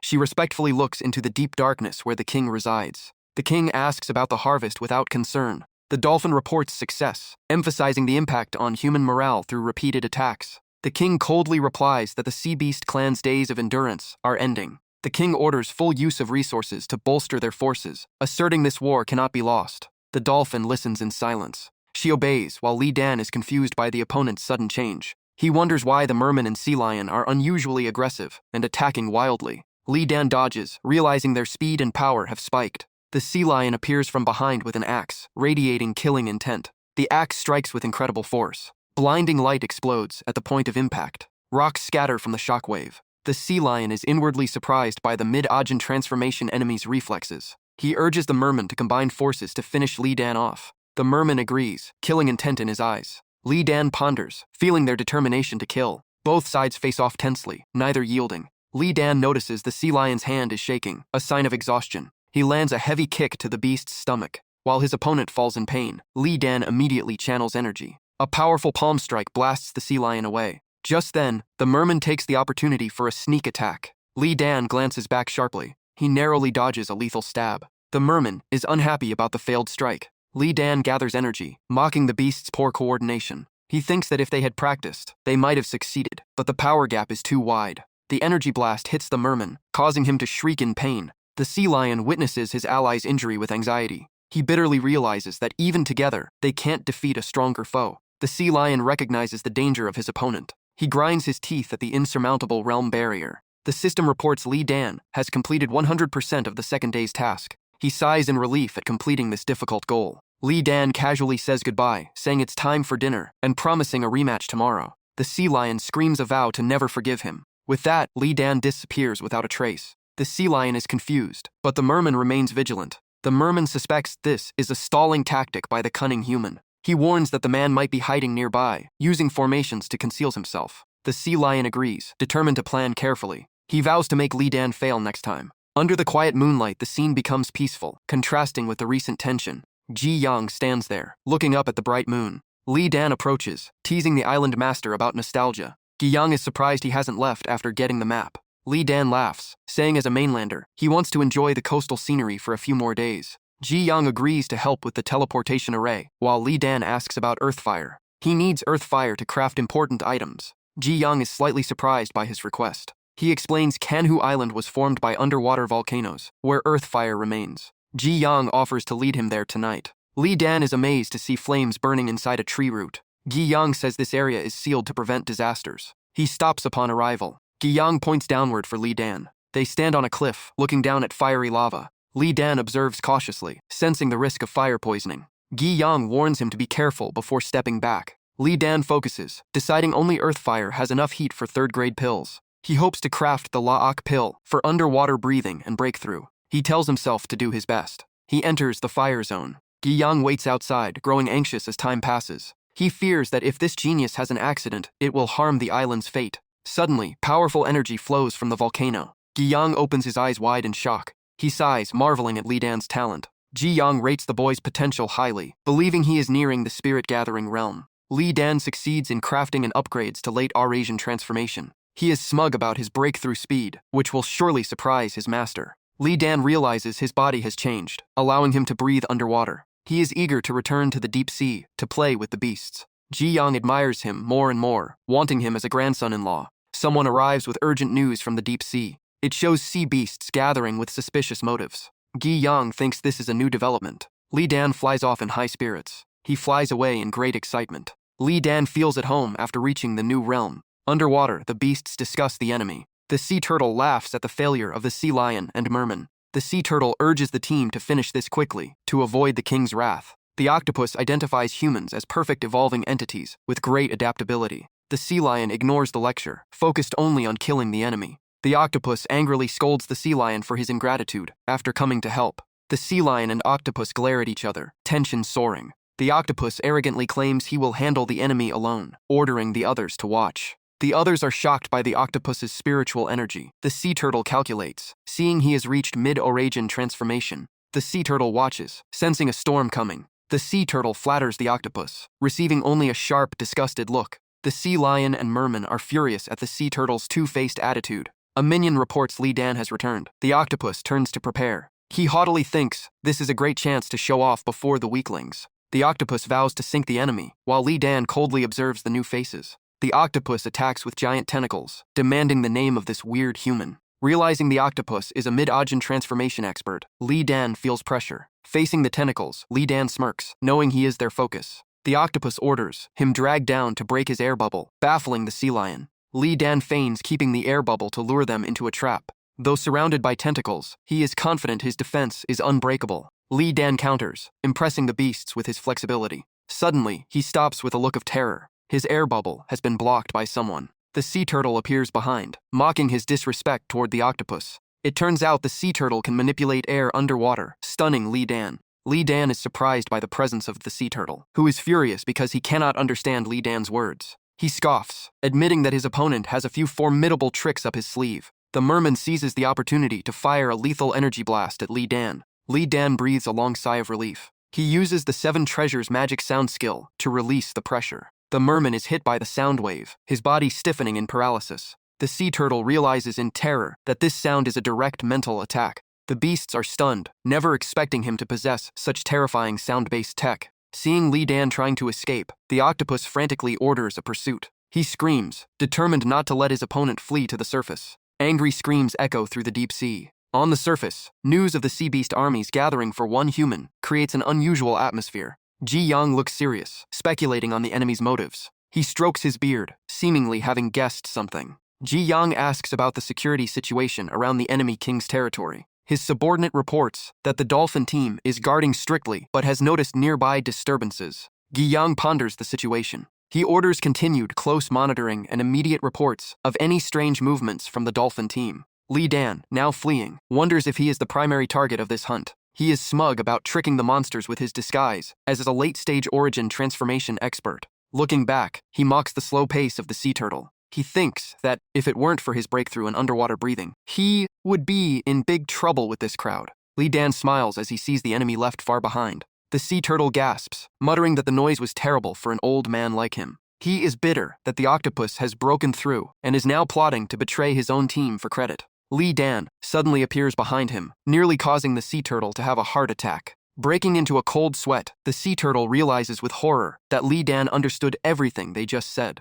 Li Dan mocks him, saying that even if his sea beast language is poor, he can still understand their curses. He analyzes the opponent's annoying air bubble and notes that his isolation is a fatal mistake. The sea turtle freezes when he learns Li Dan has overcome his breathing weakness, only to be finished off with one slash. Looking at his hand, Li Dan feels excited that the fun game has only just begun. In the deep water, things become serious. The dolphin is startled by a sudden sense of unease. She coldly announces that the sea turtle is dead. A majestic voice demands an urgent investigation, as they are not allowed to conflict with humans right now. The dolphin begins using sonic waves for long-distance communication. She broadcasts a signal to track the octopus's location. The reply is the octopus's shouting, causing the dolphin to frantically ask about the sea turtle's death. Chaotic screaming makes it impossible for her to hear clearly. Losing patience, the dolphin forces the octopus to clarify the cause of his teammate's death. The octopus panics and lies that the sea turtle died of anger after the sea lion cheated at cards, trying to hide the battle. The dolphin is skeptical, while the octopus dodges attacks and trembles while explaining. Li Dan coldly observes the enemy's panic. He lands a blow, causing the octopus to scream in pain right as the dolphin listens. The octopus curses in anger, making the dolphin increasingly suspicious. He quickly cuts the connection to clean up the battlefield, leaving the dolphin annoyed by the interruption. The dolphin is confused by the strange noises transmitted through the waves. She disdainfully mocks the octopus for his arrogance, after just breaking through to mid-Agasian transformation. The king orders her to check the truth of the situation. Though she wants to stay, she must obey her superior's orders. The octopus pants heavily after the battle, unable to believe a peer is this strong. Li Dan tiredly suggests a break, telling them to go home and meet again tomorrow. He breathes a sigh of relief as the daily system mission is fully complete. Li Dan casually announces the journey is long, infuriating the octopus, who doesn't get his intentions. The octopus asks why he spared their lives, but killed the sea turtle. Li Dan's answer leaves them stunned and frozen in place. Li Dan shouts dramatically, blaming them for breaking their friendship over the sea turtle's death, a highly ironic accusation. The octopus trembles with rage. After a while, Li Dan says goodbye, not forgetting to leave a threat that he will return to finish them soon. Under the moonlight, suspicion rises from senior sister Lu regarding Li Dan's cryptic words. Li Dan excitedly agrees to join senior sister Lu's training squad, thanking her for finding a new path. He proactively shields Lu Thi Dao, demanding she stay completely safe. Though his mouth bleeds, he bravely protects her, relieved to see her unharmed. He smiles to reassure her, asserting that he won't fall anytime soon. A late autumn leaf falls slowly to the ground. A powerful fist tears through the air, embedding into a dry tree trunk. A mysterious shadow looms in the night. Lu Ti Dao bows her head, silent and motionless. She bites her lip, trembling uncontrollably. Her own weakness makes her feel incredibly guilty. A wanted poster with Li Dan's angry portrait is held up, questioning the identity of the person shown. Li Dan coldly denies it, full of doubt about the questioner's motives. The stranger insists on holding the drawing to his face, forcing him to admit it. Li Dan slams the table and shouts, asserting that the criminal has nothing to do with him. Gi Yang looks at him meaningfully, while Li Dan complains about the poor quality of the drawing. Gi Yang wonders why the sea beasts know how to make wanted posters and spread them throughout the world. Li Dan sweats, fearing his identity as a spy will be exposed, but Gi Yang distracts him with a request. Li Dan stares blankly. The yellow moon hangs high, illuminating the silence of the night. He is amazed to realize Gi Yang wants him to continue provoking the sea beasts. Gi Yang believes that his chaos in the four seas is the perfect spark for this deadlock. Li Dan stands quietly by the sea, weighing the benefits of this move for the island. Though he knows he is being used, he sees it as beneficial for everyone. He sneers, realizing he is the one being used. Freeing his mental burden, he decides to go even further. Ji Yang sighs, hoping he can make the dolphin army abandon their king. He wonders which sea beast genius thought of this ridiculous wanted poster idea right on the island. A subordinate excitedly reports the painting task is complete. A thick pile of posters with scribbled text leaves the sea beasts feeling very satisfied. The sea lion rubs his chin, unexpectedly praising the subordinate's artistic skills. The merman wonders why they didn't use spiritual energy to print them quickly, instead of hand-drawing every single one. The innocence of the sea beasts is hilarious, as the posters are handed out to humans, instead of the beast realm. The sea lion explodes in rage at the subordinate for this silly misunderstanding, while the merman looks at them with disdain.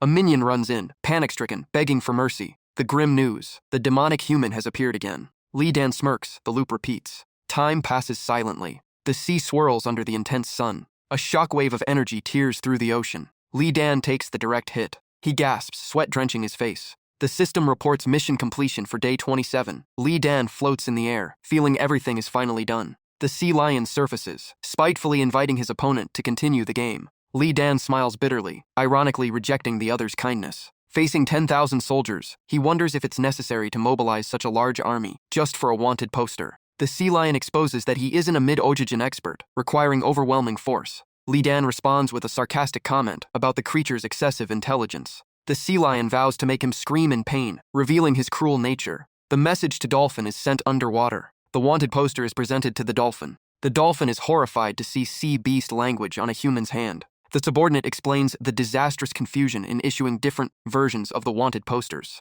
The dolphin curses the stupidity of the octopus crowd. The more she thinks, the more she realizes these kin have no brains. Under the sea, someone is still diligently writing wanted posters. Day 29, Li Dan struggles against a lethal blue light. The sea lion kicks, sending him flying backward. Li Dan realizes the enemy is getting stronger. Though he killed a few, the beasts are endless. He looks back when he hears the merman shouting. The merman mocks his movements as becoming sluggish, threatening to finish him. The situation becomes critical as the mob coordinates better. Golden lights surround him, leaving no path for retreat. Facing attacks from 100,000 troops, he feels the blows are too dense. He sighs, forced to gather his strength to resist. A massive explosion engulfs him. The sea lion laughs triumphantly, certain the enemy is crippled. The octopus realizes the opponent used spiritual power to neutralize the final blow. He stops pretending, shocking them. The white mist gradually clears. All the sea beasts are stunned to realize Li Dan's late Eurasian transformation strength. The octopus orders the whole army to charge regardless of the realm gap.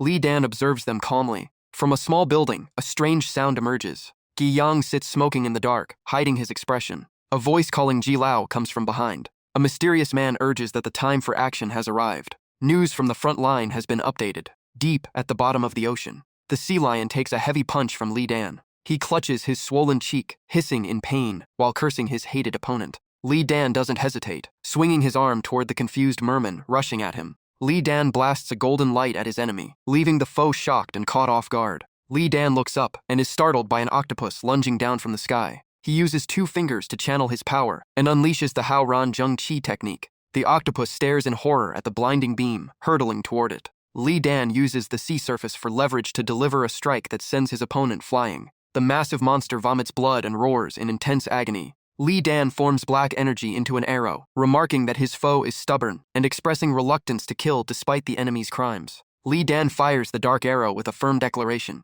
As the dark arrow hits, a brilliant purple light explodes outward. Li Dan widens his eyes in confusion. He stares at the strange scene with growing suspicion. Inside the building, near the coast, Caiyang spits out smoke and calmly orders his men to gather forces immediately. He grumbles about Li Dan disrupting everything, as Li Dan watches a figure appear in the mist. He is stunned upon seeing the girl's face. As waves roar, Caiyang recalls Canhu Island, the site of an endless war between humans and sea spirits. He worries about the sea lions, formidable enemies of the Hua Yuan realm. Caiyang is particularly concerned about the dolphin spirit, a cunning leader who keeps Canhu Island at a disadvantage. He recalls a warning that if Li Dan encounters her, his survival chance is slim. Li Dan asks about the newcomer's identity. The dolphin spirit mocks the incompetence of the underlings. She grabs the octopus by the head, scolding it for revealing its true form, despite having just broken through. The sea lion is terrified by the presence of this fearsome figure. The dolphin spirit grimaces at the dead turtle, mocking the minions for being jokes without her help.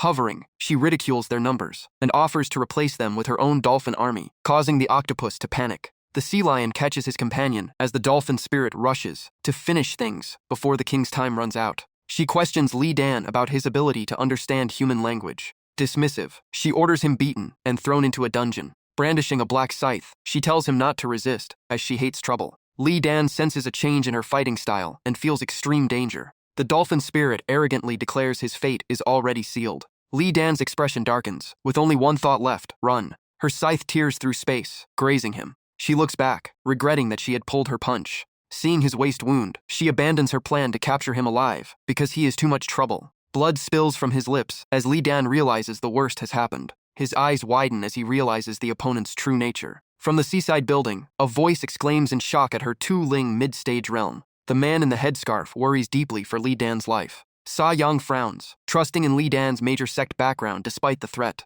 He hopes Li Dan has defensive treasures and promises an apology if he survives. Caiyang prays for the young man's safety. He is determined to seize this rare opportunity for Canhu Island at any cost. Caiyang's gaze turns icy. He tells the villagers it is the perfect time to act while the dolphin spirit is distracted. Caiyang orders all forces on the island to advance toward the king's location. Amidst the crashing waves, he shouts the name of their plan. Li Dan screams as red light slices through his body. He grits his teeth, realizing he is on the brink of life and death. After being hit in the thigh, he suspects Caiyang knew about this monster all along. Li Dan curses under his breath. He watches the dolphin spirit to find an opening. Her smile makes him fear her overwhelming power. He realizes he is a sacrificial pawn for the old man and must fight to the death. He clenches his teeth, making a sound of grim determination. Facing her, Li Dan gathers his golden energy into his palms to strike back. He channels all his accumulated Hao Ranzheng Qi, hoping for a breakthrough move. Huge beams of light fly out, hoping to stall her even for a second.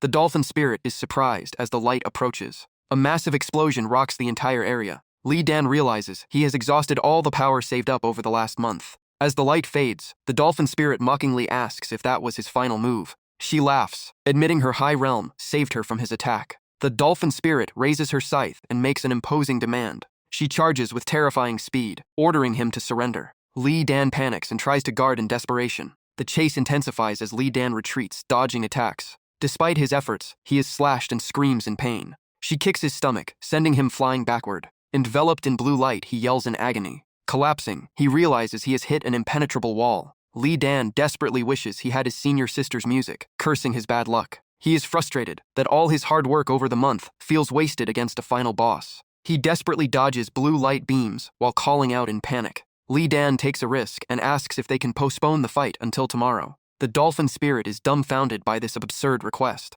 In a rage, she fires a slash at him, drawing a weak apology. The mermaid and sea lion laugh at his pathetic state. Li Dan glares at them, vowing to teach them a lesson later. His focus returns to his enemy and her scythe. Li Dan stands still as purple-black energy covers his body, triggering his final card, 7 Treasures Demon Sound. Black energy pours into his mouth as he lets out a ground-shaking roar. The dark energy engulfs his target. The dolphin spirit screams in agony with wide eyes. Black silk-like energy binds her as she shrieks in pain. She clenches her fists and screams to the heavens. Li Dan is stunned that she used spirit energy to break his sound technique. The dolphin spirit lifts her scythe, energy gathering on it, as she fumes at his persistence. He stands frozen, unable to move. With a roar, she swings her scythe to release a giant blue beam. The blue energy and lightning rip through the air at Li Dan. Li Dan scrambles, speeding across the water to escape. A panicked cry escapes his throat. The dolphin spirit squints, declaring the game over. Suddenly, the crashing waves freeze in place. Everything in the ocean stops as if paused.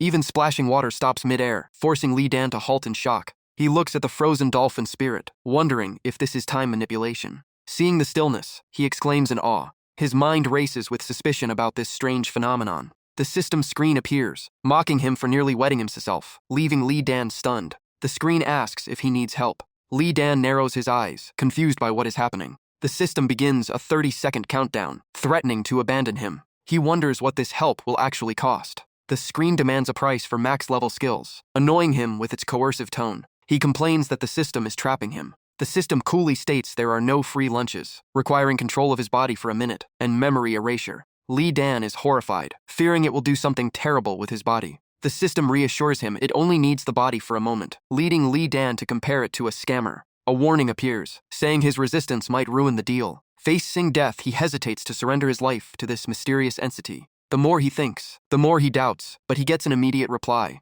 The system switches to AI Customer Service 003, confusing him further. A sweet voice coaxes him to take this rare partnership opportunity. He suspiciously asks about their true motive and if his reincarnation was arranged by them. The system changes the subject, reminding him of his dire situation. Less than half a minute remains on the countdown. It warns him that refusal means certain death and cooperation is the only way out. The system's urgency makes him reconsider trading his life for a survival chance. With only 15 seconds left, the system pressures him into a corner. Li Dan frowns, feeling forced into an impossible choice. He demands to know if they orchestrated this mess, but the system denies it. Knowing he is cornered, he grumpily agrees to surrender control. Rewards are unlocked, C-clan communication, and perfected win techniques, with promises of future tasks. Li Dan vows to use this power to expose the system after he escapes. The transfer of body control begins. The system reports a successful sync. A sinister smile appears on Li Dan's face. Li Dan stands still, but his aura has completely shifted. The system controls his body, reveling in the thrill of possession.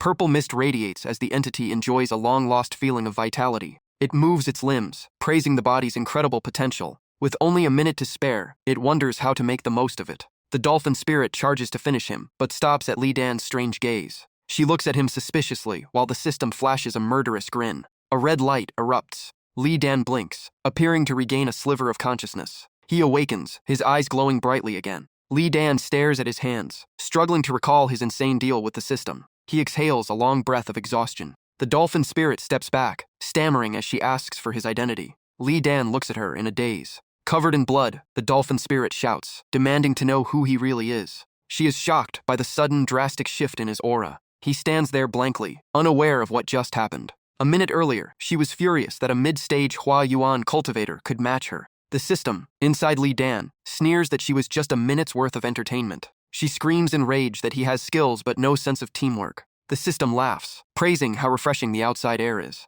The dolphin spirit is furious, not understanding his gibberish. She goes mad, hearing the system complain that she is too weak. Wielding her scythe, the dolphin spirit feels utterly humiliated. She unleashes the spiral scythe, creating blue blade waves. She challenges him to dodge, claiming his skill was just a lucky fluke. The system dismisses her blue spirals with utter contempt. It aims to teach her a lesson in real combat. Purple light flashes, activating the Heaven's Recall skill. The dolphin spirit freezes as her fatal blow vanishes into nothingness. Terrified, she exclaims in shock as her attack is erased. Seeing her energy reverse, she suspects a devious time manipulation skill. The system scoffs, explaining it is merely Heaven's Recall, using spirit power to relive the past. It boasts that while the skill has a failure rate, she will never see its backup plans. She grinds her teeth while the system praises Li Dan's body potential. It fires a spirit energy bullet by condensing purple light. The system mocks her for relying on brute force, while it masters fluid energy. She easily bats the attack away, sneering at it.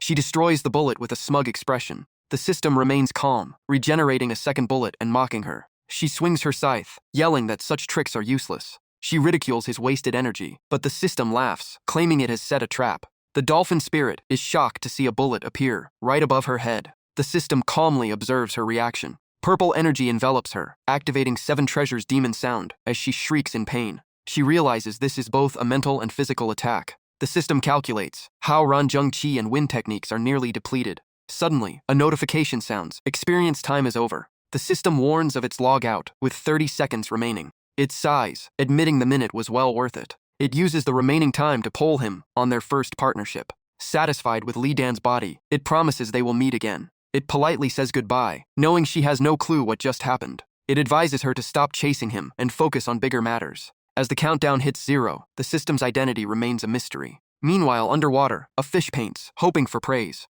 It accidentally finds a piece of paper nearby. The fish recognizes it as the document Lord Octopus was looking at. It stares at the dolphin spirit's painting with its provocative inscription. Li Dan wakes up, clueless about the lost time. He stares at the exhausted dolphin, wondering why she is in such a state. He frowns, trying to recall the deal, but it is all a void. The dolphin spirit is startled that his aura has reverted to normal. She deduces that the entity he fought with was some weird mental spell. Li Dan looks at his trembling hands, full of confusion. A sea lion appears, gasping news of their lair being attacked. The dolphin spirit is shocked that 22 Ling elites are raiding the king's hideout. Her gaze turns icy as she glares at Li Dan. She roars in rage, cursing the humans. Li Dan's face darkens, feeling the rising killing intent. Without hesitation, he turns into a red light, using wind techniques to escape. The dolphin spirit pours all her blue energy into her weapon. She swings her scythe, unleashing a devastating strike at him. Li Dan freezes mid-flight, a puzzled cry escaping his lips. His body is locked, his worry hitting a peak. He realizes the attack has sucked all the air out of the surroundings. He understands this is the raw power of a desperate foe. Li Dan trembles as the sheath closes in. He grits his teeth, believing this is the end. She unleashes the final blue energy strike. Suddenly, red threads of energy weave together to block it. Metal fragments fall into the sea. She is stunned to see Caiyang arrive, smiling as he stops the attack. She grinds her teeth, shouting the old man's name. She scolds their cowardly plot to lure her away for an ambush. Li Dan shouts Caiyang's name joyfully, though he inwardly calls him an old fox. Caiyang tries to negotiate, but she refuses to accept it. He produces a blue orb, calmly mentioning the king's safety. The dolphin spirit stops, her eyes widening. Seeing the king, an unconscious starfish, she screams in pain. Li Dan is shocked to learn the powerful king is just a small starfish. She mocks the cowardice of holding the weak hostage. Caiyang sighs, his expression thoughtful. He speaks of soldiers' sacrifices, insisting that killing the king just prolongs war. Caiyang believes many sea spirits want peace, and he could kill them if he chose.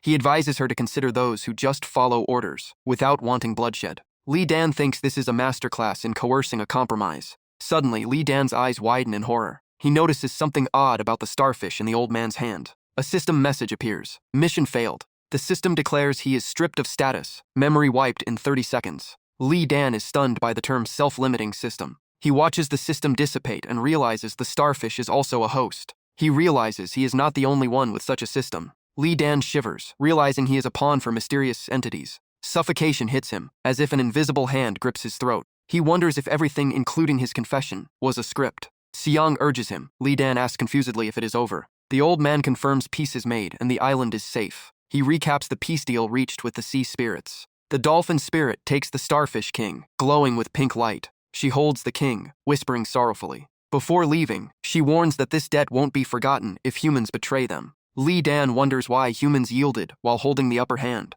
Caiyang explains the cost of war, believing the treaty is best to avoid bloodshed. He unexpectedly gives him a gift of gratitude for his sacrifice. The purple orb glows brightly, crystallized from the efforts of the island's top experts. Li Dan is overwhelmed by the rich medicinal energy radiating from the treasure. Caiyang confirms it contains the rarest heavenly herbs, rivaling even the Diyan pill. Despite Li Dan's polite refusal, Caiyang insists he accept it, citing his life-saving contributions. Li Dan finally accepts in silence. Caiyang joyfully invites him to a victory banquet prepared on the island. Glasses clink as Da Bao laughs heartily. They praise the strategy of Lord Ling Shu, unaware of the hidden truth. Da Bao puts his arm around Li Dan, boasting of his own sharp eye, and Li Dan manages a forced smile. Looking at the night sky, Li Dan misses his friends at Taihua Peak, feeling that this moment isn't so bad. The banquet is lively, featuring entertainment specifically for the benefactor. Li Dan slips away from the crowd to an open clearing. He ponders the nature of the system and the risks of depending on it. He clenches his fist, determined to become strong enough to escape its control. Instead of being used, he decides he will learn to exploit the system itself. Li Dan decides to use Caiyang's herbs to break through his realm tonight. A few hours later, Sa Yang is shocked by purple light radiating from the mountain peak. He admires that Li Dan has reached the peak of the Hua Yuan realm.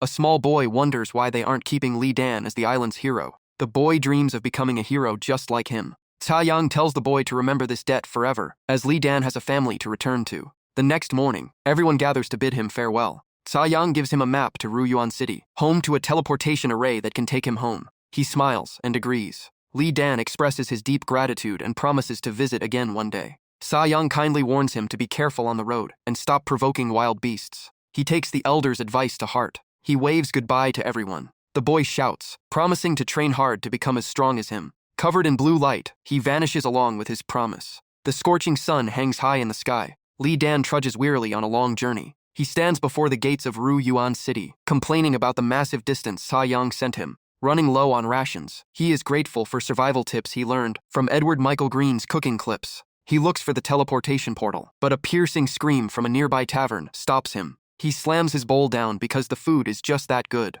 Full and satisfied, Li Dan realizes food made by others is always better than his own cooking. He urges himself to get back home immediately. Images of his master's wife, and Lu Shiyao appear in his mind. He fears they think he died at sea. A group of diners nearby is buzzing about Nian Fuzi. He is surprised the world has novels, wondering if they are quotes from sages. Sun Chun complains about a difficult assignment, fearing it will affect his future at the academy. Lin Yushu asks his friend to do the assignment together. The two students are stressed because the assignment requires a novel that is both interesting and subversive. Li Dan overhears them, recalling his own days as a student pulling all-nighters. He stands up, knowing it is time to go. The system notification appears, inviting him to solve Lin Yushu's problem for future assistance. Li Dan frowns, his anxiety about the system returning, but he sees no other path to power. The system identifies Lin Yushu as the target. Li Dan is shocked that this choking glutton has great destiny. He wonders how a newcomer like him can extract a desperate plea from the guy. The system issues a rigid command. Li Dan curses at its fickle attitude compared to before.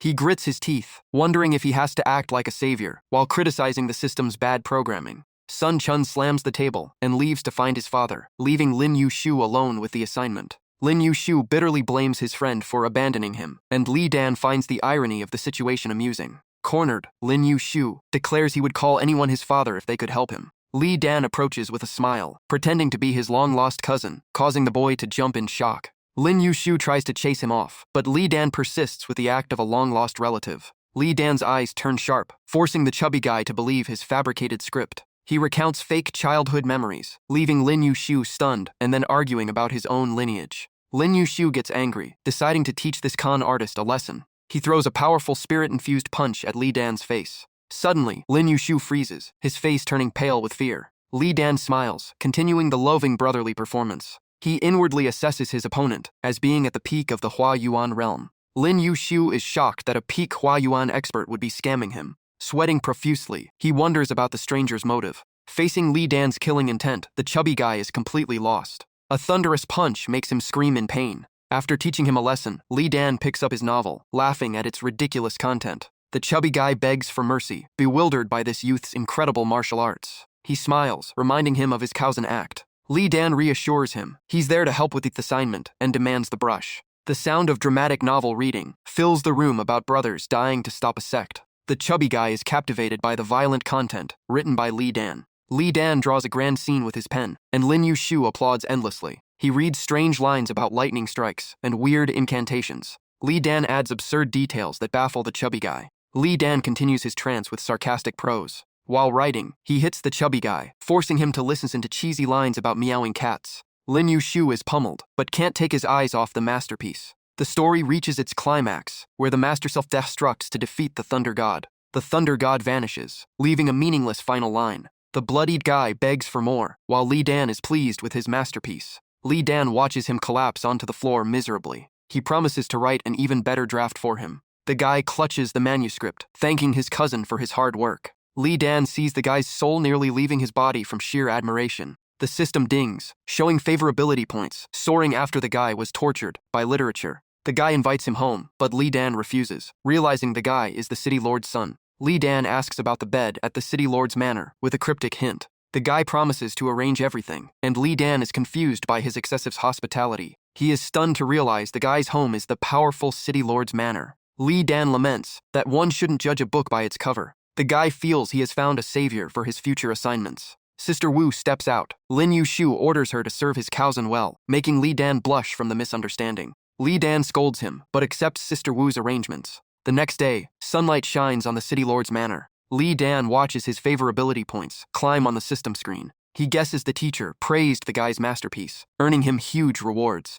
Li Dan notes he is close to his goal, just as the system reports favorability reached 498. Awakening, he hears Lin Yushu calling eagerly and asks what is wrong. He rushes in excitedly, thanking Li Dan because his teacher was moved to tears and plans to promote him to the upper academy. Lin Yushu tries to hug him, and Li Dan has to kick him away, reminding him sincerity is enough. Lin Yushu hesitates, having one more problem to share. He explains that his father will get him into the elite class if he wins a novel competition organized by the academy. Though the old story might win, he needs more drafts, and Li Dan sighs, having expected this. He throws 3 novels he pulled an all-nighter for at him. Lin Yushu's eyes light up, praising his cousin's speed. Li Dan winks, modestly saying accumulated knowledge creates success. The system dings for 1,000 favorability points and invites him to trigger a rescue mission for another soul. The screen asks if he wants to start the rescue mission. Li Dan thinks for a moment and clicks confirm. The system confirms the connection to the target has started. Immediately, a bright blue ray shoots toward him.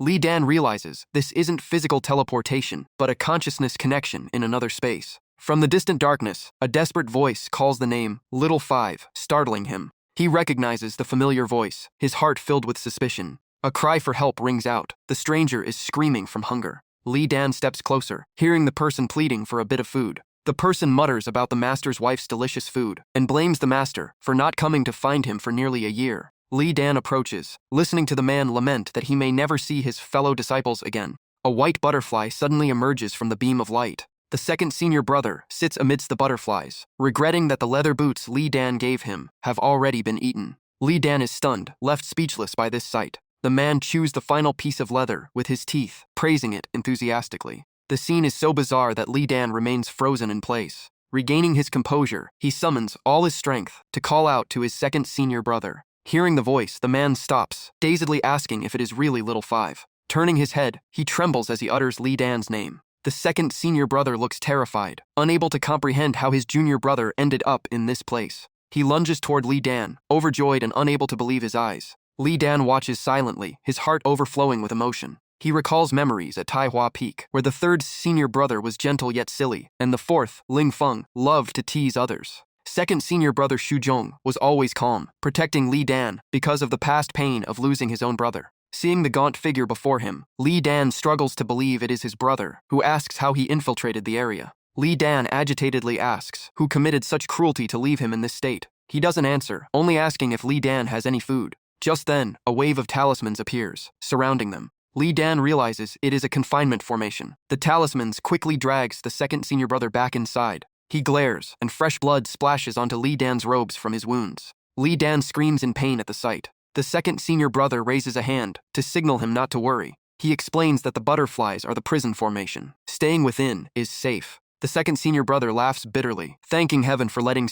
him see his junior brother again. Li Dan frantically asks for his location so he can bring their master to rescue him and hunt down the culprit. The brother is shocked that Little Five's consciousness has reached the Tu Ling realm after only a year apart. Li Dan brushes it off, impatient, while his brother digresses about his regret for not protecting Tam Ni. Li Dan holds his head, frustrated that they cannot focus on the main topic. His brother rambles about hunger, forcing Li Dan to snap at him to focus on what matters. He struggles to recall his location while tormented by hunger. Suddenly, his gaze sharpens as he reveals he is behind Taihua Peak. Li Dan is shocked to learn he has been trapped right on their own sect's land. He repeatedly asks who had the audacity to do this. He promises to go find their master and save him immediately. The second senior brother sighs, stating Tian Yahaige still hides many secrets. He recalls a year ago when the first senior brother went on a mission and he wanted to follow, but master forbade it due to danger. His mind replays Dian Zhen's advice not to be reckless in looking for people. Master was only concerned with caring for the depressed Little Five at the time.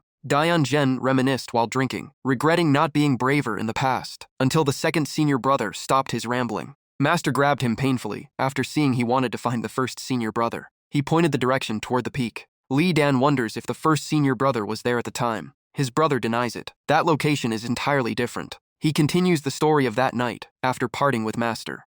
Still tipsy, he left confidently, fearing no danger. On the way down the mountain, he saw a strange glow and curiously approached. It was a secret cave, visible only under moonlight reflection, taking him half a day to find. Li Dan presses if he got trapped because he found Tian Yahaigi's lost inheritance. His brother scratches his head with a bitter smile, admitting he slipped into a hole while drunk, and makes a joke about Su Jr.'s sister, leaving Li Dan annoyed. He recalls discovering a secret entrance inside where traces of the great Tao from past masters were preserved. However, the place was full of traps and beasts, and after struggling, he failed the final test and was imprisoned. He regrets not bringing master and wasting good alcohol, before remembering he is now a spirit entity and cannot eat. At that moment, Li Dan's figure begins to fade. The brother watches anxiously as Li Dan disappears, and Li Dan realizes the consciousness connection time is up. Before leaving, he vows to return quickly with master to save him. The second senior brother is happy, but urges him to bring food, as hunger has exhausted him. The space shakes as Li Dan vanishes into light. The brother stares blankly, regretting he didn't finish speaking. A cave echo warns that this trial is a one-way path, so he shouldn't risk entering. Returning to reality, Li Dan hears Lin Yushu calling his name. Seeing him dazed, the boy curiously asks what happened. Li Dan hurriedly says goodbye, needing to reach the teleportation array to leave. Lin Yushu begs him to stay, promising to show him the glorious main academy, but Li Dan refuses due to the urgency. Li Dan thanks him again, but insists he cannot stay. Lin Yushu goes silent, not responding. Seeing this, he smiles and agrees to take him along, as a chance for them to meet again. He praises the chubby guy's eye for people, promising to visit, but family life is the priority. The boy fumbles, wondering how to ask his family about his first long trip. Outside the city, Ru Yuan's staff manage the orderly queue of people entering. A youth in blue announces the teleportation schedule and safety regulations. Li Dan admires the crowds. Lin Yushu explains this is a vital traffic hub. Watching Li Dan's back, Lin Yushu feels like they are kindred spirits and fully trusts this cousin. Li Dan hears him and smiles slightly. He doesn't look back, just utters words acknowledging his sincerity. As he steps onto the array, a technician tells him to stop posing and stabilize his position. He looks back one last time, firmly confirming their day of reunion. The chubby guy beams, demanding he keep his promise. Li Dan confidently commits. A gentleman never breaks his word. Blue mist covers them, and he vanishes with a promise of reunion. Seeing the familiar scenery, he sighs with relief at returning to Tian Yahai. He wonders if his sudden appearance will startle his master and mistress. In just a month of absence, his strength has soared, and he worries about Lu Xiyao's state. He bolts forward, aiming to report his second brother's news immediately. As he flies, he wonders if the inheritance secret relates to the sect master. Suddenly, he encounters two disciples flying toward him, both shocked. The black-haired youth shouts for him to stop, while the blonde one recognizes his face. Li Dan gives his name, and asks to skip pleasantries due to an urgent meeting with master. He rushes past them, offering a hasty thank you. The black-haired youth urges pursuit, while the other remains suspicious of the little food god's true identity.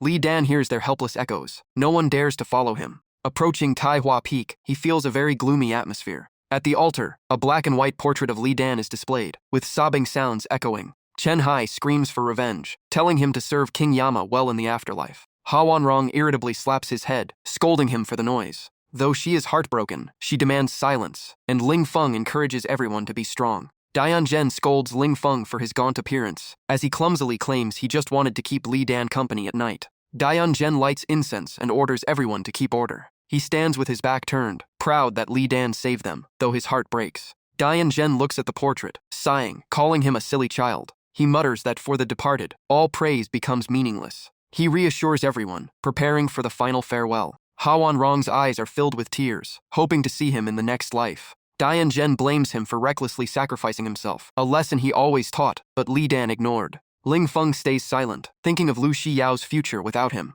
He counts 1, 2, 3, and the group shouts their farewells in unison. Just then, Li Dan walks in calmly, asking why everyone looks so serious. Dian Zhen turns around, hearing the familiar greeting. Ha Wanrong is stunned, while Li Dan innocently expresses his longing for her. Seeing Chen Hai crying, he teases him about his feelings, leaving his brother speechless. He turns to Ling Feng, complaining about the incorrect documents, leaving his brother shocked. Li Dan smiles, confirming he returned safe and sound. Ha Wanrong faints from emotion. Ling Feng rushes to support her. That night, in the cottage, Li Dan recounts his difficult journey through the teleportation array. Dian Zhen is shocked that his disciple has reached the peak of the Hua Yuan realm, an unprecedented breakthrough. Ha Wanrong hugs him while crying, as Li Dan wonders who spread the rumor of his death. Ling Feng and Chen Hai recount how they scoured the lake and held a massive funeral with nearly 10,000 disciples. Li Dan can't help but laugh at their over-the-top enthusiasm. He suggests he'll cook tonight so they can all celebrate their reunion. Everyone is excited to enjoy his cooking again, while Li Dan teases them for previously looking down on his skills. Holding the knife, Li Dan feels a warmth of family he never found in foreign lands. While cooking, he suddenly feels uneasy, as if he forgot something extremely important. He recalls the mysterious cave and the haunting white butterflies. Meanwhile, the second senior brother lingers within the formation, screaming for little Five in vain. In the cottage, the party is in full swing, and Master Dian toasts him excitedly. Dian is tipsy when Li Dan rushes in, breaking the door with a panicked look. Master frowns, asking what caused such panic, while Chen Hai jokes if he burned the rice. Li Dan shouts that he has remembered an urgent matter concerning the second senior brother. Upon hearing the second senior brother is calling for help, everyone's expressions change completely. Dian immediately orders the group to disperse, prioritizing the search for areas with light. He commands the disciples to leave no stone unturned in finding clues. Ha Wan Rong cannot believe the second senior brother has been trapped right in their backyard for an entire year. She questions Dian responsibility, forcing him to admit he once pointed the location out to his brother. Dian swears to punish his brother for tricking him, while his wife decides to confront him after he returns. He feels ashamed for living on the mountain, his whole life without knowing such a place existed. Dao Zhengyang appears, wondering about the commotion in the middle of the night. Dian begs the sect master to help find his missing disciple. Tao Zhengyang speculates that Dian is suffering from mental illness after Li Dan's death, causing chaos on the mountain. Li Dan suddenly appears, causing the sect master to jump in horror like he's seen a ghost. The sect master still thought he was dead, stunned to realize he is alive. Tao Zhengyang angrily calls him a liar for making the sect hold a grand funeral. He laments the massive amount of money wasted on Li Dan's expensive funeral.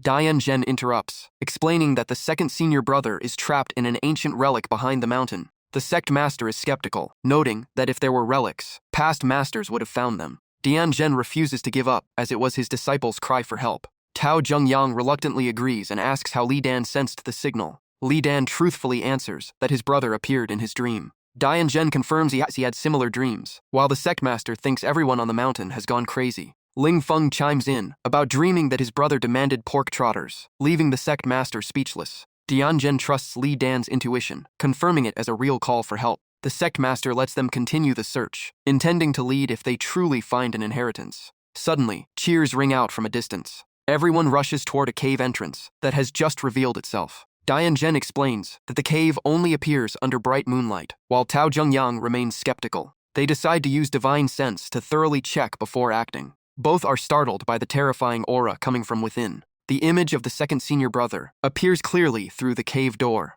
Dian shouts his disciple's name in shock. He calls out repeatedly with choked-up emotion. The second senior brother is stunned upon hearing the voice from outside. He turns his head and recognizes his master. Dian promises to get him out at all costs. Tao Zhengyang stops Dian from acting impulsively against hidden traps. The second senior brother warns about the containment formation inside. He manages to leave one danger warning before the formation lights up. A powerful pressure pushes the two men back. Tao Zhengyang spits blood, unable to endure the pressure from the divine sense. Both are horrified by the backlash, realizing the mysterious existence inside the cave. Dian confirms this is definitely an ancient inheritance relic. They realize that those with high cultivation levels have difficulty entering this place. The sect master determines the situation is urgent, ordering news to be sealed immediately to excavate the ancient tomb. He bans all disciples from leaving the sect. Tao Zhengyang orders all peak masters and disciples above Huayuan level to gather to protect the area. Tao Zhengyang asks Dian to step back so he can personally break the relic, promising caution.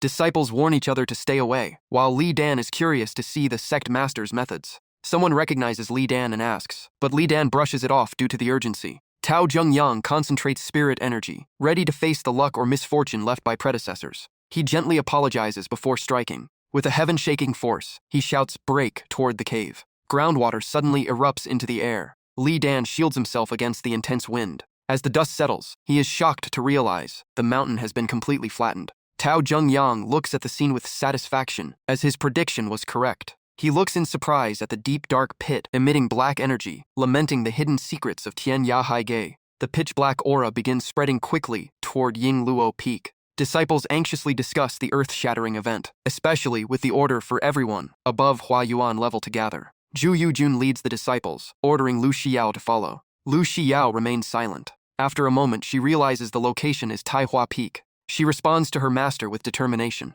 Despite the danger, she accepts going there in hopes of finding Li Dan. Li Dan observes the massive pit now lying bare before him. He is anxious to jump down and find his second senior brother immediately. Tao Zhengyang begins relaying orders to the entire sect. Dian Zhen and his wife stand hearing the order to seal the sect, strictly forbidding anyone from leaving. Lu Shiyao hears the order to kill anyone who violates the rules. All outside contact is cut for half a watch. The sect master's order echoes across the peaks, requiring law enforcement to strictly control the gates. Si Hongji sweeps the floor, lamenting the tense atmosphere not seen in a long time. The elderly sweeper feels he still has value to contribute to the sect. He continues his daily work, calmly observing people rushing away. Si Hongji exposes spies from other sects, noting it is too late to run now. He believes all these sacrifices are for the survival of Tian Ya Haige. He stops his broom, sending thanks to these treacherous people. Immediately, Si Hongji strikes, blood splashing with the miserable screams of the spies. The others are shocked to realize the gentle old sweeper is actually the sect's ace.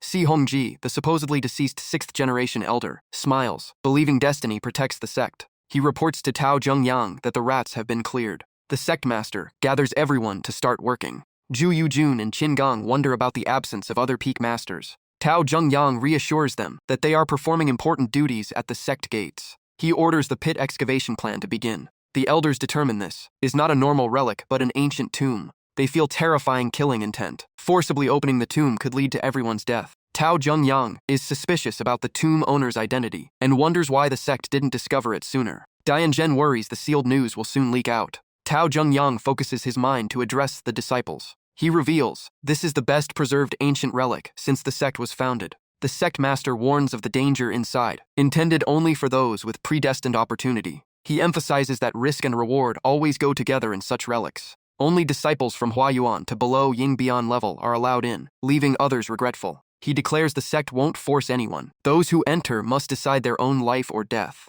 Li Dan and Chen Hai decide to enter to save the second senior brother. They see this as their responsibility and the only way to protect their brother. The crowd pushes in chaos, arguing about entry priority. Lu Shiyao stares, unable to believe her eyes. She looks toward Li Dan's back, her heart in turmoil. She reassures herself that this is just a hallucination from poor mental health after his death. The crowd around Li Dan becomes noisy upon realizing he is alive. A disciple trembles, asking questions. Li Dan tries to explain he is not a ghost. Lu Shiyao is stunned when hearing everyone call out Li Dan's name.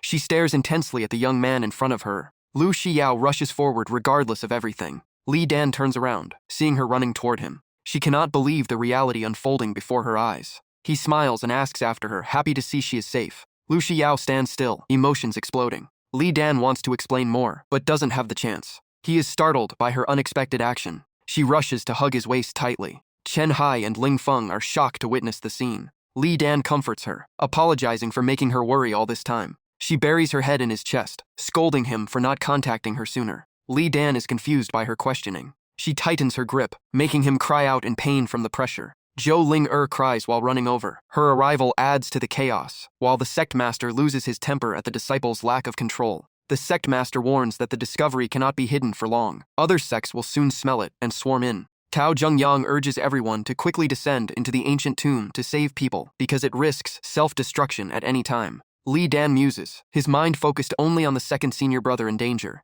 He clenches his fists, determined to act immediately. Lu Xiao worries and tries to stop him, thinking the journey is too dangerous for someone just back. Li Dan reassures her that he has broken through his realm and advises her not to go, as the danger is beyond imagination. Lu Shijiao was stunned by his sudden and intense transformation. She trembled, realizing he had reached the great perfection of the Huayuan realm. Zhu Lingni was equally shocked by his absurdly fast rate of cultivation. Lu Shijiao stood still, sensing the widening gap in their strength. She felt frustrated, comparing her own progress to his immense growth. Lu Shijiao watched him walk away with a heavy and thoughtful heart. The sect leader urged the disciples to rush and seize the inheritance. Chaos erupted on the cliffside, with loud shouting and movement. Li Dan waved goodbye to Lu Shijiao and dove into the abyss. He jumped into the deep pit alongside Chen Hai and Lung Feng. Lu Shijiao watched his figure gradually disappear from sight. He descended into the depths of the earth with firm determination. Upon landing, he turned to warn his senior sister to take care. Lu Shijiao gave a gentle smile in response to his concern.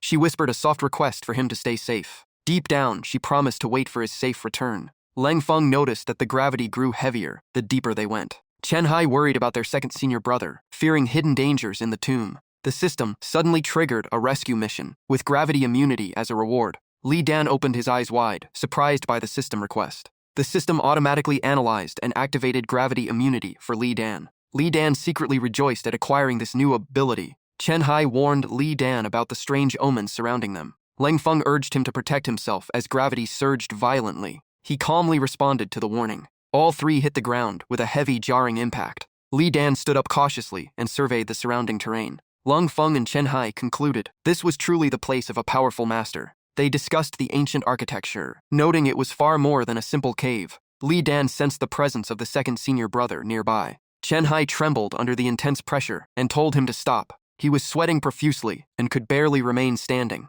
They realized the gravity here scaled with each person's cultivation level. Many weaker disciples behind them began collapsing under the immense pressure. The sect leader above heard the frantic cries coming from below. He asked out of curiosity about the situation down there. Tian Zhen explained the gravity zone that was crushing the disciples. Tao Zhengyang reassured everyone that this was an excellent training ground. He explained the value of training under pressure to break through bottlenecks. He encouraged the disciples to bravely move forward. Li Dan let out a cynical laugh upon hearing this. Chen Hai tried to push his feet against the rock to gain momentum. He cursed at the harshness of the environment. Lang Feng joked that he would leave him behind if he couldn't keep up. Chen Hai suspected that Lang Feng was hiding some secret cultivation trick. Lang Feng wondered why Li Dan appeared so comfortable. He humbly replied that it was just a bit of good fortune. Lang Feng reminded them that the main goal was to save the second senior brother. They saw many disciples sitting down to cultivate and exploit the gravity. Lang Feng praised the pragmatic thinking of their peers. He mocked Chen Hai for his poor performance. Chen Hai got angry and insisted on proving his strength. He braced himself and gritted his teeth. Finally, he roared as he successfully pushed past his limit. Chen Hai proudly boasted about his achievement in adapting to the gravity. Before he could enjoy the moment, he accidentally let out a huge fart. His face turned pale as he lost all control. Li Dan and Lang Feng stood frozen in shock. Chen Hai was stunned in extreme embarrassment. Li Dan covered his nose against the overwhelming smell of chives filling the space. A nearby disciple inhaled the toxic fumes and collapsed on the spot. The victim was in such pain that tears welled in his eyes. Disciples panicked and fled, fearing it was a mysterious poison trap. The sect leader heard the screaming and feared something major had happened. The crowd chose to charge forward rather than die in the stench. Li Dan and Lang Feng were shocked that the smell actually motivated them. Lang Feng sarcastically called it a strange stroke of fortune. They continued moving inward, warning Chen Hai to stop eating chive dumplings. They gazed down the empty hallway after the crowd had fled. Suddenly, a cry for help came from ahead. Li Dan was suspicious about whether it was a trap. Lang Feng and Chen Hai advised him to be careful. Li Dan did not hesitate and rushed to check the situation. He dashed inside, shouting reassurance that help had arrived to a figure on the ground. Li Dan was slightly surprised and blurted out a puzzled question. Realizing it was Bao Xiaowei, he was shocked to find him in such a dire state. Bao Xiaowei looked up with tearful eyes, unable to believe he was still alive. He emotionally hugged Li Dan, muttering that he never believed the rumors of his death. Li Dan laughed and praised his loyalty for trying to find him. He patted Bao Xiaowei on the shoulder, deciding to get him to safety first. Bao Xiaowei asked him to stay safe and promised a celebratory feast later. While moving, he pondered the vague and chaotic nature of this mission. Seeing the count of 1 out of 100 on the system, Li Dan sighed at the slow rescue progress. He decided he had to proactively seek out those in desperate need. He pulled out the loudspeaker he once used to woo Lu Shijiao for his plan. He addressed the crowd, speaking loudly to get their attention. Li Dan announced a rescue service, claiming he was immune to gravity and ready to help. The offer was met with anger from the crowd, who felt their hard work shouldn't be wasted. He announced only 99 slots remained, claiming he was sacrificing time to help them. To prove his credibility, he jumped into the air, showing his graceful movement. Immediately, a mocking voice called him a coward for fearing the risk. The man turned around, claiming Li Dan was just pretending to be noble while coveting the treasure. Shang Da of Tianji Peak mocked Li Dan for being a coward waiting for a free path. The crowd admired Shang Da, believing a Peak Yuling disciple like him deserved the lead. Li Dan moved instantly in front of the arrogant man, startling Shang Da. He felt a flicker of surprise when he recognized him. Li Dan realized the loudmouth was indeed the arrogant Shang Da. In his memory, Shang Da had bullied him, making this a perfect chance to settle old scores. He smirked, mocking the man's sweaty attire and asking if he was heading to a dance party. Li Dan feigned surprise, while Lang Feng and Chen Hai recognized the old feud. Shang Da ordered him to move, but Li Dan kept bothering him about past grievances. He brought up the old debt at the library, where Shang Da slapped him over a book. Xiang Da frowned, clearly becoming irritated. He shouted that Li Dan was using the situation for revenge, and noted the master already punished him. Li Dan laughed, admitting that even if he was punished, he knew he was still resentful. He challenged Xiang Da, saying his high cultivation meant little in this gravity zone. Li Dan stared him down, asserting that resources here were for whoever could reach them first. Xiang Da's confidence crumbled as he lost his composure. Xiang Da tried to run, but his legs were jelly, while Li Dan kept mocking his snail's pace. He stood back and watched as the arrogant man collapsed from exhaustion. Li Dan stood before him, unable to hide his triumph as he told him to quit. His cold gaze forced Xiang Da to accept his offer for a safe return. Xiang Da screamed in tears, desperately trying not to give up his goal. Being dragged away easily, a senior in blue watched in horror at Li Dan's ease under gravity. He feared Li Dan was using the rescue mission to eliminate his competition. After tossing Xiang Da aside, Li Dan eagerly looked for his next target. A young man in blue tried to interfere, but was silenced by Li Dan's overwhelming confidence. Li Dan pretended not to hear, forcing the crowd to flatter him immediately. He laughed, claiming he was just promoting unity, so everyone could overcome the challenge. Xiang Da lay on the ground, forced to hear the crowd praise Li Dan's heroism. Lung Feng praised him, reminding him of others who had bullied them, which Li Dan picked up on. He used the loudspeaker to call out Yan Lei, threatening everyone around him if he didn't appear. Chen Hai sighed with relief, praising the endurance of their peers. Lung Feng watched Li Dan helping everyone and felt moved by his kindness. Li Dan carried the last person up, receiving grateful thanks in return. Li Dan pondered the progress bar, frustrated that 73 out of 100 rescues still wasn't enough. Lung Feng urged him to leave, but Li Dan refused, choosing to stay and save more people. Xiang Da attacked him verbally again, mocking his limited vision and prospects in cultivation. Li Dan sighed, retorting that he wasn't a saint, just settling old scores with those who crossed him. He confronted Xiang Da, choosing to endure rather than complain like a pathetic coward. Li Dan declared times had changed, and he would now use his advantages to demand fairness. Forced by Li Dan's calculated tactics, Xiang Da screamed in agony as he was pushed back. Li Dan cheered as the system confirmed he had completed the 100-person milestone. The successful mission awarded him a special observation skill, revealing 7 hidden chambers. He marveled at the vast resources, though gathering them would be a significant challenge. Li Dan bid farewell to the disciples, receiving sincere thanks from his peers. Focusing on the darkness ahead, he decided to act quickly to secure the treasures. The system warned of a powerful jade spirit waterfall that would soon vanish. Li Dan wondered if this was the best opportunity he could grasp. He resolved to race against time to capture the fortune and find his lost brothers. An emergency system notification triggered a mission to collect battle demon cores to stop them. Li Dan squinted at the light, curious about the battle demons causing havoc ahead. In the distance, a dark-haired figure panted in exhaustion. He frowned, confused by the sudden appearance of these demonic fighting machines. The demons suddenly let out ghastly laughs that shook the entire space. The surrounding crowd cried out in despair at the monster's relentless nature. A blue-haired youth realized the demons' coordinated attacks and matched their cultivation. The dark-haired fighter blocked a strike, realizing anyone entering was a target. Surrounded by 8 enemies, he cried out for help, feeling completely helpless. Li Dan arrived just in time to see a demon swinging its weapon. He was stunned to see the very thing the system had warned him about. Sensing the Yuling-level power, Li Dan was deeply surprised. He frowned, trying to analyze the mechanism behind the monsters. He realized each demon was designed to counter an opponent of similar power.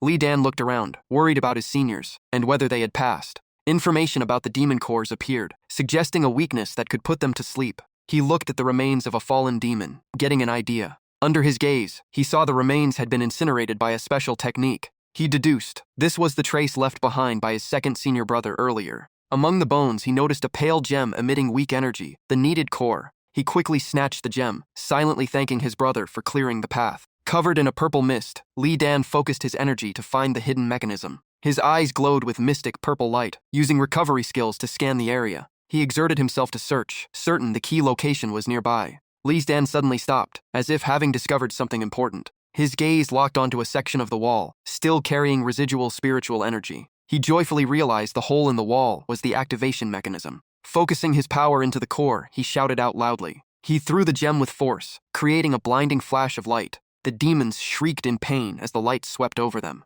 The crowd stared in shock as an ancient stone door slowly opened. The black-haired youth felt the surging energy inside, recovering his vigor instantly. Seeing Li Dan appear calmly, they were confused as to why the demons ignored him. Ignoring the crowd, Li Dan heard the system's alert about the vanishing waterfall. He dashed ahead, leaving word for his peers to follow quickly. News of the Jade Spirit waterfall shocked the crowd, sparking a frantic scramble. Li Dan slipped inside the door with lightning speed. He landed softly in the area where spiritual energy was most concentrated. His glowing eyes scanned the space, confirming the target was within reach. Facing the legendary waterfall, he declared he would be the first to reap its benefits. Pure energy flowed vigorously from the top of the waterfall. Li Dan sat in meditation right beneath the powerful flow. He cleared his mind and began his promising cultivation process. Massive spiritual energy poured down directly into his meridians. He was thrilled to find his Huayuan Great Perfection realm stabilizing. Streams of blue light permeated his body, bringing a surge of explosive power. A ghost image appeared within him, marking the vital step towards soul condensation.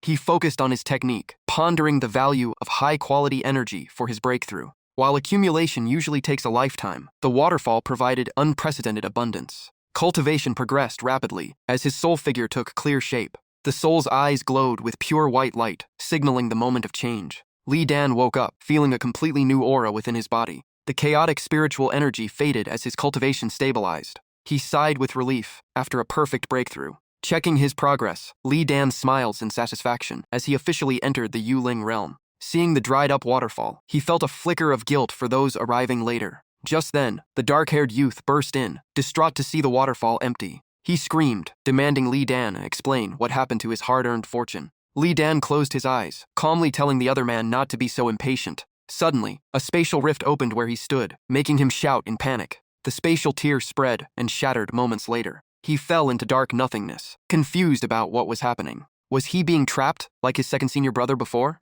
A strange hand touched his shoulder, making Li Dan jump in fright. A dry skeleton stood nearby, whispering haunting words. Li Dan shouted, demanding the mysterious entity reveal itself. He panicked, realizing the space around him was completely empty. He reassured himself that demons running wild in the cultivation world was normal. The skeleton persisted, whispering bizarre things into his ear. Without hesitation, Li Dan threw a punch full of spiritual energy at the dark void. Still seeing no one, he angrily declared he was done with this hide-and-seek. A ghastly sound came from the shadows, identifying itself as a ghost. Li Dan listened quietly as the spirit complained about his gravity immunity and mocked its own demise. Li Dan spoke cautiously, promising revenge if the predecessor had been wronged. The ghost laughed, saying he died naturally, leaving Li Dan bewildered. The ghost revealed it was just a lingering divine sense, mocking Li Dan's weakness. Cursing the ghost, Li Dan gathered his mental energy to force the entity out. Li Dan flattered the entity, calling it a great hero whose spirit remained fearsome. The ghost lamented that recent events forced him to wake up, adding his energy was fading.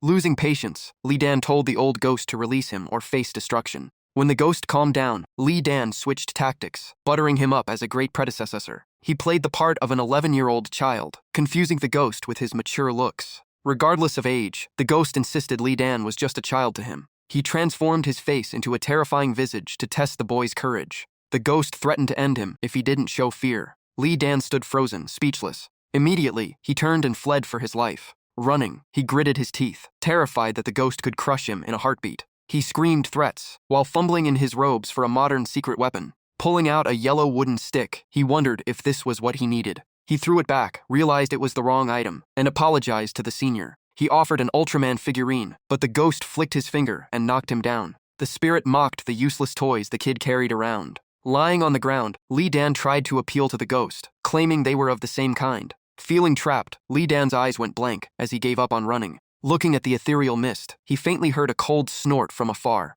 Closing his eyes, Li Dan remembered his hardships and calmly asked the senior to end him quickly. He watched the ghostly butterflies appear and whispered the senior's name. Suddenly, Li Dan snapped awake when he heard the second senior brother's voice calling, "Little Five."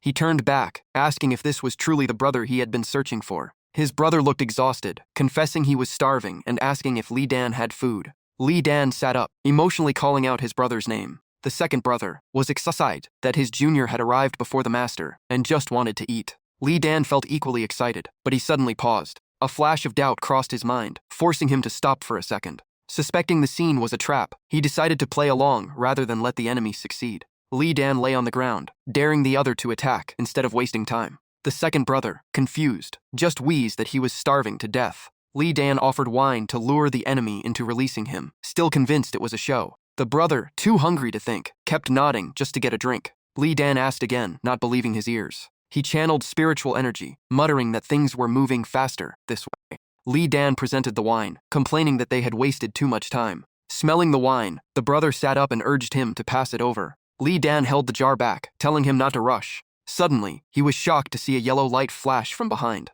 The attacks were aimed directly at him. Li Dan growled, asking why they were resorting to sneak attacks while drinking. The brother warned him from the shadows to watch out for the dangerous ice butterflies. He explained those butterflies were the reason he was trapped and urged Li Dan to pass the wine. Li Dan wondered if it was an illusion, as the butterflies appeared real near his brother. He called out to confirm his brother's identity. Li Dan asked repeatedly to make sure it was really him.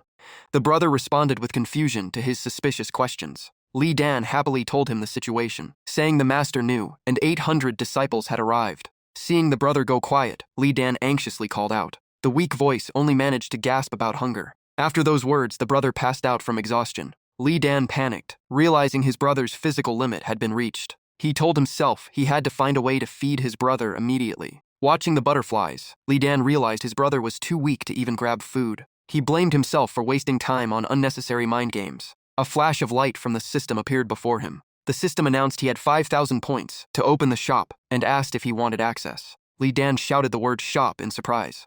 The system repeated the point balance and requirements for entry. He told himself every system needed a shop and calmly ordered it to open. He stared in awe at the interface that appeared. The shop opened with countless items, leaving him amazed at the variety. He focused on finding a prop to escape their dire situation. The system automatically filtered 3 anti-ice butterfly items, surprising Li Dan. 3 beams of light appeared, but only the middle item was clearly visible. He was excited to swap for it immediately to save effort. The system poured cold waters, saying he didn't have enough points for the others. Angry at being forced, he grit his teeth and traded, watching his points vanish.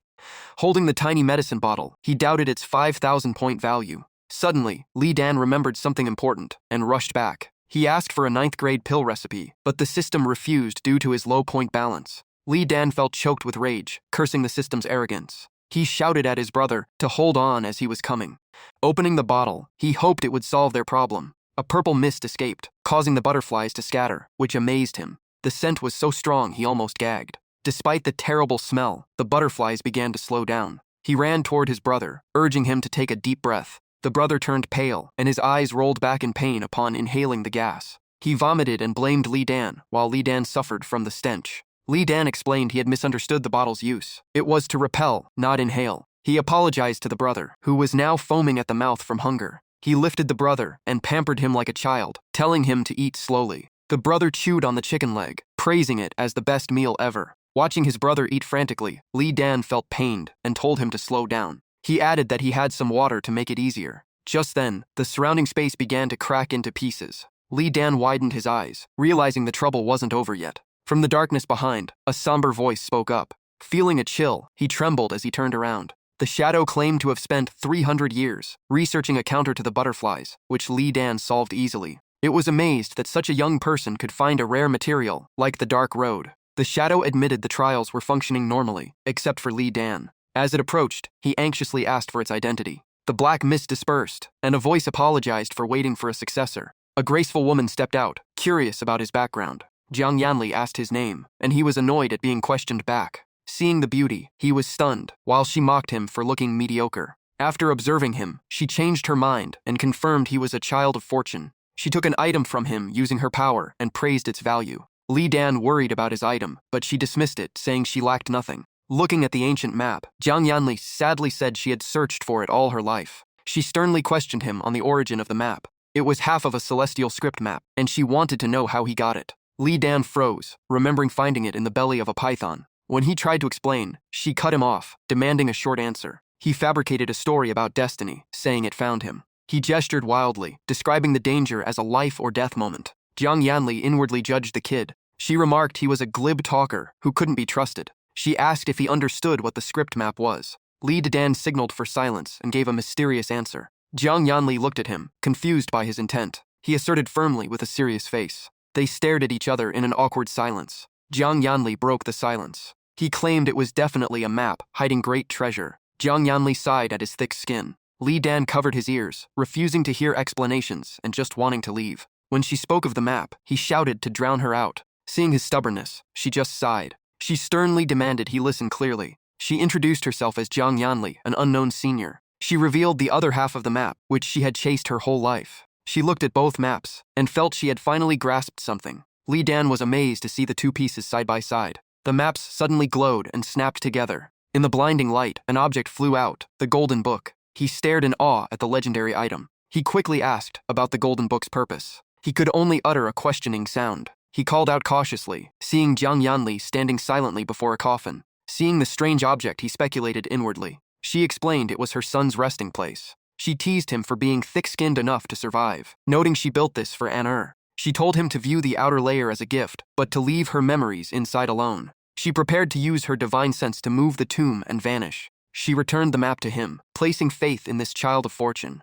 She hoped he would find the answer she had chased her whole life. He was stunned into silence by emotion. He confidently promised to collect them all and burn them for her. She laughed and told him not to, lest he be punished by the heavens. She whispered that they might meet again if he saw a golden pattern on her forehead in the next life. She added that she might not even remember who she was by then. Her body faded away, leaving her final farewell to Li Dan. He panicked and called out her name. The ground shook violently, and the walls began to collapse. He shouted in panic as he realized the ancient tomb was about to be buried. Outside, Tianzhen sensed the instability of the relic. Tao Zhengyang worried that someone had triggered the tomb's core, causing it to self-destruct. She soared into the air, shouting for the disciples to retreat immediately. Disciples followed orders and fled in panic as the tomb crumbled. Tianzhen ordered them to carry the wounded and ignore the treasures. The crowd escaped as the gravity zone vanished and the demons stopped moving. Chu Wujun immediately directed everyone to bring medicinal herbs to save the injured. Xiao Wanrong was extremely worried, urging Tianzhen to find her 3 disciples. Tianzhen replied tensely that he had already covered the area with his spiritual sense. He paced back and forth, praying for the children to appear quickly. Suddenly, he felt a familiar aura and heard a call for Master. Chen Hai and the 4th senior brother ran out, asking about Li Dan and the 2nd senior brother. Tianzhen asked back, making them realize the 2 were still trapped inside. Chen Hai wanted to go back to save them, but his master stopped him because the tomb was collapsing. Chen Hai was determined not to let his friend face death alone. A massive explosion shook the earth, followed by a sea of flames behind them. While Chen Hai was dazed, the 4th senior brother spotted a figure emerging from the fire. Everyone held their breath, watching the flames, confused by the events. Tao Zhengyang noted that the tomb's spiritual energy had vanished, as if it were self-teleporting. She observed the rubble and sighed as the tomb became nothing but ruins. As sadness loomed, flashes of light burst from beneath the soil. Chen Hai waited nervously while Tianzhen grew suspicious, sensing Yuling realm auras. A beam of light tore through the rocks, signaling someone's return. Li Dan emerged proudly, boasting of his breakthrough and asking about everyone. Lu Shijiao stared at him, stammering his name in surprise. Xiao Wanrong burst into happiness, recognizing her favorite student's aura. The 3rd and 4th senior brothers gathered around joyfully, while the master was shocked by his speed. Tianzhen sighed in relief, seeing both his disciples safe and sound. Li Dan reassured the 2nd senior brother that they were home, while Tianzhen ordered them down for a checkup. Chu Wujun smiled at how the kid always surprised them, while Tao Zhengyang watched with curiosity. She secretly marveled that Li Dan must be the biggest winner from this trip. Tao Zhengyang ordered everyone to disperse and get medical treatment first. After 7 days of lockdown, Tian Yahaige returned to normal without attracting much attention. Li Dan mused about the peace returning, despite the giant hole left at Taihua Peak. Tao Zhengyang collected many treasures, while the 2nd senior brother was still catching up on sleep. The other brothers collected spiritual weapons and stumbled upon a hidden garden of herbs. Li Dan smirked, thinking of Shangda, who returned empty-handed and furious. At the restaurant, a lively celebration filled the air with toasts of survival. Tianzhen enthusiastically raised his cup, celebrating the herbal harvest. The 4th senior brother happily showed off his gains from the demon chamber. Xiao Wanrong reminded the 2nd senior brother to be grateful to Li Dan for saving his life. The 2nd senior brother, still traumatized, swore to repay the favor well. Li Dan laughed, telling him to eat well, crediting the ordeal for his own breakthrough. The lively banquet ended with Xiao Wanrong reminding them to be moderate. Li Dan found a quiet spot under the moonlight for silent reflection. He still pondered the mystery of the Golden Book. Remembering Jiang Yanli's power, he wondered if reincarnation was truly real. Suddenly, a system notification appeared before him. The system proposed a 3-month mission of filial piety for store currency. Li Dan looked surprised at the filial piety value requirement. Looking at the sky, he missed his mother on Earth and vowed to return. The solemn vow was spoken under the bright moonlight. Xiao Wanrong was surprised when he offered to massage her back. He pampered his master's wife, promising to take over cooking, which moved her. The system congratulated him on earning his first 50 piety points. Li Dan rejoiced, realizing he had found a new path. He planned to show filial piety to other elders in the sect. Tian Zhen was suspicious when he asked to massage and care for the herb field. Chu Wu-jun was alert, asking what kind of mischief the kid was planning. Tao Zhengyang bluntly charged 1,000 spirit stones per massage, shocking him. He sighed, helpless that his kindness was seen as a conspiracy. Suddenly, he remembered a mentor he had forgotten. He excitedly thought of a special person. He zoomed towards Luo Peak, the residence of the female disciples. Elder Gong Sun looked at him with a puzzled expression. She sternly forbade him to enter, but he managed to turn back. He started complimenting her hair and beauty to win her over. She grumbled at his teasing and asked his true purpose, leaving him awkward. He claimed to be sincere, explaining he wanted to see mentor Lu Tong, surprising her. Li Dan claimed he was there to honor her, which softened her view of him. She left with a warm comment about Lu Tong, while Li Dan bowed respectfully. Just then, a voice refuted her, noting Li Dan's recent growth. Liu Shi appeared with her disciples, smiling at Li Dan's swift changes. She praised his progress from a humble funeral attendee to a Yu Ling master. He stammered until Elder Gong's son remembered today was an important day.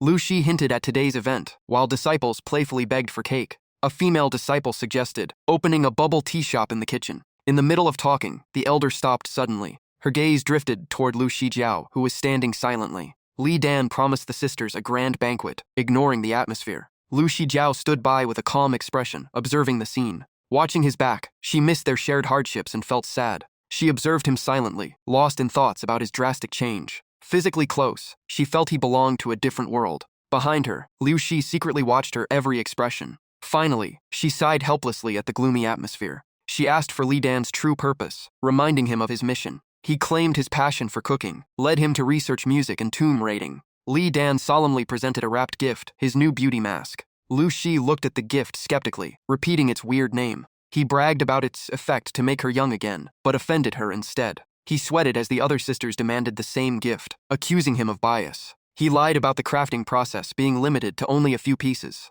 Lu Shi cut them off, inviting Li Dan to join the upcoming trip. She suggested he use his musical talent to earn spirit stones. The sisters used bribes like rewards and Shi Jiao's presence to persuade him. Lu Shi promised the trip to Qingyin Peak would not disappoint him. Seeing his confusion, she guessed he knew nothing of the event. A grand stone gate appeared with the words, Qingyin Peak. At the foot of the mountain, a white-haired girl gazed up intently. Ruo Yu whispered about the place and told her servant to treat her as an equal. She breathed in the fresh air, feeling relaxed. Back at Yingla Peak, Li Dan was stunned to hear about recruiting disciples. He was shocked that Cao Xuan accepted the princess of Dajin as a disciple. Liu Shi confirmed the truth. She added a sarcastic remark about the busy sect leader, finally deigning to take an apprentice. The senior sisters urged Li Dan to leave, leaving him confused and hesitant. He rushed away from the crowd toward another direction. He headed straight for Lu Shijiao, surprising her with his sudden approach. His sudden presence left her flustered, wondering what he was up to. Li Dan quickly shoved an item into her hand and whispered a few words. Lu Shijiao's eyes widened in shock as she stared at the gift in her palm. He bowed his head and whispered that this mask was reserved just for her, telling her to keep it secret. Cries from afar startled Li Dan, and he hurried to answer them. He ran off, calling back for everyone to wait for him patiently. Shi Jiao stood still, silently admiring the gift while lost in thought. Her face clouded with sadness, her eyes filled with an indescribable melancholy. After a moment, she resolved that she would definitely catch up to him. Looking up at the sky, she softly whispered for him to wait for her. A flame of fierce determination burned in her eyes. At the same time, Li Dan continued moving forward. Elsewhere, the wheel of fate for Ruo Yu officially began to turn. Back at Qingyin Peak, the soothing melodies of music filled the room. The enchanting tunes captivated everyone in the space. Li Dan marveled at the grandeur, while the crowd gossiped about the new princess disciple. When Cao Xuan appeared, the crowd pushed and shoved, creating a noisy spectacle. Peak Master Cao Xuan stepped out calmly, maintaining his dignified presence. A disciple reported that the princess was ready, and Cao Xuan smiled in satisfaction. He waved his hand gently to signal the start of the ceremony. Cao Xuan called out with a welcoming tone, Ruo Yu. From afar, a figure with striking platinum hair emerged, stepping forward steadily. Princess Li Ruo Yu finally revealed herself to the expectant crowd. She bowed solemnly to pay respects to her new master. Cao Xuan nodded, happy to accept such a talented disciple. He officially welcomed her to Qingyin Peak and signaled for her to stand. Ruo Yu complied politely. Cao Xuan was interrupted just as he intended to show her around. Disciples swarmed her with food and questions, sidelining the Peak Master. The chaos left Ruo Yu unable to speak, while Cao Xuan became invisible in the madness. As Cao Xuan sighed and turned to leave, Li Dan startled him, making him wonder why the boy was there. The peak master asked repeatedly, disbelieving his presence. Li Dan presented a meticulously hand-drawn painting, showering Cao Xuan with sincere-looking praise. Cao Xuan was stunned by the youth's talent, prompting Li Dan to respond modestly. Cao Xuan accepted the gift and offhandedly remarked he didn't need to visit Taihua Peak, stunning Li Dan. The peak master sighed, beginning to ramble about his new disciple, Ruo Yu. Suddenly, he noticed Li Dan's pitifully expectant expression. Cao Xuan asked what he was waiting for, causing Li Dan's hopeful face to freeze. He stammered, asking if the painting made him want to say anything, leaving Cao Xuan confused. Li Dan gambled, outright demanding a compliment from his senior uncle. Cao Xuan reluctantly offered a few words. The system chimed for points while Li Dan feigned gratitude. Meanwhile, Ruo Yu was still sieged by disciples offering her various things. She noticed the commotion near Li Dan as he was urged to perform. Ruo Yu tilted her head, watching the young man in the center of the trouble. Seeing Li Dan struggling, she wondered about his reputation. Ruo Yu's gaze was filled with careful scrutiny. She compared the reality before her to the rumors of a gifted master. Sensing the gaze, Li Dan turned around. Suddenly, his eyes widened when he saw Ruo Yu. Li Dan approached, greeting the new princess disciple in a friendly tone. Ruo Yu observed him in silence, wondering if this refined young man was truly the divine figure legends described. Cao Xuan stepped forward to confirm Li Dan's identity, dispelling the doubt. He offered the painting as evidence, challenging Ruo Yu to judge his skills herself. Ruo Yu's eyes widened in alarm at the vivid brushwork on the paper. Her composure shattered as she swarmed Li Dan, asking about his painting techniques. Li Dan scratched his head, saying he simply used a brush, an overly simple answer. Ruo Yu was awestruck by his level, and Cao Xuan immediately demanded the work be hung up. In the heat of the moment, Li Dan pressed for more compliments, leaving them both stunned. They reluctantly obliged, leaving Ruo Yu perplexed by his peculiar personality. She tried to speak, but Li Dan quickly cut her off. He rambled about the art of flattery, leaving Cao Xuan to just laugh along. Cao Xuan fished out 500 spirit stones to buy the painting, praising his status as Tianzhen's disciple. Li Dan shook his head, refusing the money, and Cao Xuan impatiently asked for his real purpose. He insisted that he only wanted a sincere compliment from the bottom of their hearts. Ruo Yu stood by, speechless at the bizarre scene. From afar, Shi Jiao's followers gossiped about Li Dan's skill in currying favor. They mocked him for borrowing flowers to offer to Buddha, while leaving Shi Jiao in silence. Cao Xuan finally gave in, spouting hollow praise to satisfy him. Points surged. Li Dan smiled while thanking the uncle profusely. Ruo Yu reached a terrifying conclusion as to why everyone tolerated him. She brainwashed herself into believing Li Dan was a disabled child needing protection. She compared him to a similarly ill cousin, further solidifying her theory. She looked at him with deep sympathy, seeing him as a broken angel. Her heart surged with compassion as she imagined his bleak future. Li Dan remained completely clueless about her bizarre thoughts. He sighed, frustrated that the points earned were too little for the effort. Deciding not to bother them further, he bid Cao Xuan farewell to find his senior sister. He grumbled to himself, thinking his master's wife would be the best comfort.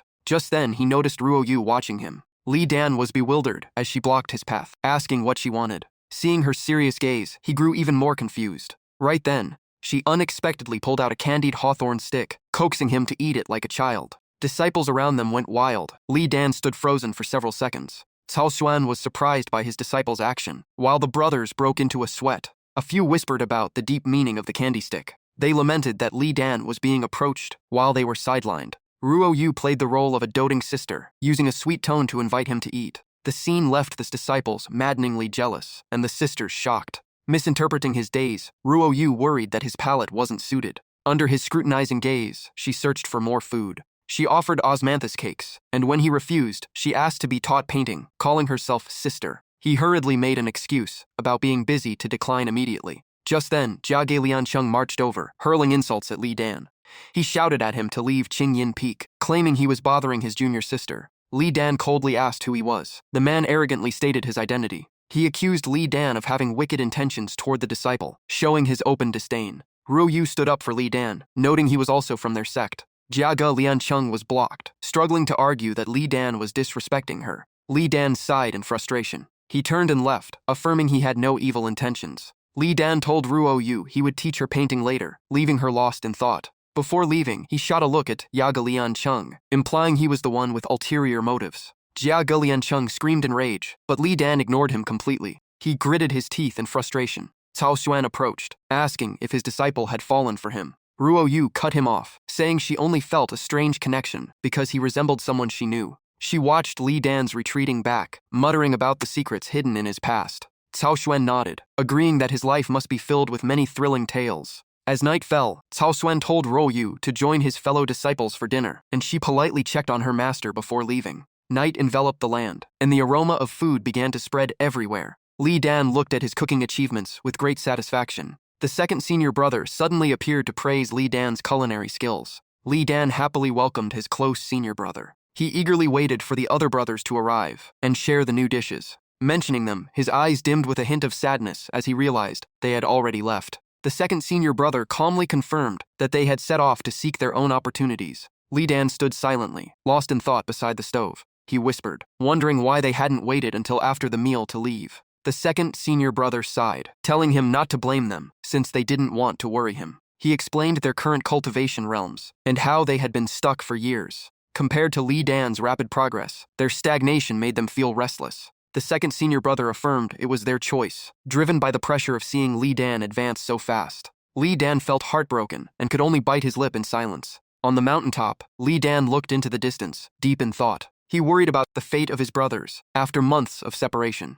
Despite doubting the lonely path of cultivation, he motivated himself with the desire to return to Earth. The system suddenly announced he had received filial points from Uncle Cao Xuan. He smirked, realizing that the master was surely admiring the painting he had given him. A new task appeared. Watch the sunrise at Qingyin Peak for 7 consecutive days. Li Dan felt annoyed and wanted to curse at the demanding system. He had just sworn he would never set foot on Qingyin Peak again. Seeing the sun high up, he jumped down, consoling himself that early morning still counts as morning. He snuck into the Qingyin sect, hoping to climb the peak quickly and leave. Before he could get far, disciples recognized him and mocked him for coming to see Ruo Yu. They taunted him for being a flirt and wanted to beat him up but were afraid of losing. Li Dan felt uneasy and just wanted to complete the mission and escape. Just then, a familiar voice made him jump in shock. It was indeed Ruo Yu asking him if he wanted some candied haws. He cursed his luck for meeting her just as he was thinking about her. She moved closer, demanding he call her sister, and continued pestering him to eat.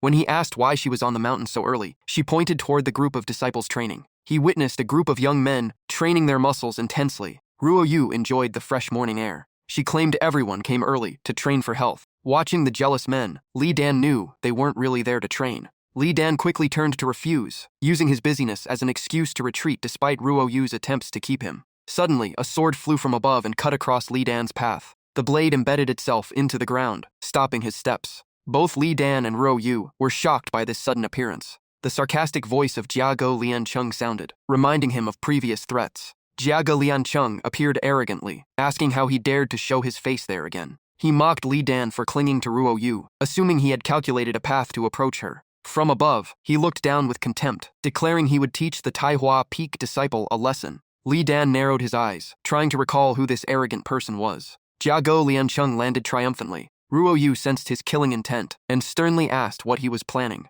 He pretended to protect his junior sister to humiliate Li Dan. Li Dan wanted to defuse the situation, saying he was just here to sunbathe. He apologized with a fake smile, but Jiago Liancheng wouldn't let him go. He looked at him with disdain and spoke coldly. Jiago Liancheng demanded he clean his swords and apologize, or he would get beaten up. Ruo Yu was shocked by this insult and prepared to intervene. He continued to mock Li Dan's cowardice, leaving him silent. He insisted that Li Dan clean the sword to satisfy his ego. Jiago Liancheng repeated his threat, claiming he didn't fear Li Dan's senior brothers. Li Dan suddenly smiled, a smile full of hidden meaning. He turned back and dutifully cleaned the sword, like a servant. Ruo Yu was confused about his dignity, but Li Dan said dignity wasn't worth much. Jiago Liancheng laughed, thinking him a coward just like his brothers. He shamelessly mocked the senior brothers for their poor talent and having to leave. He roared with laughter while Li Dan completely froze. His voice became ice cold. "What did you say?" The other, unaware he was playing with fire, continued to mock the brothers. He called all of Taihua Peak trash, revealing his rotten character.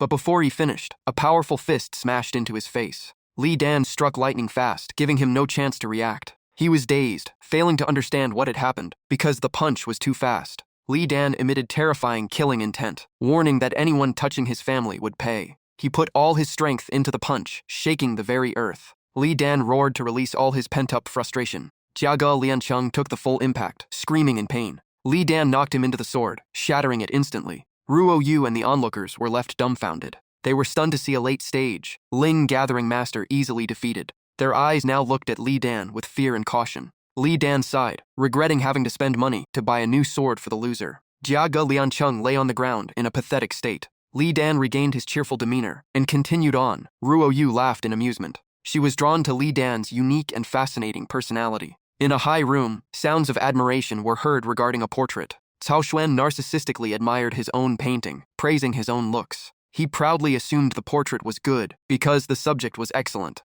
Ruo Yu burst in, making Cao Xuan almost drop the painting. He stammered, looking for an excuse to hide the awkward situation. Li Dan knelt to greet him, making Cao Xuan jump in surprise. Ruo Yu excitedly bragged that Li Dan had come to paint him another masterpiece. Cao Xuan was suspicious but curious about the upcoming portrait. Though he said he didn't need it, he was pleased, and the system showered Li Dan with filial points. Li Dan seized the moment to ask about his favorite weapons. Cao Xuan talked enthusiastically about his dream of becoming a sword immortal. Li Dan offered to sketch a painting of a true sword immortal for him. Cao Xuan curiously asked to see the image. The surrounding space became quiet and poetic. Li Dan stood deep in thought. He described a sword immortal who was elegant, solemn, and cold. He drew a youth holding a sword with a blade of grass in his mouth, astonishing Cao Xuan. Li Dan described the immortal standing on a peak, while Cao Xuan wondered why he wasn't included. He pointed the sword forward, drawing a magnificent scene that left Cao Xuan speechless. In the misty mountain, Cao Xuan questioned the instability in the youth's words, making Li Dan hesitate.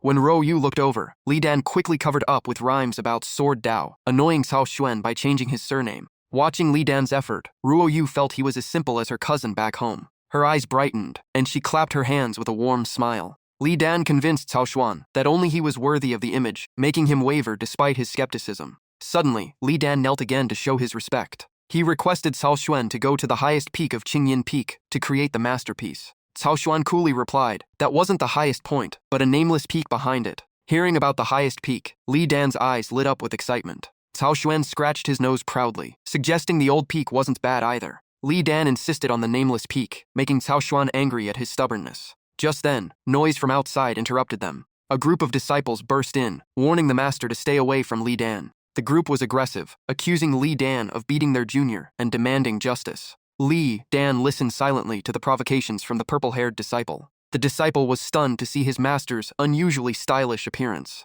Others joined in, commenting on Cao Xuan's look. They marveled at the intricately patterned robe he was wearing. They mocked the precious accessories taken from graves, making Cao Xuan grind his teeth. He shouted and blew the noisy disciples out of the hall. Cao Xuan waved his sleeves, still furious, and ordered them to leave. Li Dan watched his back, calculating something. He scratched his chin with a smile, praising Cao Xuan's illustrious reputation.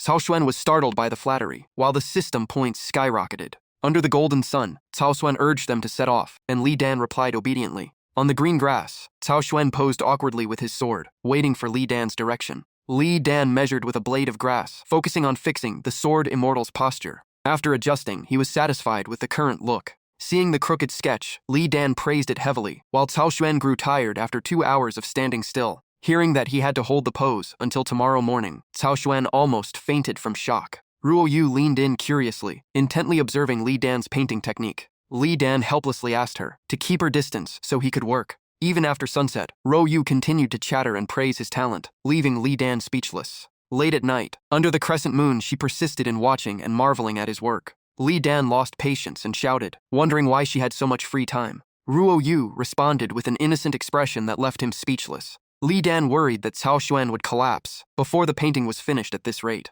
He pretended this was his life's final masterpiece, causing Cao Xuan's eyes to light up with excitement. Ruo Yu and Cao Xuan admired the painting while Li Dan smiled triumphantly. He hinted for Cao Xuan to show even more intense reactions. Cao Xuan rewarded him with a large bag of spirit stones, advising him to keep developing his painting talent. Li Dan pretended to be humble, secretly laughing at his uncle's kindness after taking the money. Cao Xuan left, urging Li Dan to find a midnight snack. Li Dan looked at his uncle's smug expression and suddenly asked to stay overnight to gain more insight. Cao Xuan and Ruo Yu returned, curious about his intentions. He began to speculate on the reason behind Li Dan's request. Believing his own presence had inspired the boy, he agreed immediately. Cao Xuan and Ruo Yu departed, with Ruo Yu encouraging Li Dan to remember his lost memories. Li Dan was dazed, wondering when he had ever lost his memory. Early in the morning, Li Dan sat in meditation on the peak to cultivate. The system announced he had completed his second day of attendance. He decided his next goal would be Huozhao Peak because he had acquaintances there. The system continued to update with new notifications. The screen showed filial points increasing due to Cao Xuan's narcissism, making Li Dan sigh in fatigue. Li Dan pondered for a moment before brushing it off, planning to rest before heading to Wozhao Peak. Suddenly, a loud burst of laughter from behind startled him. A man in the distance boasted that he had finally found a worthy opponent. Dressed in green, the man stood with his arms crossed, looking arrogant, as if he had chosen his target. Below him, a long line of people burst into mocking laughter. Li Dan looked up, annoyed, and asked what they were playing at and what their goal was. The green-haired man ignored him, bragging about a formation they had practiced for years, despite Li Dan shouting that he couldn't hear him. The man's eyes flashed as he angrily shouted the name of his move, 11 stacks of human immortal blades. The formation immediately collapsed, leaving everyone scattered and screaming, while the man remained smug, thinking he had landed a lethal blow. A breeze blew by. Li Dan stood there motionless, helplessly saying he hadn't even done anything yet. The green-haired man crashed into a tree, clutching his head, still praising Li Dan for breaking their signature move. He jumped up to consult his allies, while a blonde man proposed a new exploration plan, ignoring Li Dan's confused explanations. Suddenly, one of them widened his eyes, having come up with a brilliant idea. With shining eyes, he pulled an object from his chest and grinned maliciously. It was a sharp, poisoned fence spike. He chuckled confidently at its lethality. He glanced around and lightly licked the tip of the spike, planning to take his rival down. The blonde man watching screamed in shock. Before he could finish, he asked why the man was committing suicide by licking the poison, leaving the other guy stunned by his mistake. He collapsed, foaming at the mouth, while the rest fled, accusing Li Dan of dirty tricks, leaving him baffled by the absurdity. The leader turned his back, assuring his followers that this would end right now. He turned around, his muscular frame and blue eyes full of confidence, believing he alone was enough to solve Li Dan. He stomped, cracking the stone beneath, and boasted about his relentless training. Li Dan glanced at his feet, warning him nonchalantly, which caught the man off guard. Before he could react, the ground collapsed, sending him falling into the abyss. The two cohorts called out to each other in shock while witnessing this ridiculous scene. The leader didn't hesitate to jump down to support his second-in-command. Li Dan stood silently watching them fall, their vows of a rematch echoing in the air. He furrowed his brow, looking deeply thoughtful. Under the cloud-covered cliffs, Li Dan muttered to himself, wondering what that whole mess was about. At a busy inn, a sign reading Feng Huo Kong hung prominently. Li Dan entered, searching the room, puzzled by Bao Xiaowei's absence at this hour. An unexpected arm around his shoulder startled him. It was Bao Xiaowei, smiling and asking how he was. Seeing the plump, round appearance of his brother, Li Dan was stunned by the rapid physical change. Bao Xiaowei laughed it off, blaming overeating, which made Li Dan shake his head in exasperation. Li Dan decided to stay overnight at Huozhao Peak, and Bao Xiaowei invited him to share a bed, promising not to snore. Li Dan politely refused, expressing his desire to find the highest point on the mountain to meditate. Bao Xiaowei chewed his food and wondered why he wanted to climb Black Sa, a place with nothing of interest. Li Dan stopped in front of the fragrant food, calmly explaining he just wanted a quiet space to reset after cultivating to the screen stage. After visiting Qingyin Peak, he wanted to experience the atmosphere at Huozhao Peak, leaving Bao Xiaowei sighing at his simple reason. Changing the topic, the man put an arm around him, whispering about Li Dan's love life. He teased him about his rapid closeness with Li Ruoyu and begged for dating advice. Li Dan bowed his head and smiled weakly, not knowing how to address the speed at which this guy spread rumors. Bao Xiaowei continued to pester him, leaving Li Dan speechless. Suddenly, Bao Xiaowei's expression turned serious, warning him to stay away from the princess of Daijin because the imperial situation was volatile. He worried this relationship would bring Li Dan trouble later, making him purse his lips in thought. Dismissing the tension, Bao Xiaowei went back to his old habit, begging for courtship tips. Li Dan straightened his posture, telling him to stop calling him brother and to stop imitating him while looking like that. Heeding the advice, Bao Xiaowei declared he would change the terms, calling Li Dan brother while calling himself senior brother, which left Li Dan conflicted. Before he could respond, Bao Xiaowei excitedly explained that his chubbiness was an advantage to keep his lover well-fed. Li Dan mused on his friend's strange logic. Standing among the crowd, he wondered if a simple, stable life with a loved one was enough to call happiness in this fleeting world. A sense of relief spread through him, and he smiled, realizing the true value of peace that few noticed. Night fell, with the moon crossing the mountains in the silence of the night. On the highest peak, Li Dan's lonely silhouette sat in contemplation among the clouds. He sat in a cross-legged position, closing his eyes to focus deeply on his cultivation. A system notification chimed, confirming he had completed attendance at the peak, reaching stage 3 of 18. Opening his eyes, Li Dan was satisfied that his visit to Huozhao Peak had gone smoothly. The next morning, he stretched and was surprised to see Bao Xiaowei still sound asleep. Seeing the scene, he smiled knowingly. He pulled out a book, looking at it thoughtfully for a long time. It was a cooking manual he possessed, no longer needed, so he decided to leave it as a gift for his chubby friend. Placing the book down, he yawned, planning to rest before setting off to his next destination. Li Dan scanned the distance, where a rocky island hovered in the sky.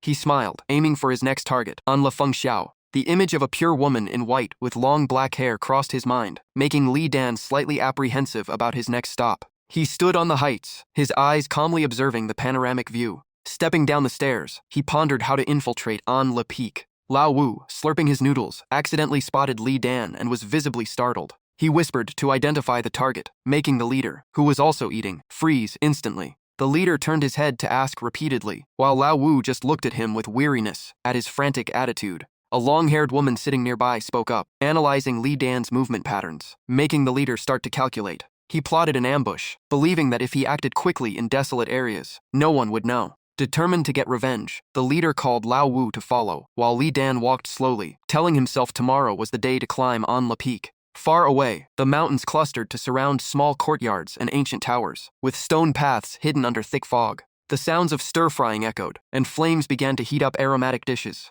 Dian Zhen rushed over, sobbing and asking for his son's return, pestering him about food until Li Dan was completely confused. The teacher lamented the days without the master's wife's cooking, making daily meals flavorless and hard to swallow. Li Dan was surprised to learn the master's wife was not currently home. Recalling the master's stern attitude, he sighed with worry because the door to her help had closed. His brows knit together, Li Dan resolved that even in a desperate situation, he had to take a risk to reach his goal. In the dead of night, the moon shone brightly as a lonely wind swept through the space. Her wrist moved rhythmically, her sword dropping as leaves fell scattered around. Under the moonlight, Lu Shijiao held a sharp sword, bending with grace. She let out a soft sigh, her thin lips pressed firmly together. Her figure glided like the wind, the sword blade, leaving sparkling trails in the night. The sword's strike from the cliff created a flash of light cutting across the sky. With her long hair flowing with her movements, Lu Shijiao closed her eyes and turned with practiced skill. She paused for a beat, her delicate brows furrowing as she sensed the space around her. Arcs of sword energy surrounded her body, forming a protective barrier of cold steel. Under the moonlight, the sword path flew far away, blazing in the darkness. The thick dust gradually faded, revealing her lonely silhouette amidst the mountains and forests. The sword embedded deep into the stone, causing the hard surface to crack with fine patterns. She looked down at her hands, her slender fingers trembling uncontrollably. Lu Shijiao's eyes stared blankly at her hand, holding the sword, standing still like a statue. Chu Yujun approached gently, asking why she was not resting late at night. She did not turn her head, speaking with disappointment about her failure to break through to the Huayuan stage. The night wind ruffled her hair, leaving her silhouette lonely, and her mind in turmoil. Li Dan's image kept flickering in her mind, and she felt as if she had lost something invaluable. Fragments of memories about monsters and murderous opponents surfaced, making her feel weak and overly reliant on others. The bitter experiences of the recent past had crushed her former proud ego. Her eyes were hollow, her voice fading, lost on the dim path of cultivation. Chu Yujun comforted her about the arduous nature of cultivation, suggesting that what was lost might not be the end. She smiled encouragingly, reminding her of the patience and mental tempering required through trials. Her warm voice echoed in the night, sharing her own youthful deadlocks to help Lu Shijiao find confidence. All paths of cultivation lead to the same destination, while Li Dan leisurely walked the weedy trails. He paused, listening to the distant advice, still lingering in the wind. On the cliff, Chu Yujun walked away, reminding her to live according to her heart and not overexert herself. Lu Shijiao looked silently toward the distant horizon. Hidden under the tree canopy in the moonlight, she wondered what she truly desired. Taihua Peak appeared behind layers of misty white clouds, the wind whistling through the dense trees. Lao Wu complained of fatigue from keeping watch, but the leader insisted on his plan. He stayed by the bushes, convinced this was the only path Li Dan would take, while warning himself not to fall into cliché villain dialogue. Lao Wu recounted their tattered state, with some poisoned, and others heavily injured from the last encounter. Li Dan turned back midway, deciding to pause his plan and return to rest. The moonlight illuminated the towering city beneath the mountain range. He sneaked over the wall and entered the courtyard. Li Dan found the door, carefully checking his surroundings. Sitting on the ground, he rummaged through the wooden chest for the master's wife's belongings. While she was away, his mind was a mess, and he had to tell himself to stay calm for the sake of the mission. The space was quiet, with only moonlight covering the ancient roof. With a brush in hand, his robe slightly skewed to one side, he closed his eyes and drew a firm line on his brows. His long black hair covered his gaze, and he pressed the red paper to his lips for color. Li Dan let out a small sound, pursing his lips for even color, his cheeks blushing in a strange way. His red lips exhaled gently, his white robe slightly dropping in a seductive way. Looking in the mirror, he smacked his lips in satisfaction at his transformed appearance. Seeing his reflection, he blushed, frantically telling himself this was a sacrifice for the mission, and never to do it again. The more he looked, the more embarrassed he felt, nearly failing to recognize himself. He pulled himself together, determined to finish the check-in task at Anla Peak and shed this disguise. Silver moonlight covered the entire night sky. Late at night, the rustling wind through the leaves made the air feel still. Lao Wu yawned repeatedly, complaining as sleepiness overcame him. On the wall, a slender figure in bright red appeared, catching Lao Wu's curious eye. Seeing this, Lao Wu quickly shook his companion awake, claiming someone had arrived. The leader woke up, shouting Li Dan's name in excitement. As the stranger approached under the trees, the two men stood up to block the path and shouted. Li Dan stopped. Lao Wu grinned craftily, while the leader triumphed, thinking he had finally caught his target. Suddenly, the leader froze, puzzled by what he was seeing. Before them stood a long-haired woman with a shy demeanor, so unlike Li Dan that the leader stuttered in disbelief. Both men stood frozen, wondering when a strange female disciple had appeared on Taihua Peak. Li Dan feigned fear, stepping back, asking in a reserved tone what they wanted. The leader's face turned red, his mind blown away by romantic thoughts. Li Dan seized the chance to wave goodbye and walk away, leaving the leader panicked and wanting to call him back. In a blink, the figure leaped high and disappeared, leaving the leader stunned by the terrifying speed.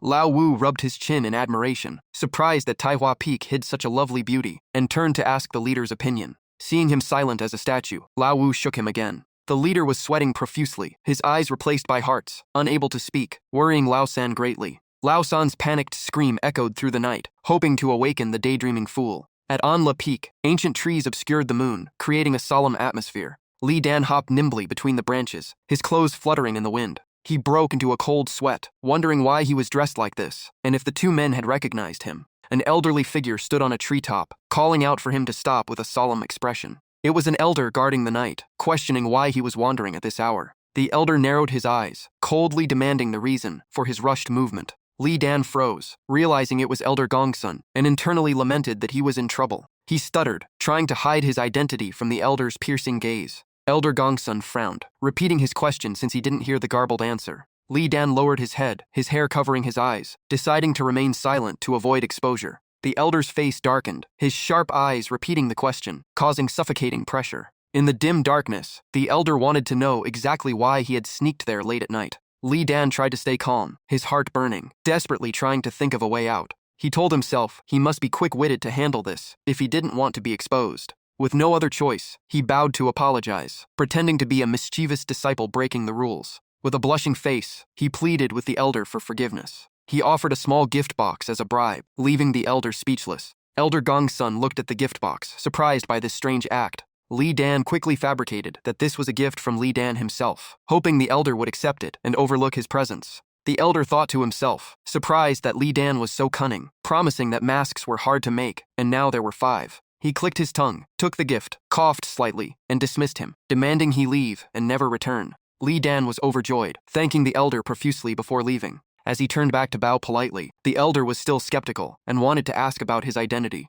Before he could speak, a noise from the bushes distracted the elder. The 2 followers accidentally revealed their position. Lao Wu panicked and tried to flee, while the leader insisted on knowing why Taihua Peak had such a strange female disciple. Elder Gongsun suddenly appeared behind them, scaring them half to death. He shouted about the Anlai Peak rule against male disciples, making them scramble to explain they had seen nothing. Under the moonlight, the elder scolded the 2 youngsters for daring to trespass. In another corner, Li Dan sneaked around, still feeling the tension. He reassured himself that everything would be fine. It was just an unexpected situation.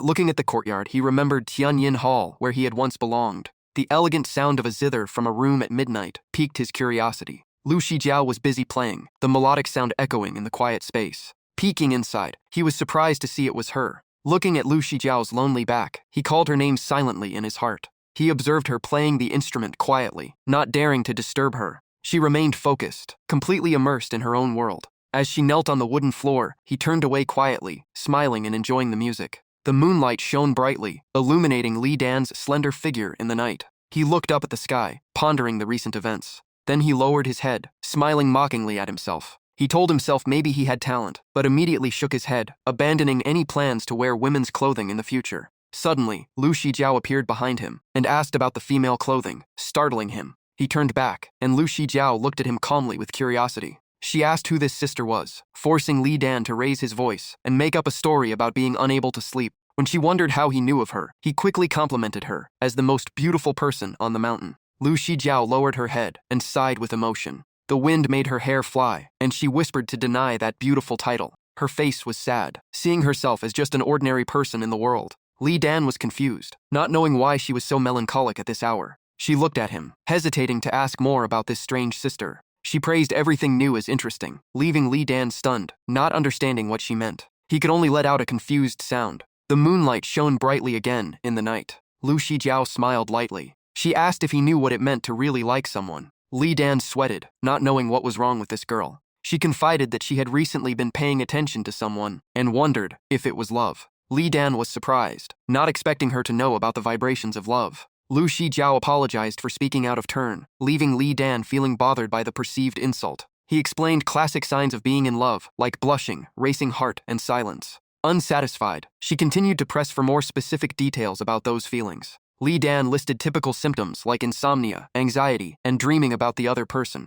Seeing her still digging deeper, he was forced to rack his brain for more. Li Dan paused to find the simplest way to express himself. After a moment of consideration, he held out his hand to define love. He smiled, saying it was the state where one only had eyes for that one person. Hearing those words, Lu Shijiao's heart skipped a beat and hammered repeatedly. Her eyes lit up with hope in that moment. She whispered the phrase to herself, as if to etch it into her mind. Finally, she had found the answer to her confusion regarding her strange illness. Li Dan asked about the person she was secretly in love with, receiving a hesitant admission. He volunteered to be a matchmaker, pestering her for a name to set them up. Hearing this, Lu Shijiao's expression suddenly slumped in sadness. She sighed, believing it to be a missed connection. She looked at the sky, regretting that her status was unworthy and she could only watch from afar. She confessed she had the answer for a long time but dared not face it. She told herself that if that person didn't like her back, it was fine, so she wouldn't fear loss and could be herself. She resolved to improve herself to become more attractive.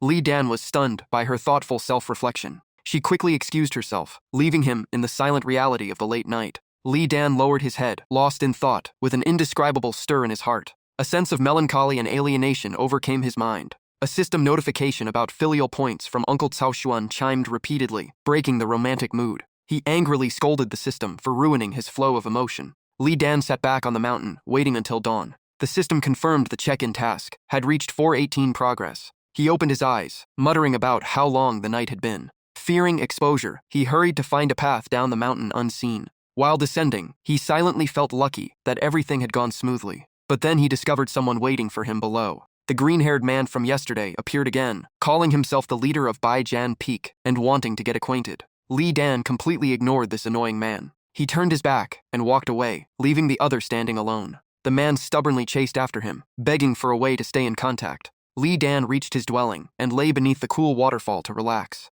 Lu Shijiao's image and her cryptic words kept circling in his head. He pulled at his hair, not understanding what was really going on. Confusion took hold, and he wondered when his heart had begun to stir. Finding no answer, he decided to temporarily set everything aside. From inside the hall came a conversation about missing outfits. Xiaowanrong wondered why her old clothes were suddenly clean as if newly washed. Diane Zhen tried to explain that perhaps she had absent-mindedly done it herself. He turned to ask Li Dan for agreement, putting him in a difficult spot. Li Dan smiled awkwardly, trying to avoid his master's suspicion. Wanrong mocked Diane Zhen, silencing him with her sharpness. Diane Zhen continued to interrogate him, making Li Dan nervous and eager to retreat. In the kitchen, he vowed never to touch the master's wife's clothes again, due to the risk. He happened to overhear disciples gossiping about a massive explosion at the foot of Anlei Peak last night. Everyone focused on explaining strange noises and victims found, passed out along the path. Li Dan realized they were probably referring to the group he had accidentally defeated. Zhang Liang from Danhua Peak appeared, interrupting his thoughts. Zhang Liang was the type who never believed in baseless rumors. Li Dan was glad to find the right person to ask at the perfect time. He went straight to the point, wanting Zhang Liang to help him. He pointed toward a majestic mountain. Zhang Liang looked, surprised that Li Dan was targeting that peak. Li Dan asked about the highest peak of Danhua Peak. Zhang Liang confirmed it was Gourd Mountain and wondered why he was asking. Li Dan denied it awkwardly, saying he just wanted to learn a little. Zhang Liang shouted in disbelief. Li Dan smiled embarrassedly, knowing he had touched a forbidden zone. Zhang Liang warned him about the strictness and erratic temper of Master Liu. Li Dan bribed him with spirit stones, forcing Zhang Liang to reveal important details. Holding the stones, Zhang Liang lowered his voice to share the secret. The reason Master Liu went mad was that a precious alchemy manual had been stolen. Li Dan was surprised by the value of that book. Zhang Liang explained the importance of Liu Xinghan and the alchemy manual, the culmination of his life's work. After receiving another bag of stones, Zhang Liang continued to explain the connection between the theft and Gourd Mountain. Zhang Liang whispered that the mountain's defense system actually had a loophole. The secret lay in not using spiritual energy, but the mountain's height was a difficult problem to solve. Li Dan stood deep in thought about how to overcome this challenge without spiritual energy. Suddenly, an idea flashed through his head. He waved his hand to give a command. The system mall was immediately summoned. Searching through the props, he smiled triumphantly upon finding a solution. Li Dan shouted excitedly, ready to conquer the perilous Gourd Mountain. He stood on the ground, calmly preparing for his journey. Li Dan observed his results with satisfaction. He told himself that regardless of the outcome, this was the only viable solution. Facing the distant peak, he resolved to advance toward Gourd Mountain. Despite the dark clouds, a strange plane appeared in the air. Li Dan was the pilot of this bizarre flying device. He didn't expect the system store to provide such modern items. He felt proud of his intelligence, thinking this was the result of his talent, even though the system wasn't usually kind. Things didn't go as planned, and the plane lost control, crashing into a cliff and exploding. Dust and smoke obscured a corner of the mountain. Li Dan lay on the ground, moaning in pain. He struggled to stand up, rubbing his head and complaining about the disastrous air accident. Looking at the burning wreckage, he regretted the massive amount of points spent due to his poor flying skills. Li Dan sighed, deciding to wait patiently for dawn, hoping no more trouble would come. A strange voice sounded from behind, freezing him in place. Li Dan startled, quickly turning back to check the situation. A stranger whispered about searching for the mystery behind the shadow in the heavenly pavilion for a long time. It was Zhou Qin, a dying third-grade alchemist. He confessed to tracking countless people, not expecting the shadow to be him. Li Dan demanded his identity, but Zhou Qin only coughed violently and couldn't answer. He shakily handed him a scroll, considering it the final task to complete for the organization. Li Dan held the scroll like a time bomb, regretting that he thought he was mistaken for someone else.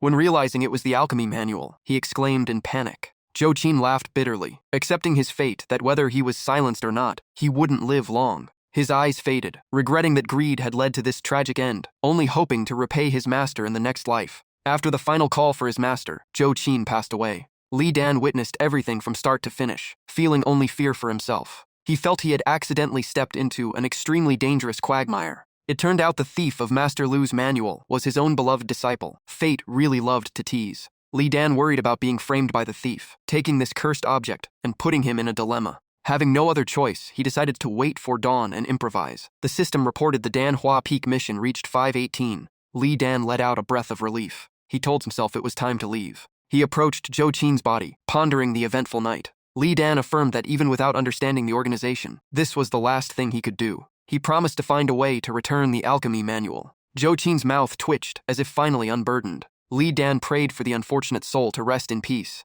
He left, hoping someone would discover the incident soon. A mysterious masked figure hiding in the shadows had witnessed it all, muttering suspiciously about his presence. The figure's cold eyes were fixed on his back. Li Dan was completely unaware he was being followed. Cao Zhengyang looked down solemnly at the scene. She sighed seeing Zhou Qin's body by the cliff. Cao Zhengyang wondered if this was a case of nurturing a viper. The figure in black reported they had surrounded Zhou Qin last night, but he fought fiercely and escaped to here. He noted the scene had traces of at least 2 people, including one who escaped with injuries within the sect. Cao Zhengyang laughed, feeling the situation was becoming more interesting than ever.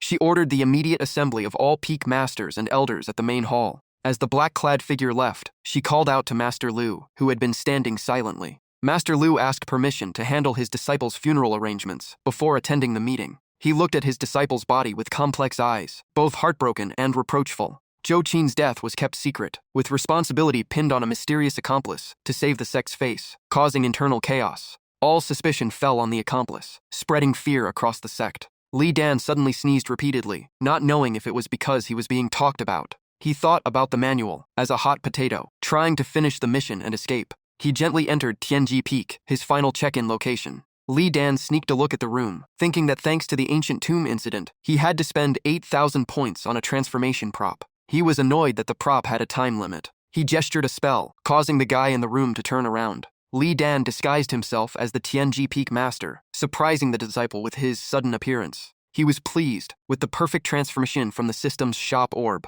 As long as Uncle Yao didn't show up, he could roam freely without fear. The disciple wondered why his master had come back, after saying he was going to find the sect leader. Li Dan was startled and asked about finding the sect leader. Evening had arrived. Cao Zhengyang was busy reading at her desk. She looked up upon hearing a noise. She greeted the Tianji Peak Master, who had just arrived. She was surprised by the unusual concern from Master Yao, known for his indifference. Yao Sheng pretended he had changed and wanted to contribute to the sect's safety. She thought she had underestimated this man. She mentioned the formation was ready, hoping to find the mysterious intruders soon. Yao Sheng feigned surprise at the Zhuan Lun formation, while she explained its sofa status. She revealed the formation would track anyone injured that day. She believed secrets like the alchemy manual theft would be exposed. Yao Sheng smiled awkwardly, pretending to agree. His hidden hand gathered energy, waiting for a chance to escape. Suddenly, someone interrupted the conversation. Yao Sheng quickly withdrew the spiritual energy in his palm. The newcomer reported gathering enough ingredients for the formation, and she praised his dedication. She invited Yao Sheng to join, but he refused, fearing a disturbance. As soon as he left the hall, he took off like a flight. He cursed internally as his plan fell apart. Unable to suppress his rage, he spat out a mouthful of fresh blood. Seeing the black blood on his hand, Yao Sheng shuddered, his body trembling. Panic took hold, and he longed to escape this place as quickly as possible. Under the quiet night sky at the sect gate, Dian Zhen suddenly hummed a strange melody. A sarcastic voice spoke from behind, mocking him for staying at the gate for days. Facing him, Dian Zhen frowned. "Are you here to annoy me? Get lost." Yao Sheng sneered, saying he wouldn't be here if the sect leader hadn't ordered a shift change. Dian Zhen checked his forehead jokingly. Shocked by his uncharacteristic warmth, Yao Sheng suppressed his anger. He pushed the hand away and barked at him to get lost. Dian Zhen remained calm. "No rush, dawn is almost here." He took out a jar of wine and offered a drink. As they drank, the atmosphere loosened. He complained about the miserly headmaster. Dian Zhen hugged Yao Sheng's shoulder, laughing about the unfairness of the world. He sipped wine thoughtfully, missing his days as a disciple when things were simpler. Yao Sheng stayed silent, staring at his wine cup. He cut in. "Everyone changes. People turn rotten over time." Dian Zhen retorted sharply, pointing at him and insisting he hadn't changed. He believed that once a goal is set, nothing can shake it. His voice softened, admitting that since they were disciples, Yao Sheng had been his role model. Hearing the nostalgia, Yao Sheng's face darkened. Dian Zhen continued, "I never expected this day, Yao Sheng." Yao Sheng noticed a figure rushing toward them at terrifying speed. That figure was none other than Dian Zhen. A deafening explosion echoed. Smoke and sparks filled the space. A dark figure emerged from the flames. Yao Sheng stepped back, using his sleeve to block the pressure. He shouted, accusing the other of his crime. It was Dian Zhen. With a cold face, he growled, "The leader ordered that I guard this gate. Anyone replacing me is an enemy." Dian Zhen finished with a merciless tone. Immediately, he deployed the Bafang Yanduo formation. With no retreat, Yao Sheng screamed at the small stone pillars. He leaped into the air as the pillars shattered the ground below. Dian Zhen stated calmly, "As expected, it is you." Landing, Yao Sheng faced a denser barrage of pillars. He looked upward, shocked to see he was surrounded from above. A massive blast shook the earth as pillars collided. Amidst the smoke, Yao Sheng growled, "Since you are this cruel, don't blame me for having no old feelings left." Dian Zhen clasped his hands and replied calmly. He smiled thinly, "I never underestimated you." With that, Dian Zhen sent a massive stone block toward his opponent. Yao Sheng stood still, eyes watching coldly. He used his move to destroy the center of the block. The stone shattered into pieces, falling to the ground. Yao Sheng challenged him, and Dian Zhen responded instantly. He vowed to strike decisively without leaving a chance to survive. Yao Sheng was stunned as stone shards kept flying, followed by the command, "Die." A brilliant blue glow erupted. Dian Zhen stared at the point of light. The blue light filled his vision. Despite being hit, Yao Sheng laughed. "You know it well. No attack can touch me within 5 meters. Dian Zhen sneered. "Of course I know." Mockingly, "The previous moves were just a show to blind you." Yao Sheng was shaken to the core. Dian Zhen exploited the opening, activating the Dian Yan lock formation. Yao Sheng was horrified, wondering when he had set the trap. Dian Zhen said coldly, "It's really over." Fiery red chains erupted from the void. They tightened around Yao Sheng's body. The chains locked him down, stripping away any chance of escape. Contrary to expectations, Yao Sheng looked strangely calm. Dian Zhen said, "In this formation, you've lost your spiritual energy. Don't waste your breath." After a moment, Yao Sheng replied, "That's right, it's almost over." Suddenly, black flames erupted from deep within his body, but the one who had to end was. Black spread, Yao Sheng sneered, his voice murderous, "You." Instantly, the red chain shattered. "Too bad for you, Dian Zhen." Dian Zhen was shocked. What is that black fire? He couldn't believe the fire could burn his qixia. While he was stunned, Yao Sheng appeared behind him. It ends here, old Dian. Dian Zhen panicked and shouted his name. Yao Sheng didn't give him a chance. The sharp sword pierced Dian Zhen's chest. He pleaded with him to stop his plot before it was too late. Yao Sheng answered with an empty gaze.